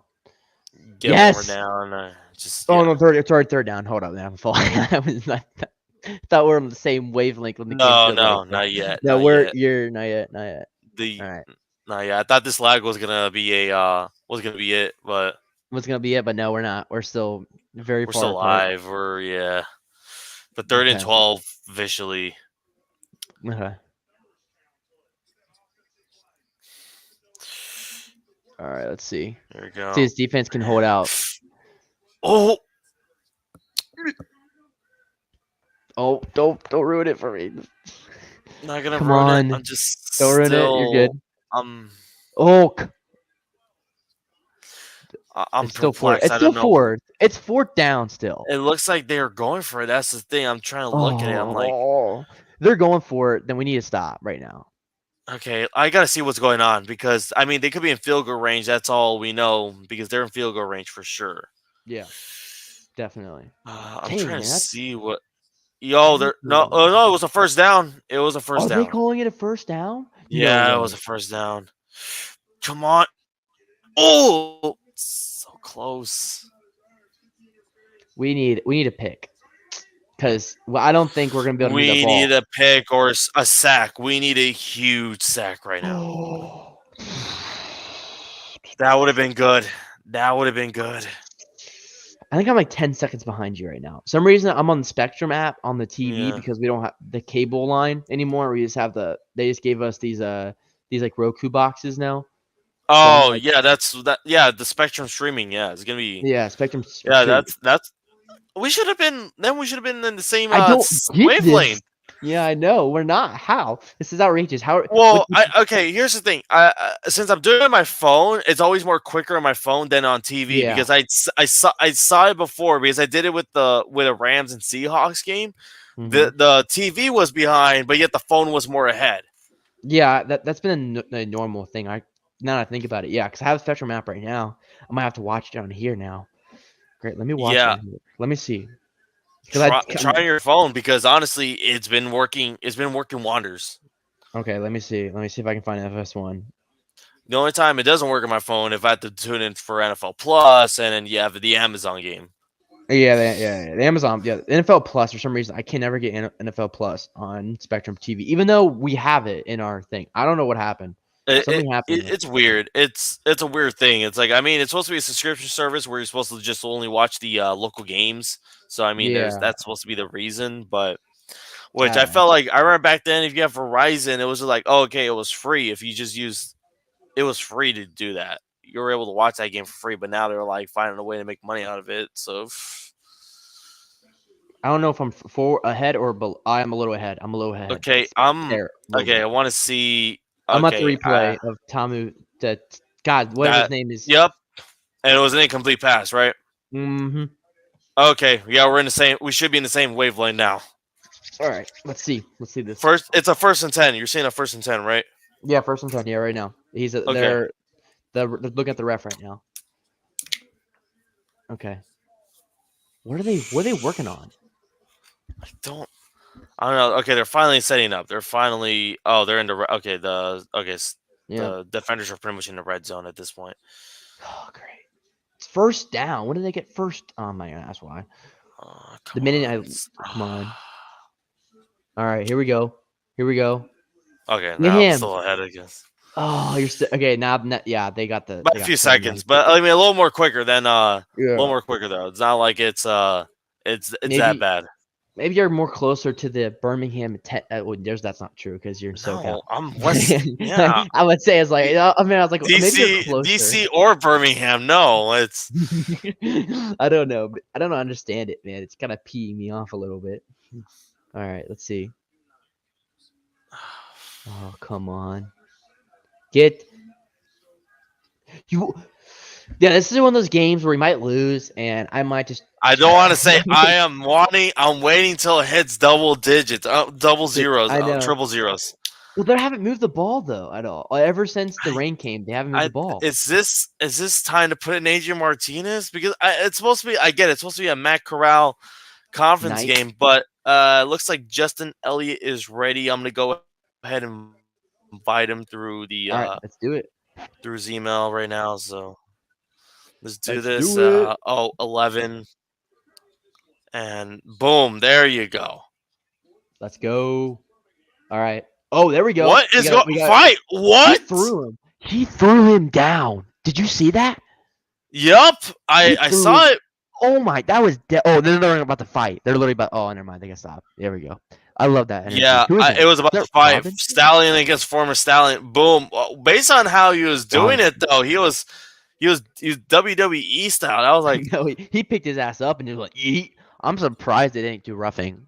Not like I wouldn't say a late hit because it was happening. He was just trying to get but I think that was okay. I would say probably excessive roughness for just like fights, but otherwise 2nd and 10. Why did DC defender? Why did he go on top of him after he threw him to the ground? I don't know. It was just so weird. He was crawling all over him. All right, time to bring in the beer snake man himself, Justin Elliott. Well, how you doing, man? How you doing? Back-to-back streams actually for you today. So technically, yes, but I am a guest, and I just did one like early today. But that one was a fun one, though. Yeah. Yeah, I enjoyed it. It was a good one. Right now it's 3rd and 9 for the defenders. Yeah, we'll see what happens. All right. Timu at the 9. He's gonna hand it off to Cameron. Please stop. Make this stop, please. Make this stop. Just let us win. Get it. Oh, there. Finally. Here we go. Oh, finally. So since you were focusing on Michigan and Brahmas, did you had any idea what was going on in the Stallions game? The first half, it was somewhat. We were actually kind of at that point covering both games because I didn't know I was able to I didn't know Spectrum was actually going to let me get to the Stallions game on the Fox Sports app. So I somehow I was able to do it, and we were both basically covering both the games for a second there up until the delay, and then after that we were still Brahmas and Panthers after that. Yeah. DC just kicked the field goal. Yeah. Yep. Now they're winning now. 12. 15-14. Come on, Matt. Come on. Matt McCrane, baby. Matt McCrane. No, not that Matt. We need Matt Corral. We need Matt Corral. I need my golden corral. I have my Matt, all right, and he's been producing good. He's been producing really great. I mean, I do respect them. I do respect Matt McCrane. He's actually, we're hoping to see him in an NFL team soon. Yeah. But Matt Corral, man, this is your time to shine. If he wants the starting job for the rest of the year, he has to drive this. He has to. There's no other way. There's absolutely no other way. Yeah. This reminds me of a Seahawks game. Remember, if you know, an average Seahawks game is pretty much just 100% heart attacks and 10% game. Yes. Oh, I'm right there with you for the Jets too. I'm right there with you. I'm so sorry for the Jets. I just want to say I'm so sorry you're a Jets fan. Like I know y'all. Hey, I'm used to that. I'm using people being apologetic to us. Hey, I'm so sorry. we're gonna see his reaction on Thursday, so I cannot wait. Hey, yes, I can't wait. Wait, when did the Jets pick? I think they're like 10. I think they're 10 or 11. 10. Yes, we're number 10. Number 10. And a lot of the projected picks is the Jets drafting tight end Brock Bowers from. Ooh, yes. Yeah, they need a weapon for Rodgers because Alan Lazard was disappointing, but you still have Garrett Wilson. So I mean, there's still that. And Mike Williams, but Mike Williams and Brees Lightning. Lightning, man, I would never forget that call. If Joe Alt falls to 10, I'm just saying he won't. I would run to get him. Yeah, I'm saying because the reason why is because who's your offensive line? The Jets, because that was a problem with Aaron Rodgers. Is that's why he got cooked so quickly. Well, most of the alignment is gone. I mean, we released Becton. We released Becton. He's now on the. We also released Laken Tomlinson. But you don't have Dwayne Brown anymore. Good offensive line piece is Elijah Vera Tucker, but he's been injured for the past 2 seasons. In his rookie season. He in 2022 he tore his triceps against Denver, and then the next season he tore his Achilles against Denver at Denver, and he tweeted, "I am not playing at Denver again." Connor McGovern. Wait. I think he's the center. Oh, Joe Chipman, the center. He had a good rookie year. I would. Yeah. All I'm saying is that if y'all lost Mekhi Beck, I know he's with the. I think he's with the Bengals now. But the thing is that by now, I don't think he is signed with anybody. Did he sign with? There's someone. I know Orlando Brown. You're thinking about, or you have Orlando Brown and Trent Brown. Trent Brown. Yeah, Trent Brown. Yes, thank you. We also got Tyron Smith off of 1 year deal from Dallas. Laken Tomlinson. Did he go? Did he go to the Seahawks? He went to the Seahawks. He went to the Seahawks. Yes. I love Laken Tomlinson. He's I think he's meant to be our Damian Lewis replacement since he went to Carolina. I mean, for the Jets linemen, like I'm saying, if there's such a deep group, and if you lost a lot of for the Jets, it's just been so bad. So bad. Yeah. I mean, we might actually get a Bears fan, possibly 2 Bears fans for a reaction on Thursday. So we're hoping for the memes. We're hoping for memes. But I don't think so. But I just want memes. Let's be honest. I don't know what Joey D is gonna cook in the draft. I don't know. Dang. This is John. Ricky Person so hard. And you can see oh my god. Yeah. Oh, that spit. That spill. Yeah, you seeing that? You seeing that? Holy. That spray. It was just like that spray. All I'm saying is that I would check him out for. Ricky Person's kind of getting checked right now. He has to. Is that the second? I mean, did you not see that hit? I think that's the second time he's keep getting checked out. Because the first time when I was watching this game, but before the delay, he was limping off before. Yeah, and Marable had to come in. I mean, bro is absolutely a dog. I really love him. When that first game, the season, watching him play, oh my god, it was get him. Oh, you're ahead. You're ahead. Oh, he's finally someone's ahead of me.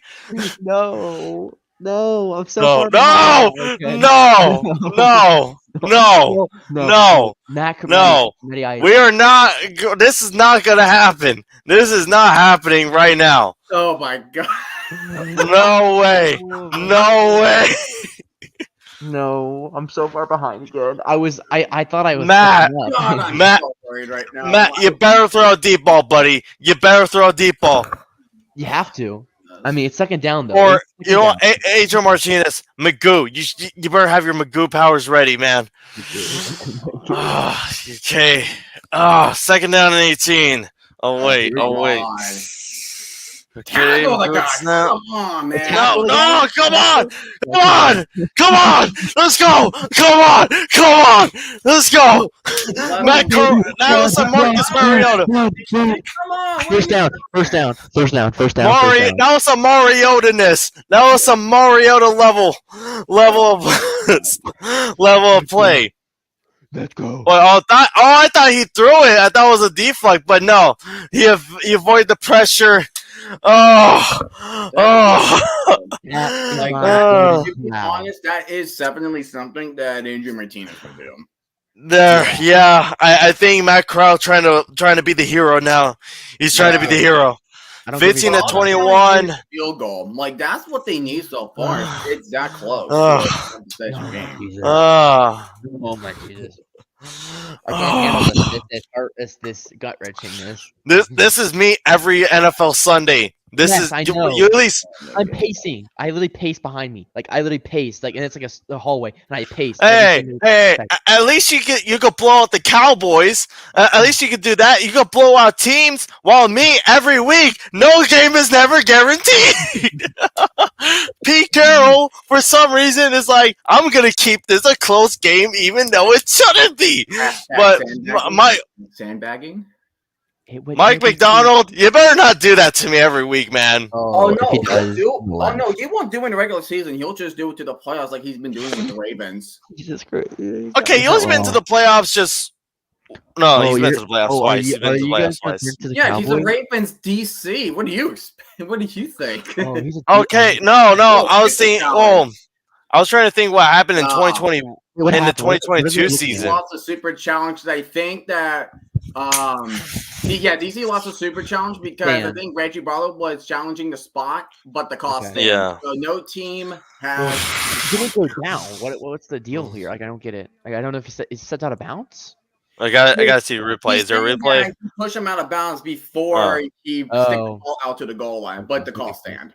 That makes sense. All right. Okay, here we go. Come on. I don't even care. Throw back to these. Throw back to 2023, 2022. Throw back titties. No, throw back to 2023. Get your mind out of the gutter. I heard that too, bro. That was. Wait, flag! Jace! Flag!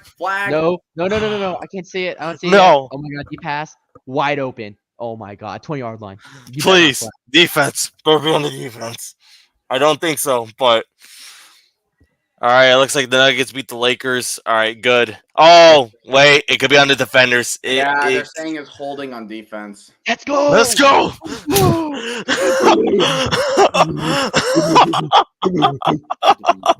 Yeah, I would say great, but I'm not saying that. I'm not like a dog. The butt of everybody's I'm still. It's okay. I feel so bad. Hey, the DC's not like that team. They're a very good team. They're a good team. Like, dude, good team. I mean, it should be 0-3. They're number 2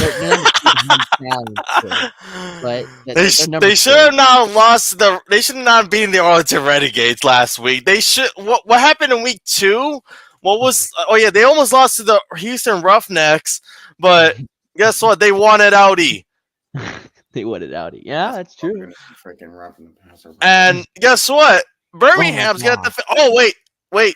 Is this a penalty on DC? Roughing, this is potentially it. Passer. What is DC doing? Let's go. I have to be the charm. I have to be the charm. You need the charm. This team is so undisciplined. It's hilarious. I have to be the charm at this point because I wasn't watching the game. DC Birmingham struggling. I'm watching the game. Birmingham is actually doing decent. What is going on? I guess I am the guy. I gotta be the guy. All right, Corey. They're saying there's no roughing the passer? I don't. Well, what is going on? Oh, they landed on him. What is? They landed on him. What are you talking What about? is? What? No! Don't reverse the call. Don't reverse the call. Oh, that was close. But I feel like Nah. No way they did. Oh my God. Okay, 2nd and 10. Whatever. We're still in field goal range. We're still fine. We're still fine. We're good. We can still easily win this game. But I recommend a touchdown. I'd rather get this touchdown. I mean, we're still fine. Everything's fine. Ah! It doesn't look. Oh, how do you drop that, buddy? How do you drop that? Like, Dion, you were feeding families last week. You were feeding families. What is going? I think the ball is wet. That defensive defender was like, "Bro, what are you doing?" It did rain like it was a tsunami earlier. This is monsoon ball. Just win. Back to Jacksonville, North Carolina, please. Or in Bears Niners. Bears Niners. Yep. Feels like the Bears Niners game. Down. Oh, come on. Marble. Come on. There. Run it. There. Run that ball. Be big Or man. down. Let's just get the field goal.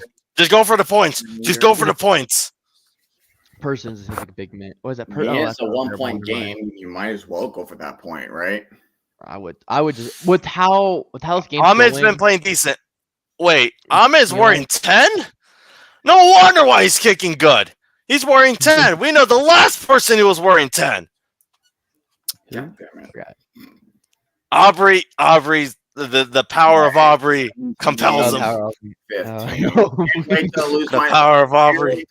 And it's good. That's a safety. That's a safety symbol. You're doing a safety symbol. We don't want a safety. Yeah, if it was not a safety, if it wasn't for that safety, this game would be tied 15-15. I didn't even see the safety. I don't even know what happened. So the snap was too high and it rolled to the end zone. Super Bowl 48. Basically Super Bowl 48. Pretty much, yeah. That's beautiful. Okay. That is beautiful. Okay. All right. Birmingham. Defense got to cook right now. You can't bend and don't break this one. You cannot bend and don't break this situation. It's 3.5 minutes. Because I do not want some DC Steelers going to the Super Bowl powers of whatever the Steelers power is. The Mike Tomlin, the school of Mike Tomlin's coaching. I don't even believe in that stuff right now. Like I seriously believe that DC should be 0-3. Like I'm sorry, like we should be 0-3.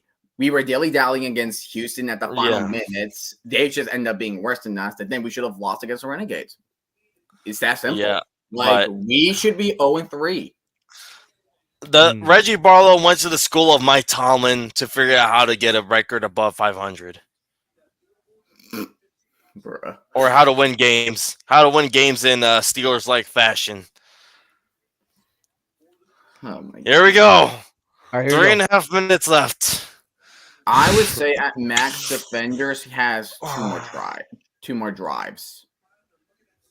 I'm saying we gotta stop them now. We cannot let them go all the way to the red zone and just stop them right there. I'll take that spot. Dude, what are we doing? I'll take that spot. That is Chris bad. Rowland, baby. The former star. Come on. What are we doing, boy? What are we doing?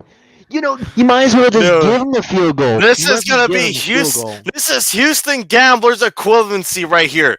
This is the Houston Gamblers equivalency. The fact you did throw your mic there for a second, that tells me, you are mad. When I do throw something, I'm mad. This is the Houston Gamblers equivalency. We cannot do this. We've been bragging about this for the past off season.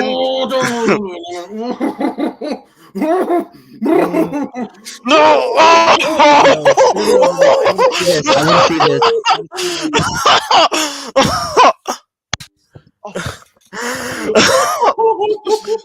That could have been. No, Trevor is missing this. Trevor is missing this right now. Close.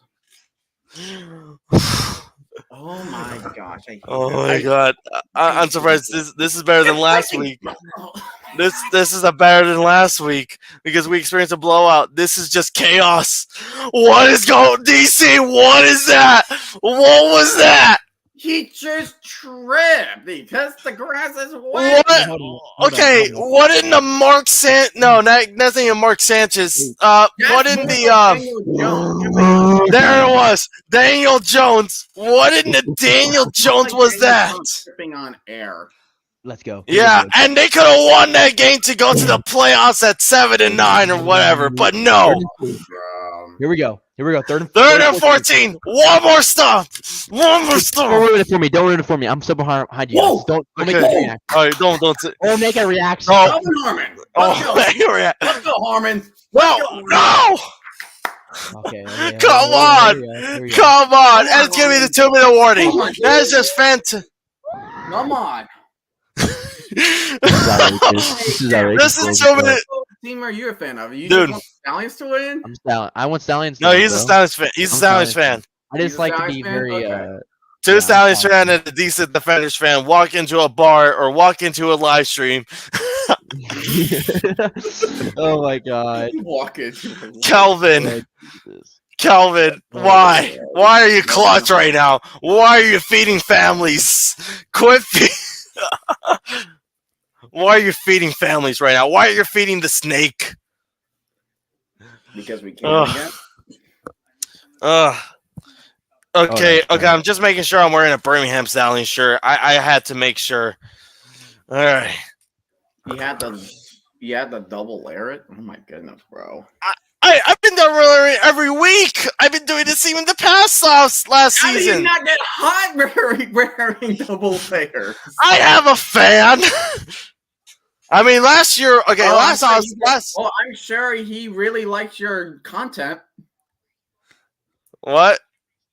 Because I was talking about like an actual fan. I was talking about the actual fan. Like, does your fan like content? Is that what it is? Oh, well, this is a different room. All right.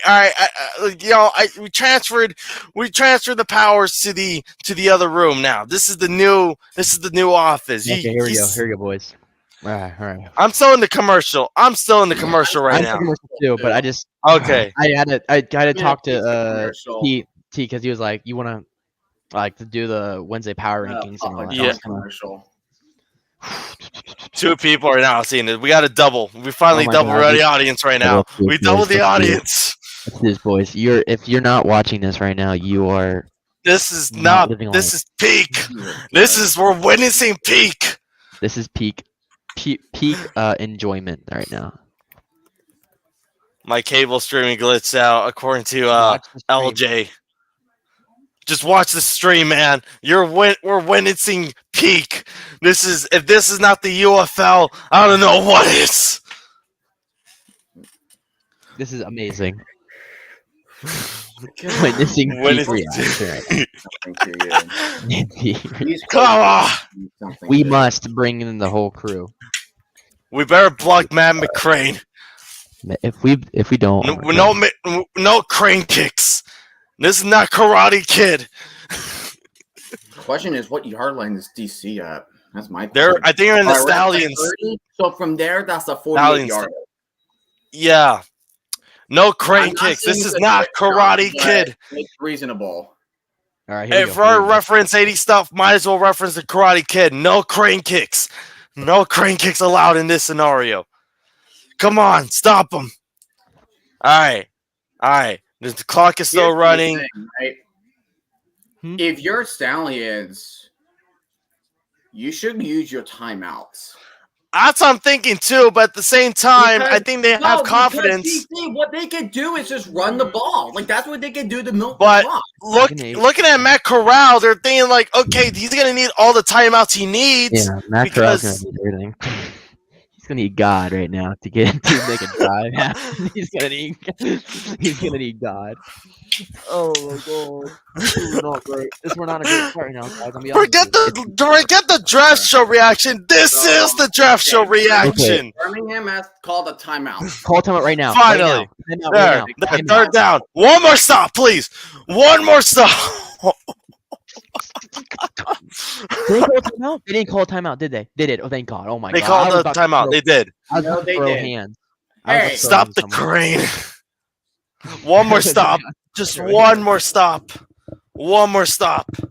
Oh no. Oh no. Great. Well, speaking of cats, guess who arrived? What? Who arrived? Who? What arrived? My cat. Lightning knows about this. Your cat knows about it now. Oh God. Here we go. Here we go, boys. He knows. Oh my God. You know what? My cat's probably good luck. I hope McCrane. You know what? I hope he makes. I'm serious. Come on. I want the Stallions have to win. This is a game they have to win. They really don't have to win it, but they gotta win it. They gotta win it for pride. This We is. cannot He be. jumped. They're trying to expect them to jump. That's a false start. Is that false start? There. 39. It's gonna be 39. Come on. Come on. No, One more sack. If we get a sack, this would be perfect. If we get a sack, that's all we need. Our 20 fans were able to make you false start. How did Jesse jumped and it wasn't out. we had 20 The shirtless guys did it. The shirtless guys did it. They're distracted by the shirtless guys. The shirtless guys. Oh my God, they must be turned. I'm kidding. Oh my God, here we go. Here we go. 39. 39. One more stall. Here we go. This is turning into mayhem right now. Run it, Jordan. Oh. Don't wait. Don't tell us. No, don't tell us. Giannick, what are you doing? Oh, yes. No, Get don't the tell kicking me. unit. We need a kicking unit. Time Oh, out. we got smacked. Time out. Oh my God. That man. He took the Go hit. to the blue tent right now. You're a tough guy, Tamu. Tough guy. Okay, at least it was to the chest. It was in the head. I mean that. I know it's Yeah. That was 4th and 1. Now Birmingham has one timeout left. Block this kick. We need to block this kick. It looked like from it they were going for it. I was like, what Oh. are you doing? Block this kick. Block this kick. All I'm saying is that all we have to do. Hey, remember, all we have to do is if they make the field goal, all we have to do is right after the 4-yard line and then use the field goal itself. Not a bad spot. We got a minute to move. We got a minute with. I know, but I prefer to miss, especially it's raining right now, so we might get a Blair Walsh. I know. Don't say Here we go. Don't say anything. Don't let us. No expression. Oh, here we go. Do not make an expression. I know you're gonna make one. Oh my God, he made it. He made it. Son of a bitch. Come on, Matt Corral. Coming clutch. Golden Corral. Corral needs. You guys, Golden Corral. no matter what the results are, I wish you a good game. All right. I wish you a good game. Hold up. I need my Golden Corral. I need a. Come on. I need to pray. I need to pray to my golden. Yeah. There we go. I need to pray to my Golden Corral right now. Hold on. There it is. Matt Corral. Matt Corral, you are. Matt Corral. Say us. Please say what's Matt Corral. Here's the thing. No, here's the thing, right? If the Stallions get a good kickoff return, we're done. Let's see. We need the return. We need the return on investments. I want to refund him. Matt Corral. You hear me? Save us, Matt Corral. Hold up. This is what I would do. I posted. This is hilarious. You're 17. This is a really close game. I thought DC were gonna get freaking trampled, but we are, I guess. Please save. Okay. Okay, you know, I'll see it at the end because this is too. Okay. Oh my God. That's okay. I'll take it. Here we go. Let's kick off. All right, good. That's decent. That's pretty decent. I'm okay. 59 Oh, seconds. Matt Corral. That's we have 20 yards, guys. 20 yards at least. 30 yards will be a whole lot better. 30 if we get 30. 30 would be great. Yeah, of course. 30 would be great. 20 Matt yards. Corral. If you're yours. But we get a first down, at least it stops the clock. If it stops, at least if we get a first down, it stops the clock a bit. And remember, we have one timeout left. One timeout, and there's a minute. There's 59 We need to seconds get left. first down. Just keep getting Plenty of first. time. Just keep getting first. Just keep getting first. Just keep getting first. This is getting insane. This We'll is see. this is peak entertainment right now, boys and girls. If you're watching, you see, like he just got like, please save me. Yes! Yes! Yes! Yes! Go on! Let's go! Okay. Please be private. Go! Okay. First down. They might want to. They want to challenge that first down. Wait. Wait. Don't say a word. Do not say a word. Do not show an expression. I must see this myself.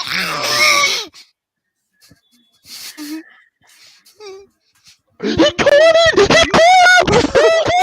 Sorry, I didn't mean to do The that. power of stallion football, baby! The power of stallion football! I'm so sorry. I didn't mean to do that to you guys. Oh my god. We're just run the ball. Just run the ball. Just run it. Wait. How far are we? Wait, how far are we actually? actually? Does this guy want it? What side does he want to kick the ball? That's my question. That's my Because question. Ahmed, this is it. Ahmed, man. Where are we at? Where are we? We're at the 35. We're at the 35. We're gonna call the final timeout though. Yes. Hold up.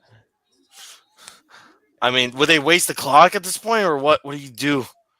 Oh my god, this might be clutch, boys and girls. This might be a clutch Don't time. Matt Corral, Ahmed, if you hear us, Ahmed. You have the power. You have the number of a legend. All right, you have the power of the legend. You better put that respect on that number. Well, that's why Oh my god. Amari Rogers, you are GOAT. They got 19 seconds. They got a couple seconds back from the timeout. I'm assuming they're gonna run the clock, and then they'll try to like 6-yarder. That's very doable for. Wait. Are they checking out if he was in? DC 28. They're on the DC 28. I'm thinking if they do it incomplete, I'm assuming they're gonna try to. Or Birmingham. They're gonna try do their best to drain the clock. DC's probably holding that time. I think DC's holding that time out to probably ice the kicker. So we'll see how that goes. Oh my god, here we go. Don't let the middle wide open, guys. Don't let the middle get open. I'm literally squatting right now. Oh, good. Wait. No. Don't say it. Why are we in shotgun? Why are we in shotgun? Oh, that was close. What are we doing? 3rd and 3. Should you kick the field goal now? Great job. Should you kick? Why No, did you we can't throw because the ball? remember the clock fully stops within 2 minutes. Yeah, I know. Still, but I mean, do you trust Jordan Teamu? Do you trust? I don't know. Oh, my thing is that why the heck did we just not run the ball? I know we could have just range. like do the whole thing, but I mean, literally, that's a fireable. Throwing a deep pass. And, what are we doing? That was close. That was close. Here we go. It's 9 seconds left. Okay, no one show any emotion. No one show any.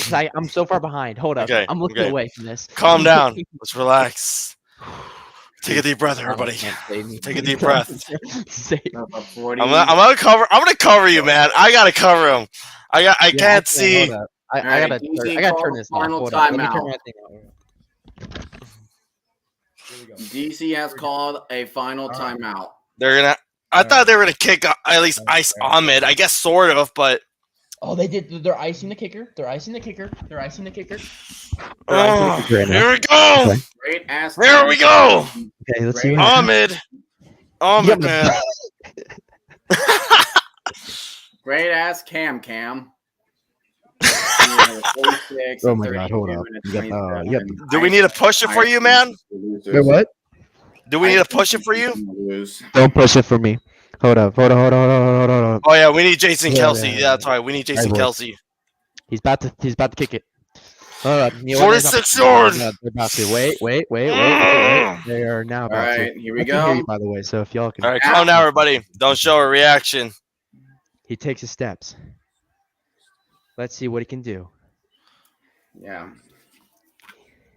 4 seconds left. Snaps it good hold. All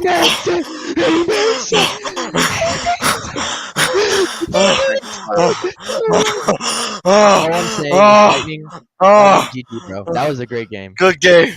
Good game. Lightning, that was nice. I'm on the floor right now. But I'm on the floor. yeah, very so very unlikely. I'm so sorry for you, bro. Forget the draft reaction. This is the reaction. This is the reaction. Well, boys, GG's. I'm in.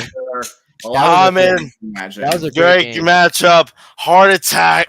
First ever really close game of the UFL season for the Stallions. I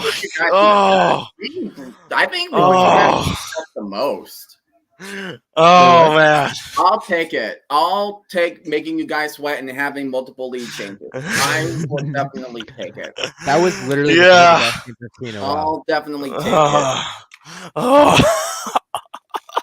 think what the Stallions may do, is do like a squid kick. I would do that if I was. Yeah. I don't know. We'll see what happens with this return. Let's see what happens. 4 seconds left. I will say that. Let's see this, boys. This is big right here. This is it. Final play. If they return it, they're not gonna have enough time. They have to go for a touchdown. Way fucking deep inside the 10. Ahmed, you better kick it deep. Kick it deep, bud. All right, hold on. I turned off all his things. Hold on, let me see. And he kicks it. That's game. Kicks it. Wait. Starts from 10. Okay, there it is. 20. Gets to 30. Now they're out of time. And he gets tackled. And it's so good. Sorry. GG. Well. Awesome. How do you feel next week?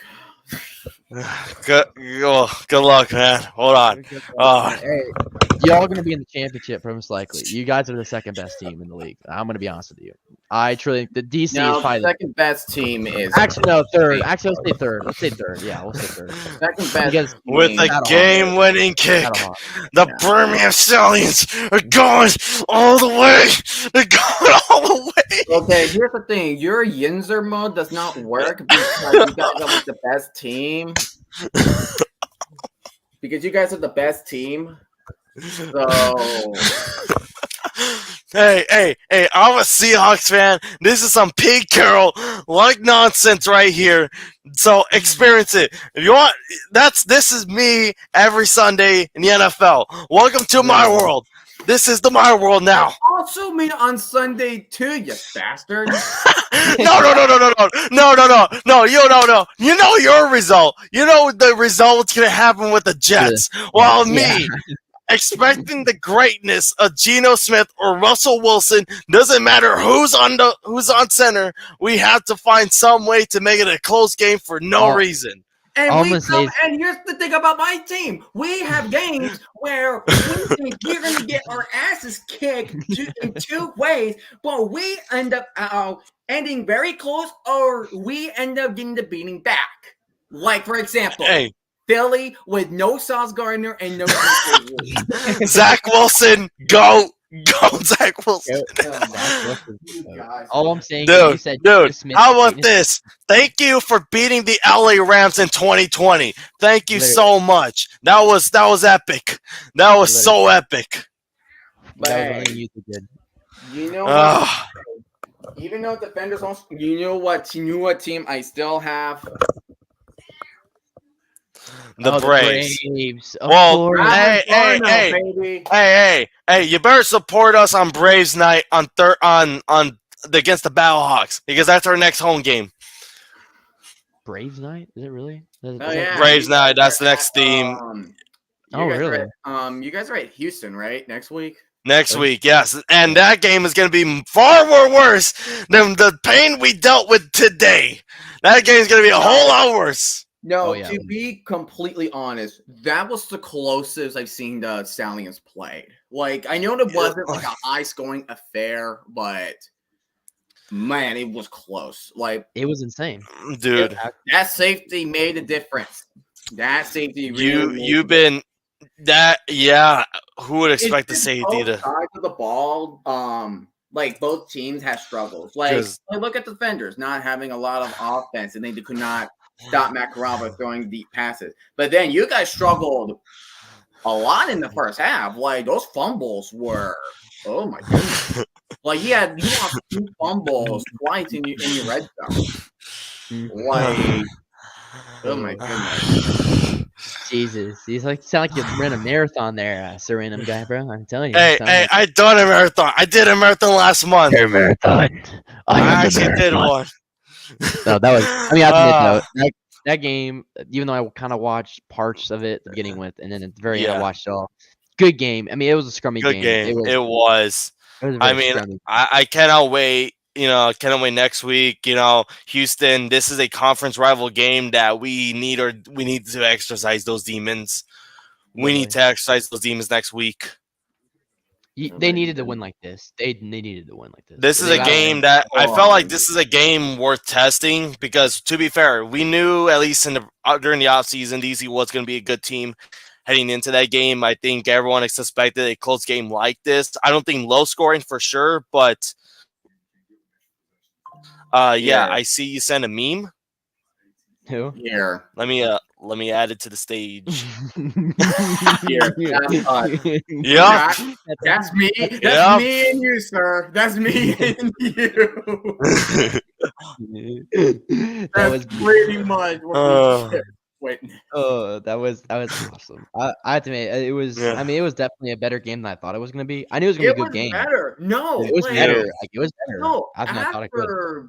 After Arlington, I thought we're going to get our asses kicked. I thought Jordan Tiamu was going to experience PTSD, but yeah, Sir Random, like Sir freaking he sent me a message like, "Hey, are you ready to find Jordan Tiamu service?" And I said, mentally, yes. I was so confident for the Stallions defense to destroy whatever offense. I know we lost. But one thing that we did do this year that no other team has done so far, we made you sweat. Yes. We made you guys sweat. I thought next week we're going to sweat a lot. I mean, we are, but Houston's a trap game. Here against St. Louis. Oh my Lord. I am going to hate next week because we know what's happening. We experienced both times when we faced the Houston Gamblers / Roughnecks. We know what happens. And I'm not ready for the bulletin material because we know what's happening. Imagine us getting Orlando Guardian or DC Defender last year. Oh man, dude! If you guys, I don't know, lose to the Roughnecks, boy, oh boy! Dude. Oh my god, I'm so much cry. You like Houston you with the Defenders and Guardians.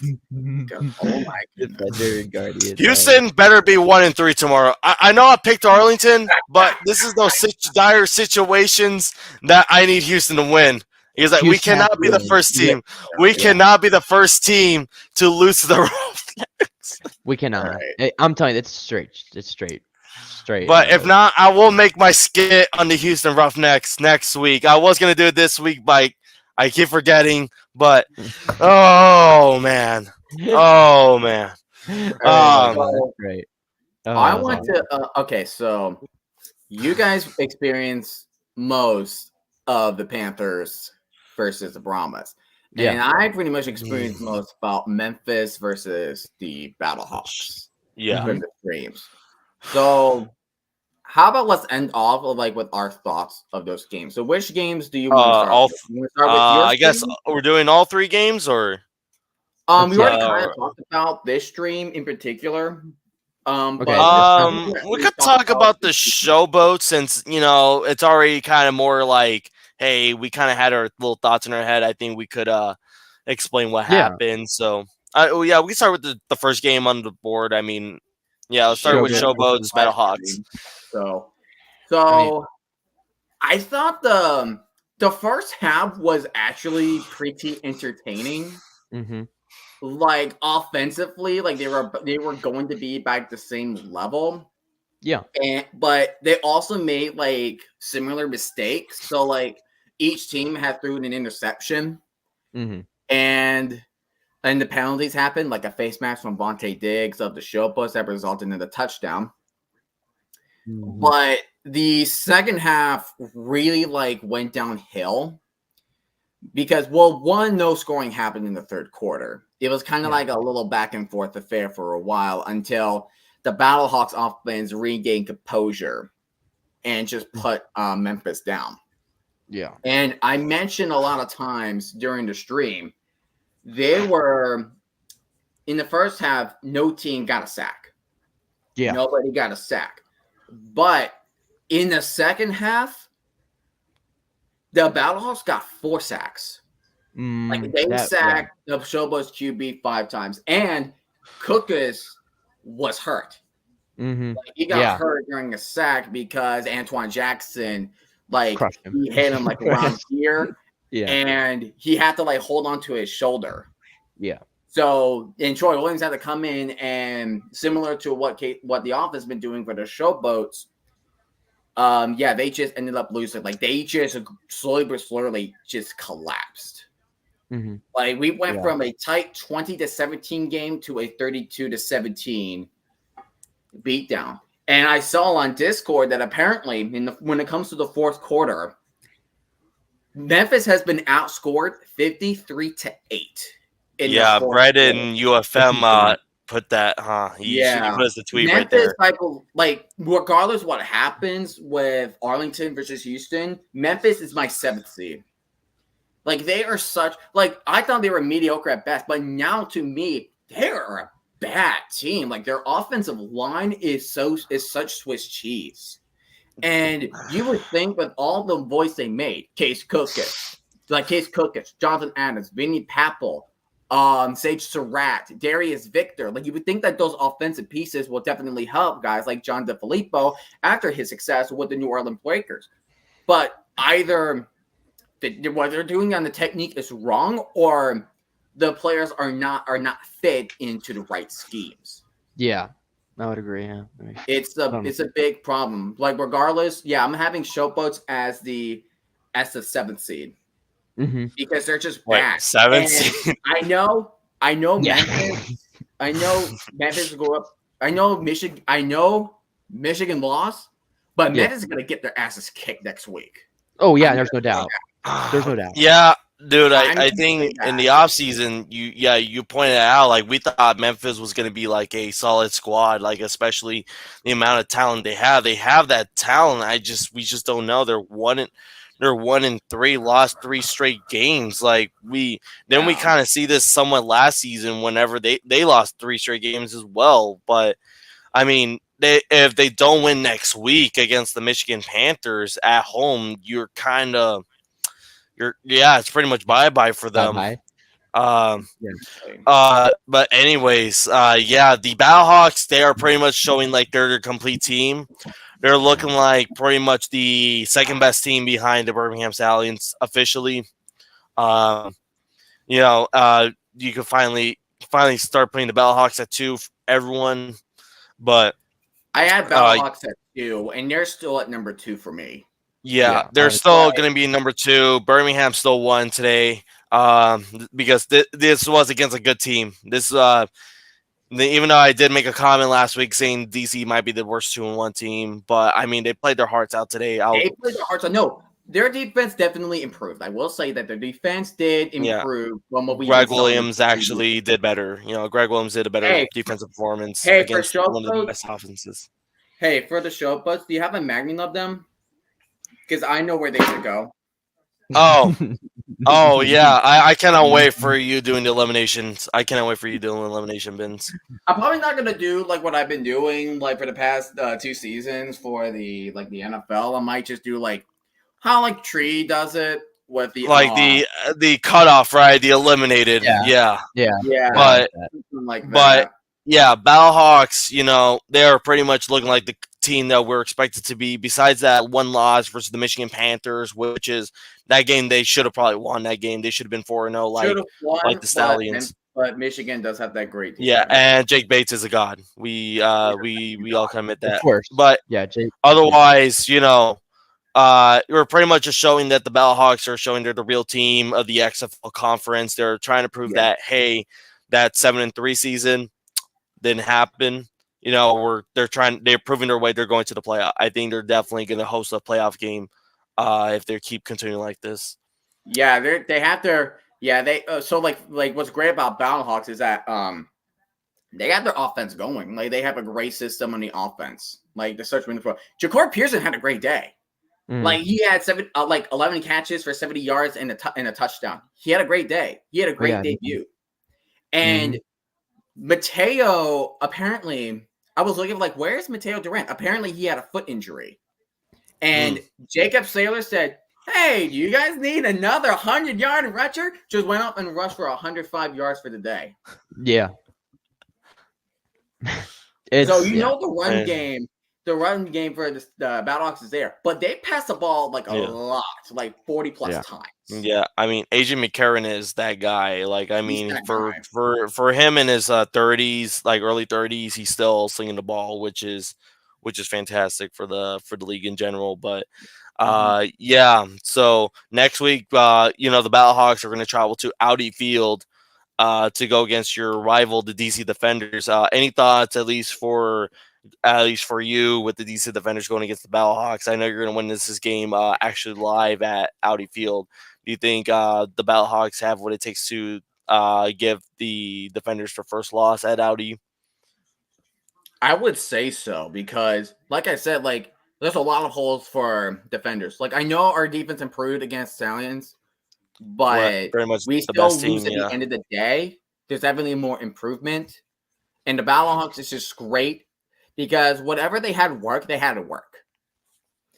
and it's just like the Battlehawks. Like that's why I picked the Battlehawks because I know it's a tough opponent. I know it's going to be a great game to watch.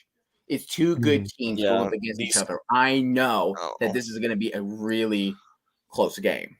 I think even when they met in the XFL 2020, I feel like those games were pretty much rough. This is kind of like an AFC North like territory right here, like a Ravens Steelers game. Yeah, I think that's like the best equivalency to the Battlehawks. Yes, the Defenders swept them last season, but like pretty much both times those games were very competitive, very close. I mean, these are going to be the two hottest teams currently at the moment. Yeah, your Defenders are 2-2, but hey, like the Defenders are going to put up a fight next week at Audi. I expect that beer sink to be roaring going ahead to that game. So it could be a trap game for the Battlehawks. That's all we know. So for both teams, man, it's going to be a trap game for both teams. Excuse me. Yeah, and then up next, what?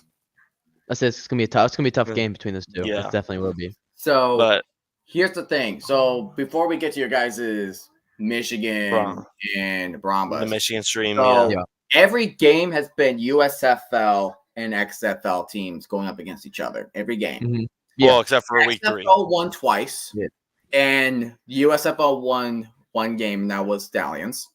So no, USFL won 2 games. Remember, Michigan. XFL won twice. Battlehawks won. Brahmas won. Wait, what? Oh, so you're talking about today, or you're talking about? You're talking about today. Oh, sorry. Sorry, I thought you meant overall record. I thought you meant not overall record. I'm talking about week 4 in general because all those games was XFL versus USFL. Yeah. So right now the record, I believe, is it's 3-3. 4 for XFL, 3 for USFL. Wait, on. So we had these Roughnecks to tie the record. We have Stallions, Renegades. Well, we had Stallions, Renegades. Stallions, Renegades week 1. And then we had Michigan. They were 1-1. 2-0 for the USFL side. And then the following week we had Showboats and Brahmas. Brahmas won that one. And then the Defenders won the Roughnecks game. So they're 2-2. That was 2-2. And then the following week, week 3, that was just all USFL versus USFL and XFL versus XFL. So, and then today we're now 1 in USFL, 1 XFL again. So we're 3-3. And so yes, Houston is going to be the tiebreaker. It's a tiebreaker. Houston or Arlington is going to be the tiebreaker, at least for this week so far. We'll see. We'll see what happens there. So I didn't really see like a lot of the first half. So tell me about what you guys. Tell me what your guys' thoughts during your guys' show. Dormady had himself a pretty decent game for that first half. He was actually throwing darts.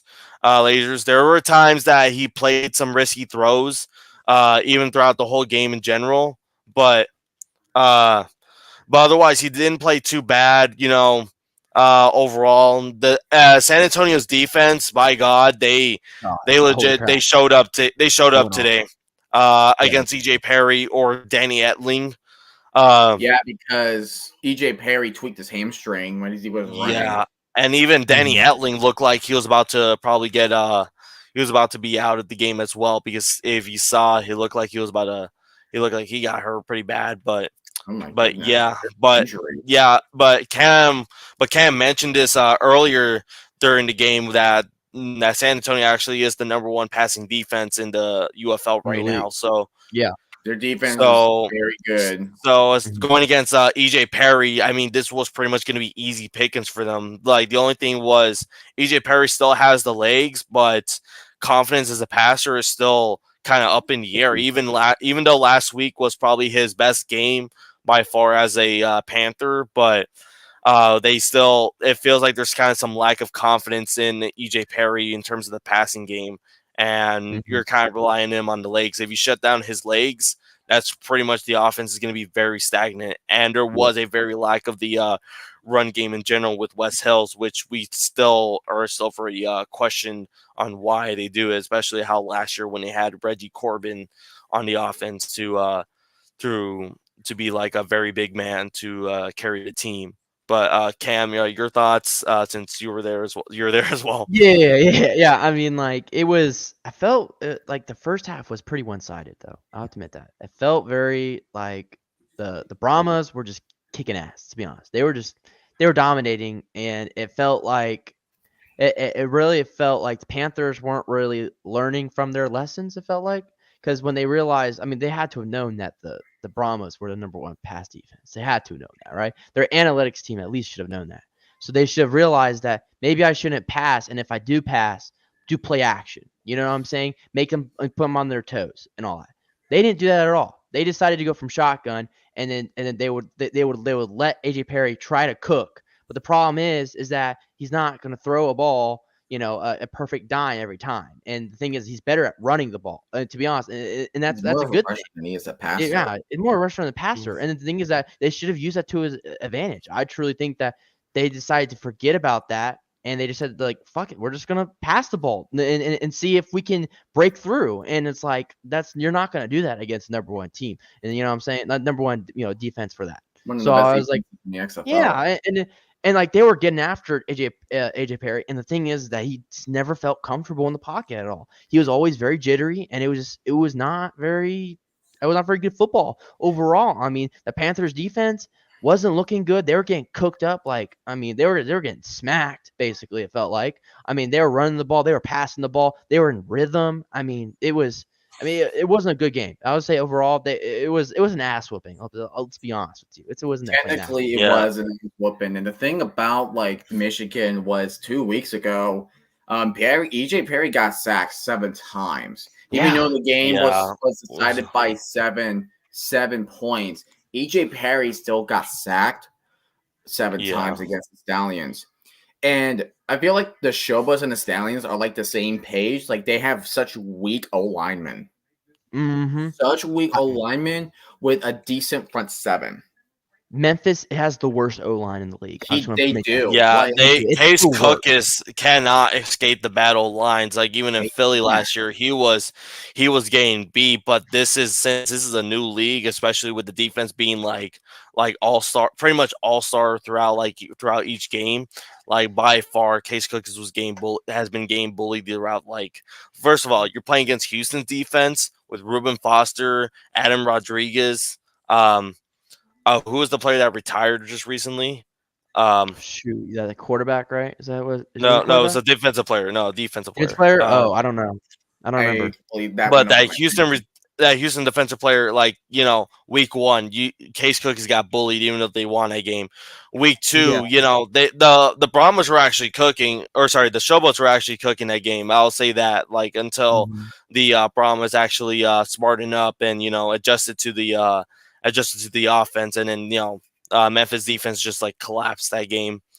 And then week 3, against the Stallions, we just saw like Case Cookis just looked like he was about to have a season-ending injury throughout each sack, even though his durability is just 99.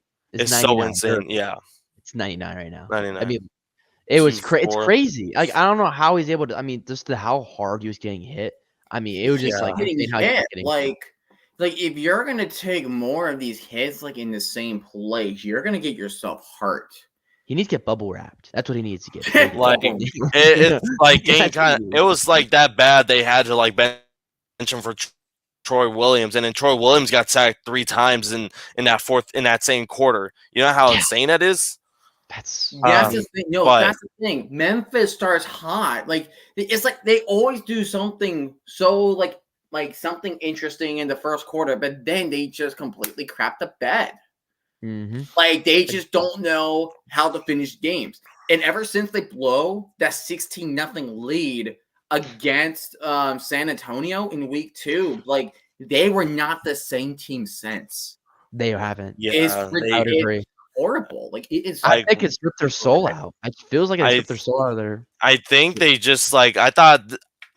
Because it's just those games. I feel like there's just gonna be a game you're just like knowing that's like, yeah, I felt like because thinking about like Super Bowl 49. Yes, I'm gonna mention this as Seahawks game. Yes, it is terrible, but that game just felt like that was the end of the that was kind of the near of the Legion of Boom era. You could tell that was kind of like I think that's kind of like in that similar route too with the Memphis Showboats. Like this game was like even the week 2 game this season was supposed to be like this is the revenge squad.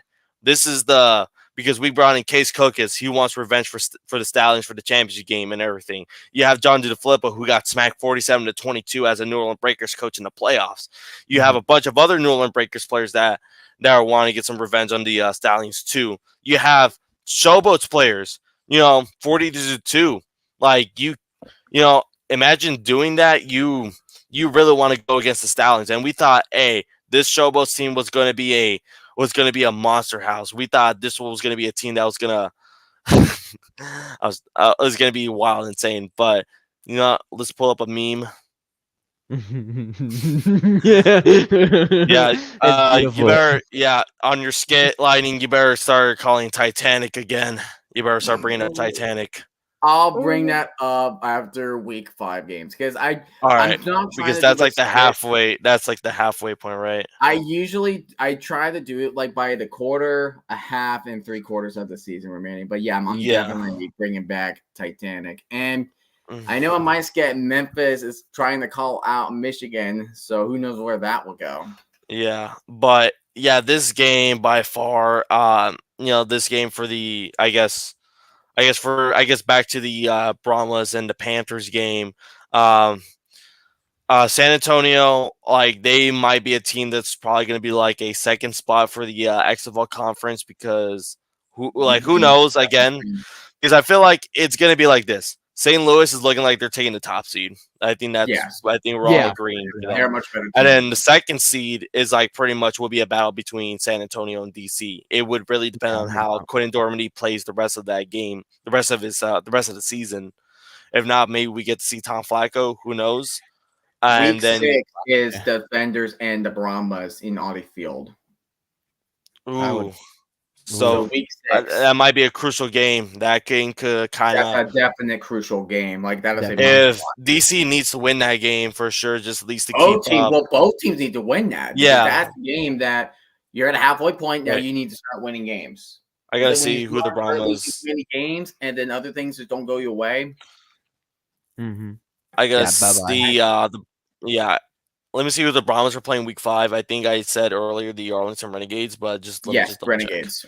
Renegades. And that's also going to be it's also going to be a doubleheader of that game. Them and the Roughnecks Stallions game, which actually I am going to have the Stallions game for the regional coverage. Yeah, I'm actually going to have Stallions Roughnecks. So we are going to do a second of the 3 regional coverage weeks. The other one that we're going to see is actually going to be in week 9. Yeah, okay. And I think Zach McAdoo pointed it out the potential reason why I guess the Coke 600 will be on Fox, so that's probably why there's going to be simultations in week 9. So So I'm assuming there's probably NASCAR. It's probably like a NASCAR reason than anything. Yeah, definitely has to be. But schedule complications, which is one of the reasons why the UFL did not want to get NBC to have the television deals, because there were so many complications, especially like the upcoming, like, I don't know, maybe the Olympics, but I think it will be like much. Oh yeah, the Olympics was but you're was probably a gonna pretty get big like one. the U.S. track and field championships, like you get all these like Olympic championships. Yeah.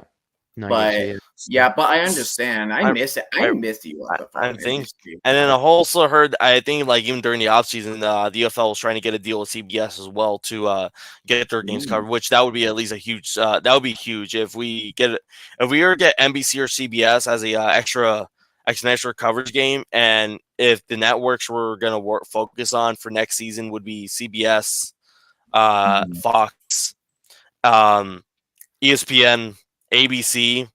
I think those would be golden. At least it would be golden from there, because otherwise, like the 1980 USFL. Yeah, I think. I mean, as long as they don't push us to the fall, we're good. Speaking of which. Football. Yeah. I was listening. You mentioned that. It's a great football book. For a book. Like, I just started reading this. Like, I got this as a birthday gift, and it's amazing. It's such an amazing book. I only read the first chapter, but like the origins was very interesting. So you guys know that Donald Trump did not become an owner of the USFL until 1984 with the Generals. Yeah.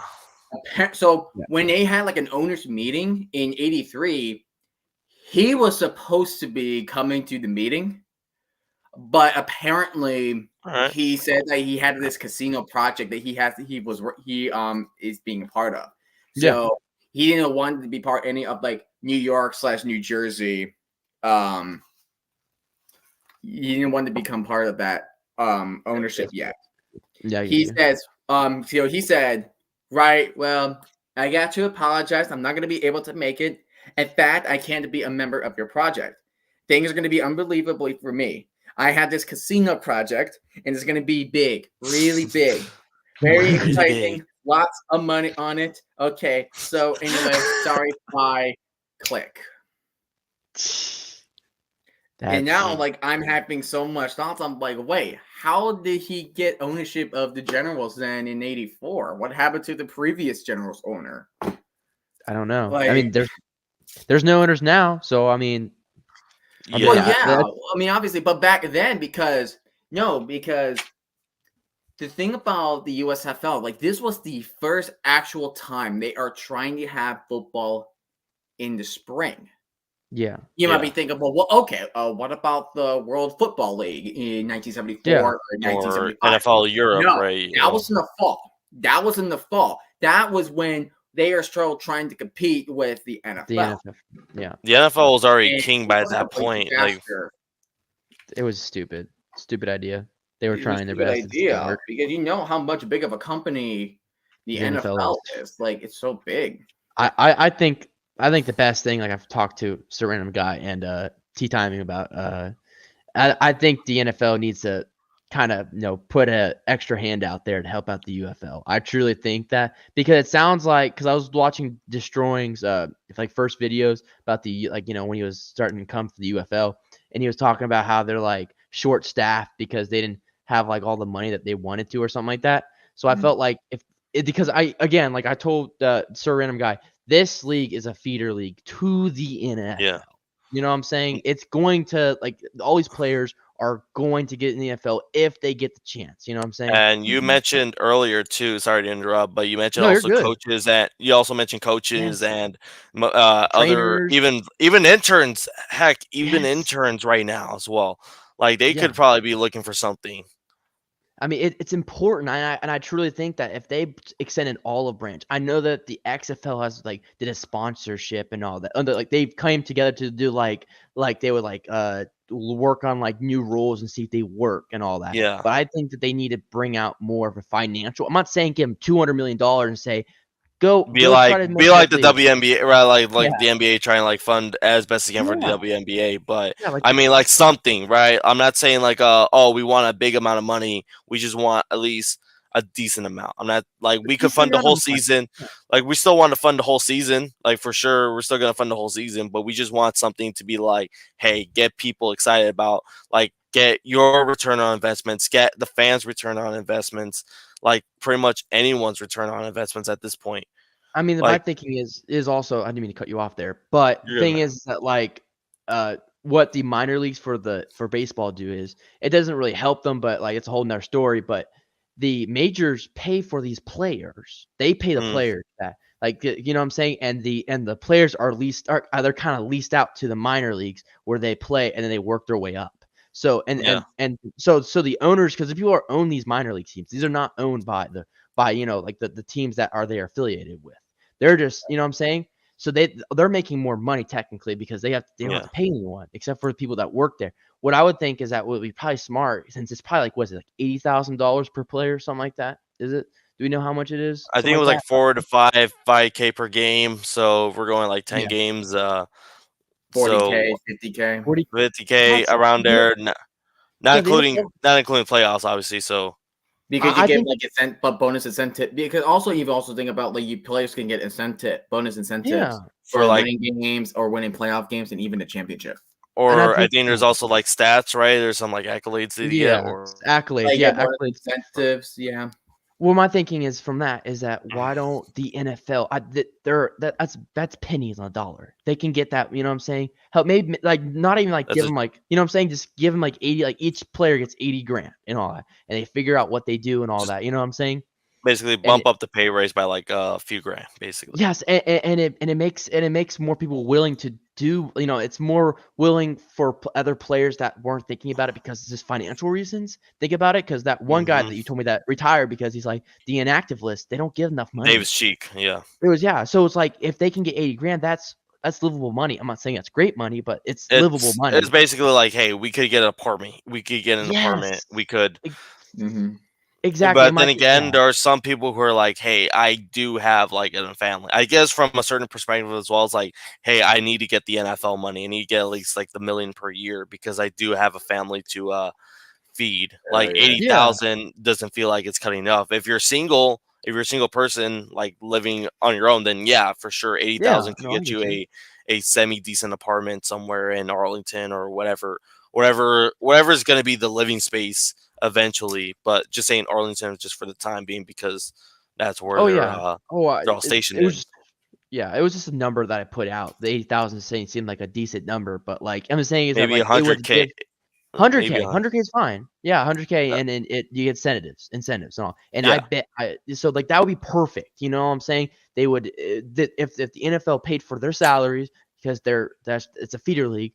Then I mean they could really, the UFL could use their money and spend it into making their facilities a lot better and making sure that whatever they do is more first class than it already is. Because I bet you $10 it's not first class, and I understand it. You know, it's a basic. It's a minor league, like it's a minor league league. I'll be honest with you. You know, like I hate to say that, and I love football, but like this is what it's turned. It's what it's going to turn into. This is not only that. Well, go ahead. Sorry. No, you're good. No, I was done. Yeah, but another thing I think we could also do is more like give practice squad players an option after the preseason. Think about it, because like preseason, like even for the USFL, I guess the one problem I like at least having was the later scheduled date was pretty much is just like, oh, you have a month left to all right, like, well, I know you have the preseason, but like you're barely gonna be there for like a month on the roster, but it just didn't feel like you're really gonna have that much time, especially even Alex Magoo during the preseason. He didn't really get much film. He didn't really get much playing time. Like first game, it was just barely like the last like couple drives, and the second game, obviously they had to cut it out because a player got hurt. No, fortunate for that one. And then the third game, again, they didn't really do Alex Magoo that much. You know, congrats to him still being in the Green Bay Packers for another season, but you know, it's still pretty bad. But I feel like they could give practice players an option like, hey, you want to be on the practice squad, you know, still make your money here and there, or you want to at least try to compete, at least show us a little more film because we still like you, but we just need to see more film. So maybe this upcoming spring, you want to practice with the Birmingham Stallions, you want to practice with the DC Defenders, going right ahead. we're not going to stop you. We'll terminate your contract, obviously, and then you go ahead and sign with the UFL team, so you at least have the financial benefits and everything. I agree with that. I mean, what do you think about that, Lightning? I'm not much of a financial guy, but yeah. I feel player opportunity sense, I guess, and more than a player opportunities. Yeah.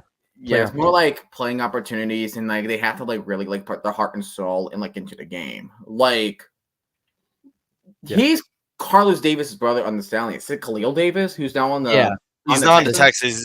He had a solid season for what it is. Yeah.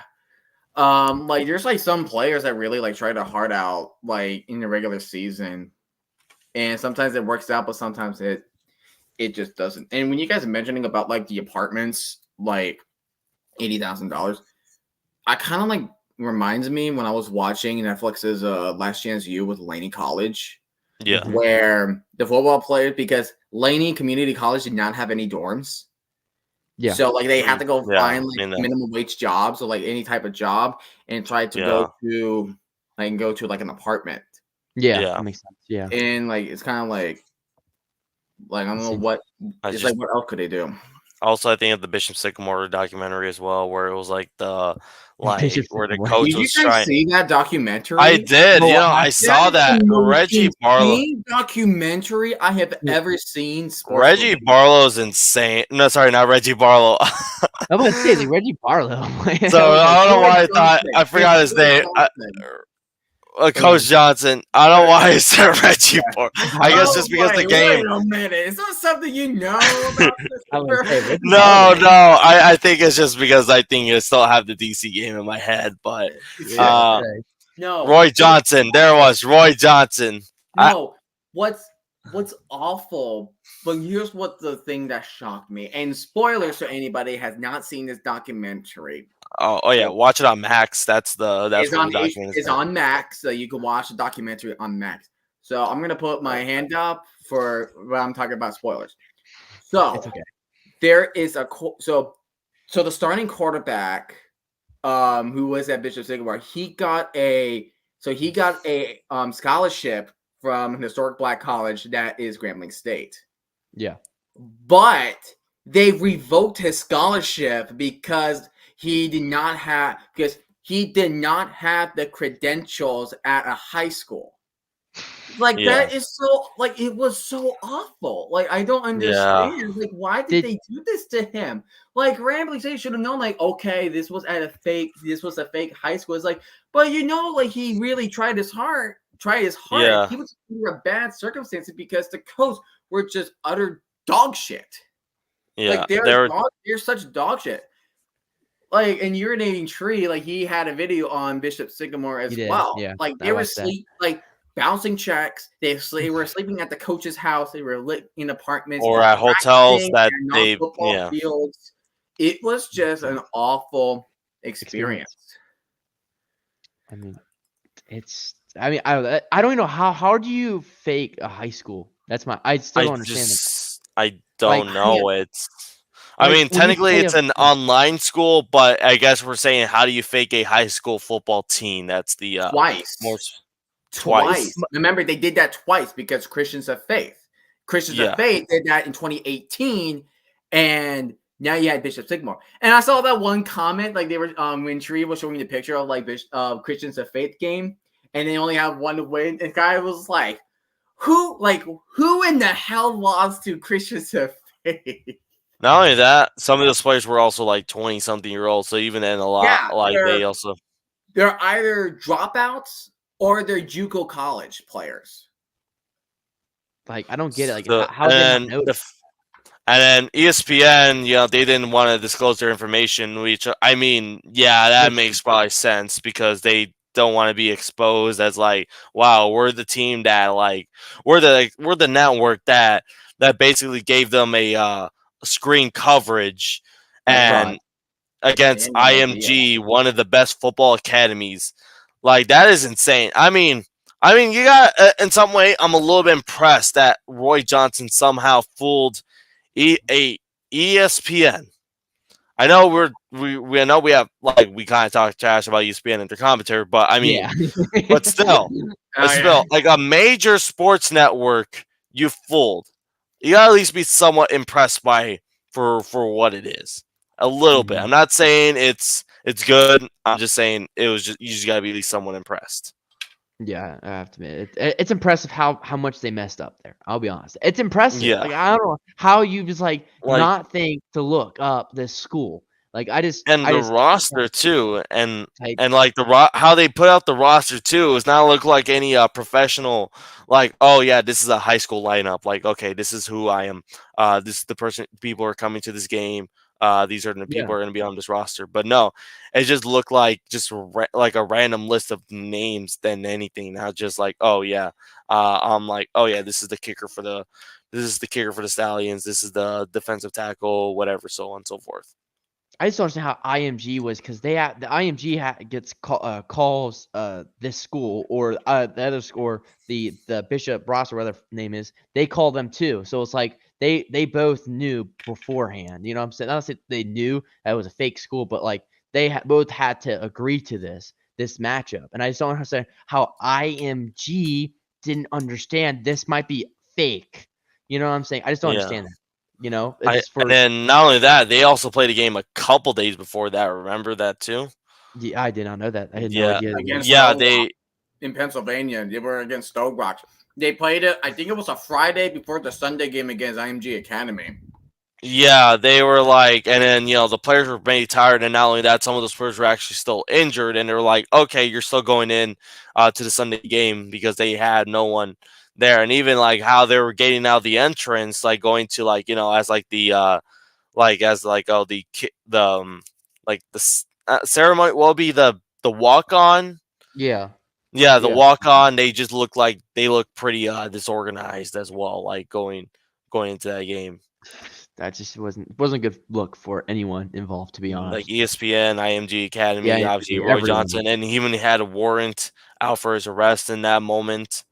I guess during the game too, but yeah, it's very shocking for what that was. That is overall, yeah, Bishop Sycamore honestly somehow pulled it off, which you're impressed, but also you gotta be like you're very mad about that whole situation. Just seeing how someone got fired. Yeah, someone got fired. I mean, there's no doubt. Someone at ESPN did get fired for this, and I bet you someone at IMG got let go from this. They had someone did. Someone had to, because it's just too much of a mess up for what I'm saying, that everyone's okay with. Unless but I don't know.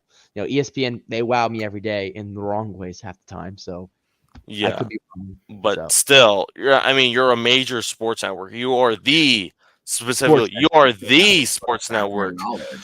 Like you should know. Like I don't care. You have Fox Sports. I don't care. You have CBS Sports. I don't care. You have NBC Sports. Nah, you are the main one. You are the main one. Whenever think about sports, ESPN is that top dog. I don't care if how bad it's been lately. You are still the top dog no matter what. So I don't know what happened there, but that was just pretty bad. Pretty bad. It was pretty bad. Yeah. Anyways, on back to the UFL, just to kind of end things on a somewhat lighter note, just a little lighter note. Overall, these three games, they were still pretty good. We're still, the quality has been still great.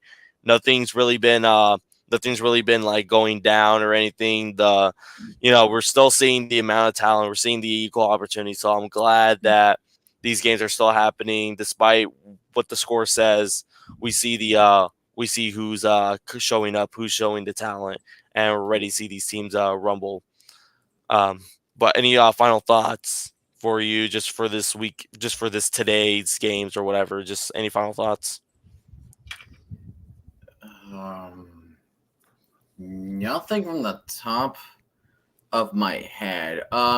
So So Thursday, we're all gonna be part of this this draft show, Yes. right? Yes, Yeah. I guess 10 people. I guess I'm like 10 people. I believe so. I could be wrong, but I'll This let is you gonna know. be a catastrophe. I can already tell. That's gonna be a crazy mess. Oh my It's like god! one slightly bad pig. All 9 people's gonna put fun on one person. It's gonna be great. I know because obviously I'm the host. Then you have you, Cam. We have like you, Justin. We have Gavin should be coming in, so that's a 4th person. We have Trevor gonna be coming in on Thursday. I don't remember if he's gonna be late or not, but Yeah. Trevor's gonna be coming in. We have Brandon's gonna be coming in from TeeTimeReports as well. This is gonna be his first stream, his first time on the show. So I'm glad. I'm so happy to see that. See him on board. That's so far what 5 people, 6 people.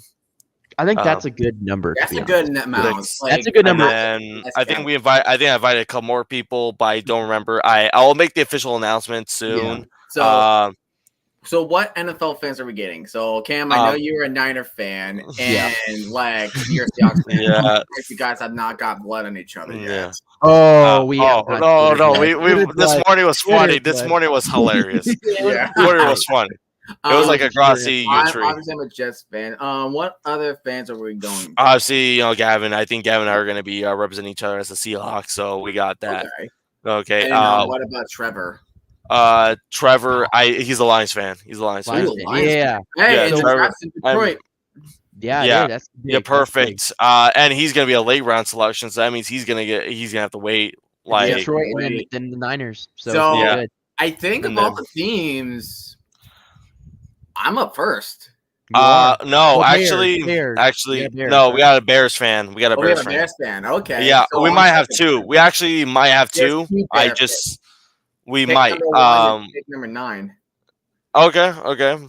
We'll see what happens. But we may have a Bears fan coming into the show on Thursday, but we know for sure Brandon's coming in. He's a Bears fan, so we'll see. Praise the Chicago gods. We must praise for the memes. The Chicago gods.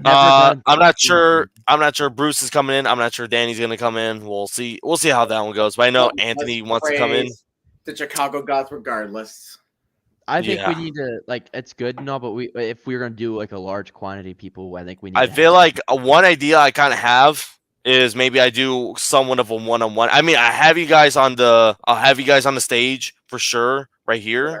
But I think one idea I'm thinking about, maybe I get like a few people, like 4 people per pick. We'll see how it goes. I just want to see what could transpire. I mean, a large group of people would be very interesting and fun to watch but I feel like it's also like how to control it, because I mean, I think 3 or 4 people would be, is great to should be great to manage, but we'll see.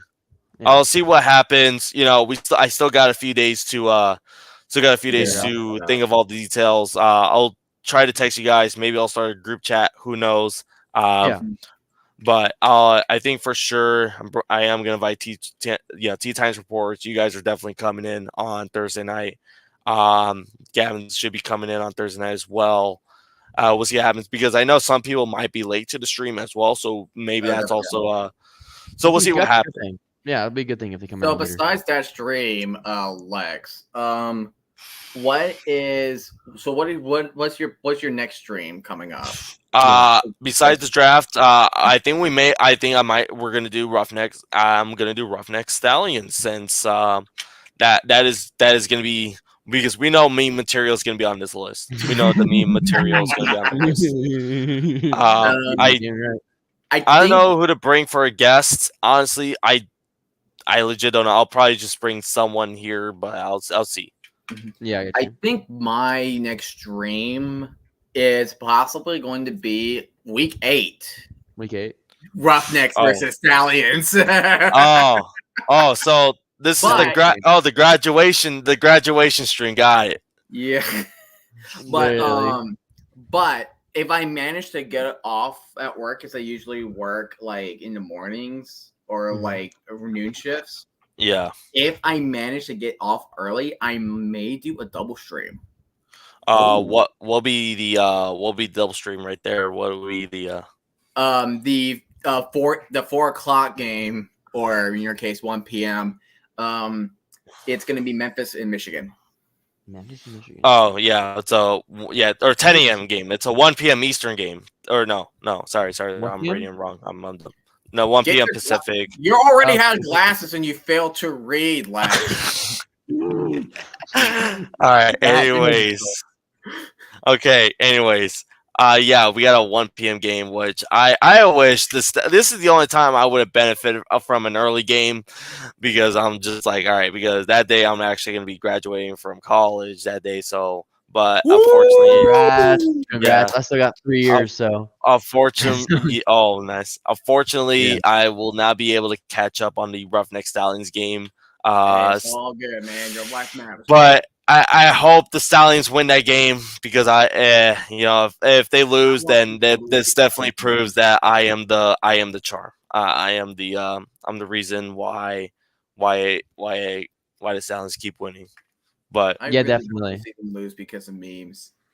the meme value, it'd be hilarious. No, But it's just anyway, because how many games they lost like since 2022 season 3? what? And Which- two of them were in Houston, right?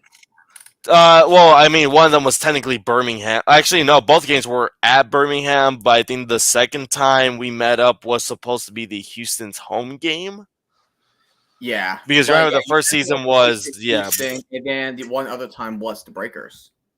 Yeah, I think we lost all 3 times at Birmingham, actually. So, Dang. yeah, because obviously the first season was because it was the all USFL games were in Birmingham game, except for the Mhm. playoffs, of course.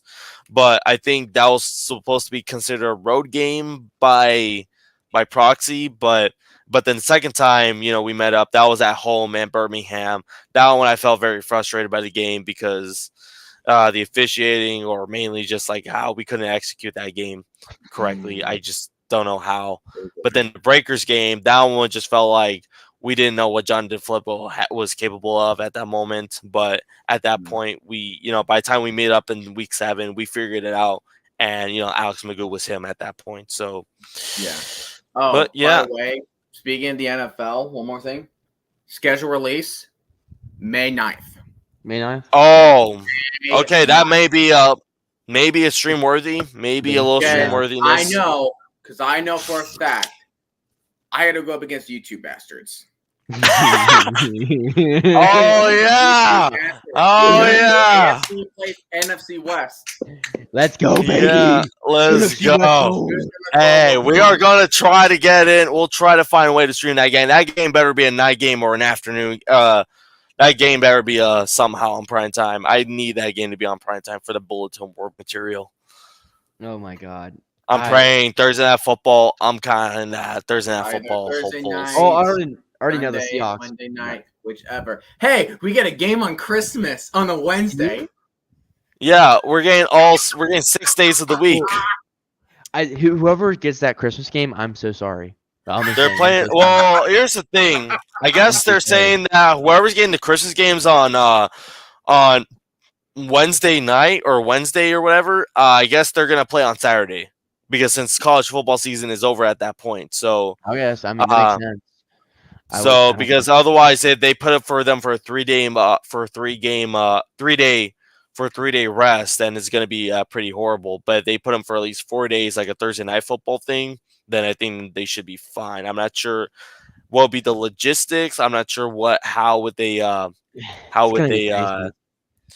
yeah, I mean, another option is them putting a game on a Friday. Maybe they put a Friday. Yeah. I mean, we're getting the Black Friday game for sure, but I'm just saying, if we're doing a Christmas game, I think you at least got to put at least like a game on a Friday just to have the rest, rest. But I think Tuesday, Wednesday is not like it's like one of those like those it shouldn't be unless if it's like a Monday night game that's like, oh, they had to push it to Tuesday. Yeah, that's fine. But any other scenario, it just feels like that's just gonna lead to some disaster. It's just wrong. Thursday enough is already because it's not really good football. Thursday night football. Let's be honest. I love Thursday night football. It's just never really good because it's just a lack of lack of rest. But But also the teams they choose every time the matchup. It's like always like the week 2 matchup is always like all right. The week 2 matchup is great, but then the rest of these matchups are pretty much just like potentials. That's it. They're like okay, it could potentially be good.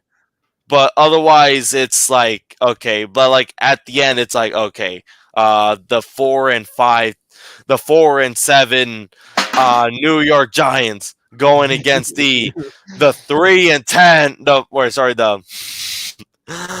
4-7, the 1-10 Commanders.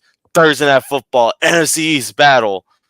Man, it's insane. Hey, against you guys. If we are not doing well, then I'm gonna take you 2 teams with me. No. 2022 proved that we could still be alive in week 17. This year is our last. This is our last dance, or we're gonna go into a big rebuild. That's gonna have to happen. Don't know what is like your idea, because it's like okay, you paid a lot of players at this point. You're gonna have to pay pretty much like after the season. 40, like it's gonna be so basically what's gonna happen is that what we're gonna do is we're gonna try to pay Purdy, but we are losing everyone else basically. I mean, except for Bosa, maybe money by your cap space. Like now, you guys lost Eric Armstead. Although like we like hit for his production, it wasn't worth $20 million. We were getting 6 games out of him. Was he elite when he played? Yes, but the problem was he never played. So your best ability is availability. Yeah. And we were going to pay him $20 million. And when we asked him to get $6 million, of course he said, "Screw you guys. I played for you for 10 years.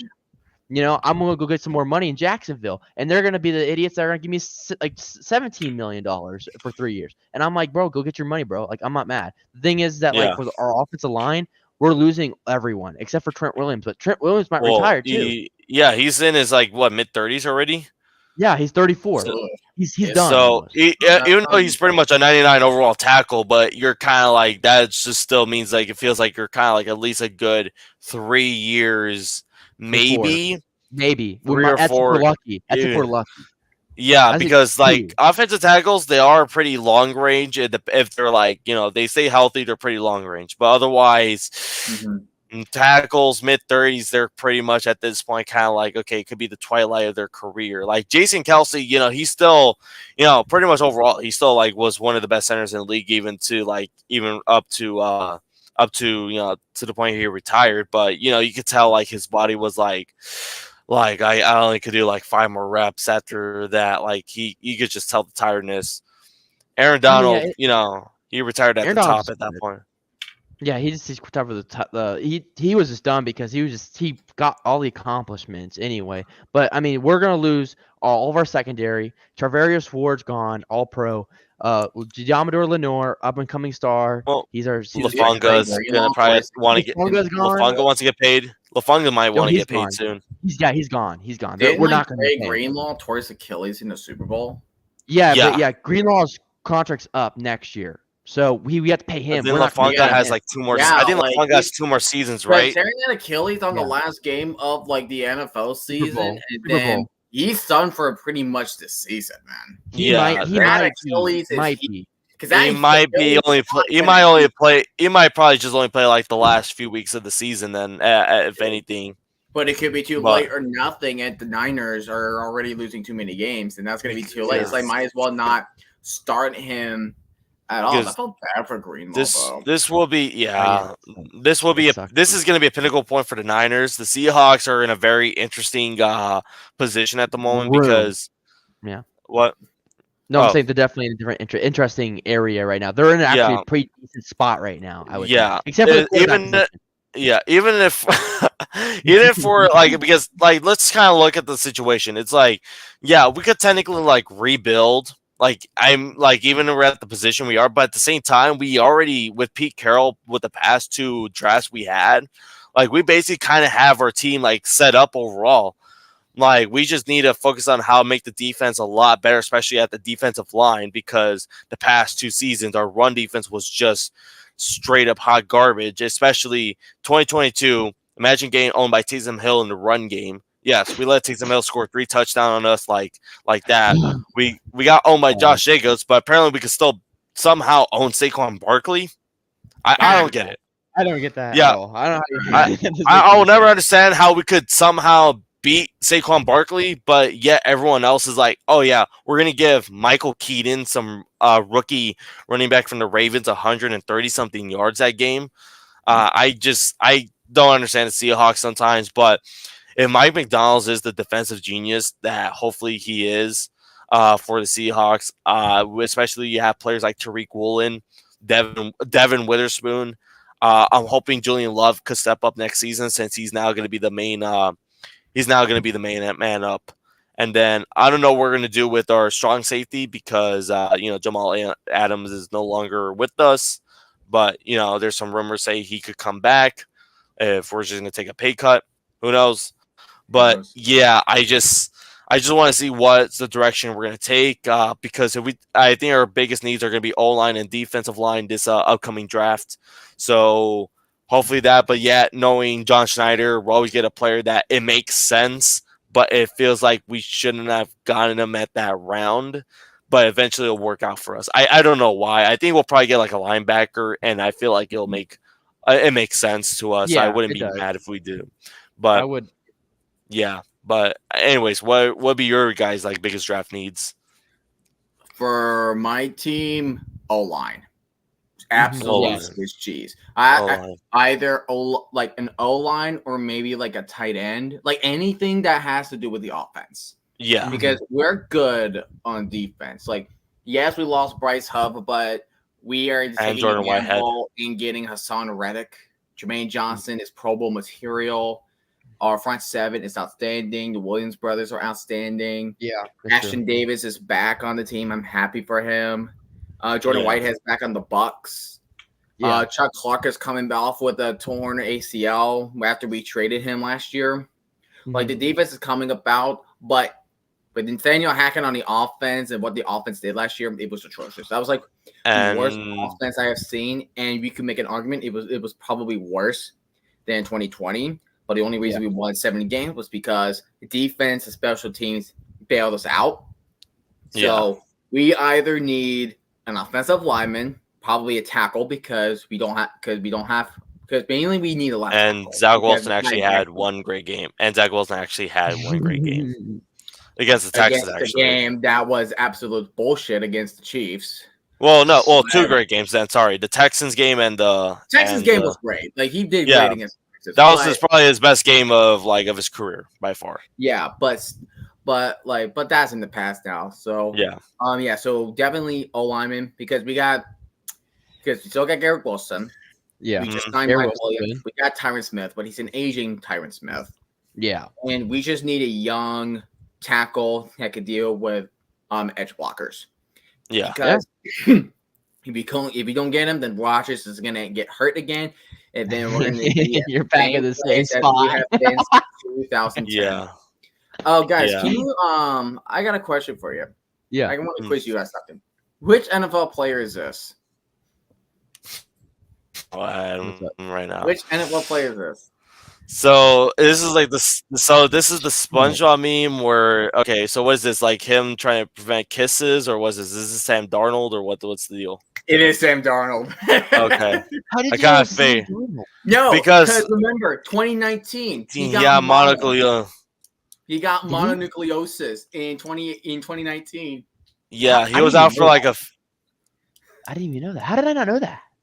What? It was like everywhere. It was everywhere. Man. Are you kidding me? You never knew that? Okay, next thing you're gonna tell me you did not know about the ghosting. Next thing you're gonna tell me you're not know about the ghosting. I've seen ghosts. That happened the same year too. The seeing ghost part. No, the thing is that the sad is that he's on my team last year. That's a sucks. It's like, how did I not know that? I don't know. All I know is I knew the ghosting part. That was a meme city though. That was meme city. But you never knew mono, dude. Dude, that was like that was the pre-Zach Wilson. That was pre-Zach Wilson era right there. This was before Zach Wilson became a meme. Before Zach Wilson had that dog in him, bro.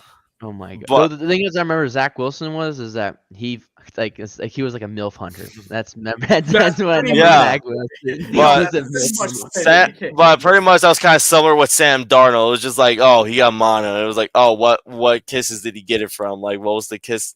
Sizzles, But I don't know. I mean, like I gotta ask a question for you, Lightning. So like, you've gone 0 for 2 lately for quarterbacks. I mean, do you think that Zach Wilson can turn it around though? Like, do you think there's any possibility? To be honest, I highly doubt that because Yeah. they're gonna keep rolling with Aaron Rodgers. Mhm. But Mhm. even then, if Rodgers gets hurt, we did sign Tyrod Taylor as the backup.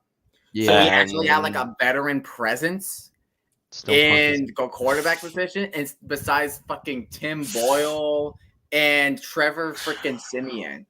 And Hey, I- Trevor Simeon defeated Bill Belichick. Give him that. Okay. He at least defeated Bill you know what? Belichick. Touche, I will give him that. And Brees Hall is still a beast. Still Yeah, a for comeback player of the year. We have Oh, Josh. and by the way, We you have were talking about Tariq Woolen. I mean, he got. I awesome. mean, 2022. There was some snubbery in the defensive player of the year, but I won't get into that. I'm there just was. saying Get TJ Watt. snubbery. TJ Watt. That was a pure robbery. That was pure robbery right there. Lost in the sauce, man. Literally. Oh my god. And then not only that, offensive. We have the most interceptions. It's all about if you can prevent receivers from getting the dang He ball. did. Offensive player of the year. But look at last year in 2023. He Okay. got busted. He was Okay. busted. Okay. This time it's gonna be different. Tariq is gonna come back. Yeah, down sophomore slump. Yeah. But guess what? Offensive player of the year, we also got Rob too. You know, we could have Kenneth Walker was him, but no, they're like, let's give it to the guy named Garrett Wilson. Oh yeah. Okay, so you mean rookie offensive player? Offensive rookie of the year, sorry. Offensive rookie of the year. Yeah. I was Defense, like, both rookie of the years, 2022 was the ultimate snubbery. I know 2023 was the I know Devin Witherspoon, I wanted him to win, but we knew that Will Anderson or Jalen Carter was gonna be the guys. Like Will Anderson didn't deserve it. I didn't think Will Anderson deserved it. I feel like at the end, I think that's what was going on. I think like at the end, he was finally like becoming he was definitely like becoming the linebacker that we all expected. But yeah, I mean, I think it was either going to be him, Witherspoon, or Carter. I think those were going to be the guys that we're going to see for rookie of the year. I think Jalen Carter. I hate him, but I felt like he was probably It's probably because Yes. of the behavior off the field. I think that was exactly it, and that's what kind of got me off of him. That's why I didn't like him. Well, not only because I don't like the Eagles at all, and I hate him to death, but because of I just didn't like what he did off the field at all, and you know what I'm saying. So like, I don't know. Yeah, Bro, I'm a Cincy guy. I'm a UC guy, so I love Sauce Gardner. Sauce so like, Gardner's great. bro, I watched him his junior year because when we went to the national championship, I went to every UC game. Bro was absolutely. I mean, he was unreal. He was unreal. Yeah. Like it was unreal. He had a certain corner that also plays on the Seahawks. His name Kobe Yeah. Bryant. Yeah, Kobe Yeah. Bryant. Kobe. My Kobe. favorite. I was hoping we were gonna get him, but we never got him. I was so sad. Kobe, I mean, for what it is, I mean, he plays decent ball, but you just tell that Devin Witherspoon emerged, and Kobe's just going to be more the slot guy than anything. So I mean, it's not bad. So I mean, it's not a bad thing. But Kobe Bryant's very he's usable. Like I'm not saying he's great, but he's a usable player, and that's what some teams. And you could rotate him with Trey Brown, which I thought that man was going to actually emerge into a corner or two at most because in his rookie season he was looking pretty solid. He was looking like, okay, this man for a 5th round pick, I thought he was actually going to have a pretty decent rookie season. Not saying like, defensive rookie of the year numbers, but like, something that like, okay, but then during the Pittsburgh game, he got injured and then he was out for the rest of the season. So yeah. I got an idea before I get off. For the draft, we should probably do like some like NFL gridiron challenges. Ooh, maybe that's where I could push the draft to a 4 p.m. start time, and then and then we'll just have some fun pregame show, and then and then slowly people start coming up, and then that's probably kind of like how we spread the thing, because I'm trying to make it kind of like a dumpster fire Super Bowl media day, but for the draft. So that's kind of the ideal. But I just maybe we'll push the draft to like a 4 p.m. start time or a 4:15 at most. So I could just kind of get ready, get settled in a little bit better than like, oh, I have to like rush from my job to here, since I'm not gonna have class that day. So at least that's like my biggest positive with that one. Yeah, I get you. I definitely. So my class ends like around the afternoon, but I still have time.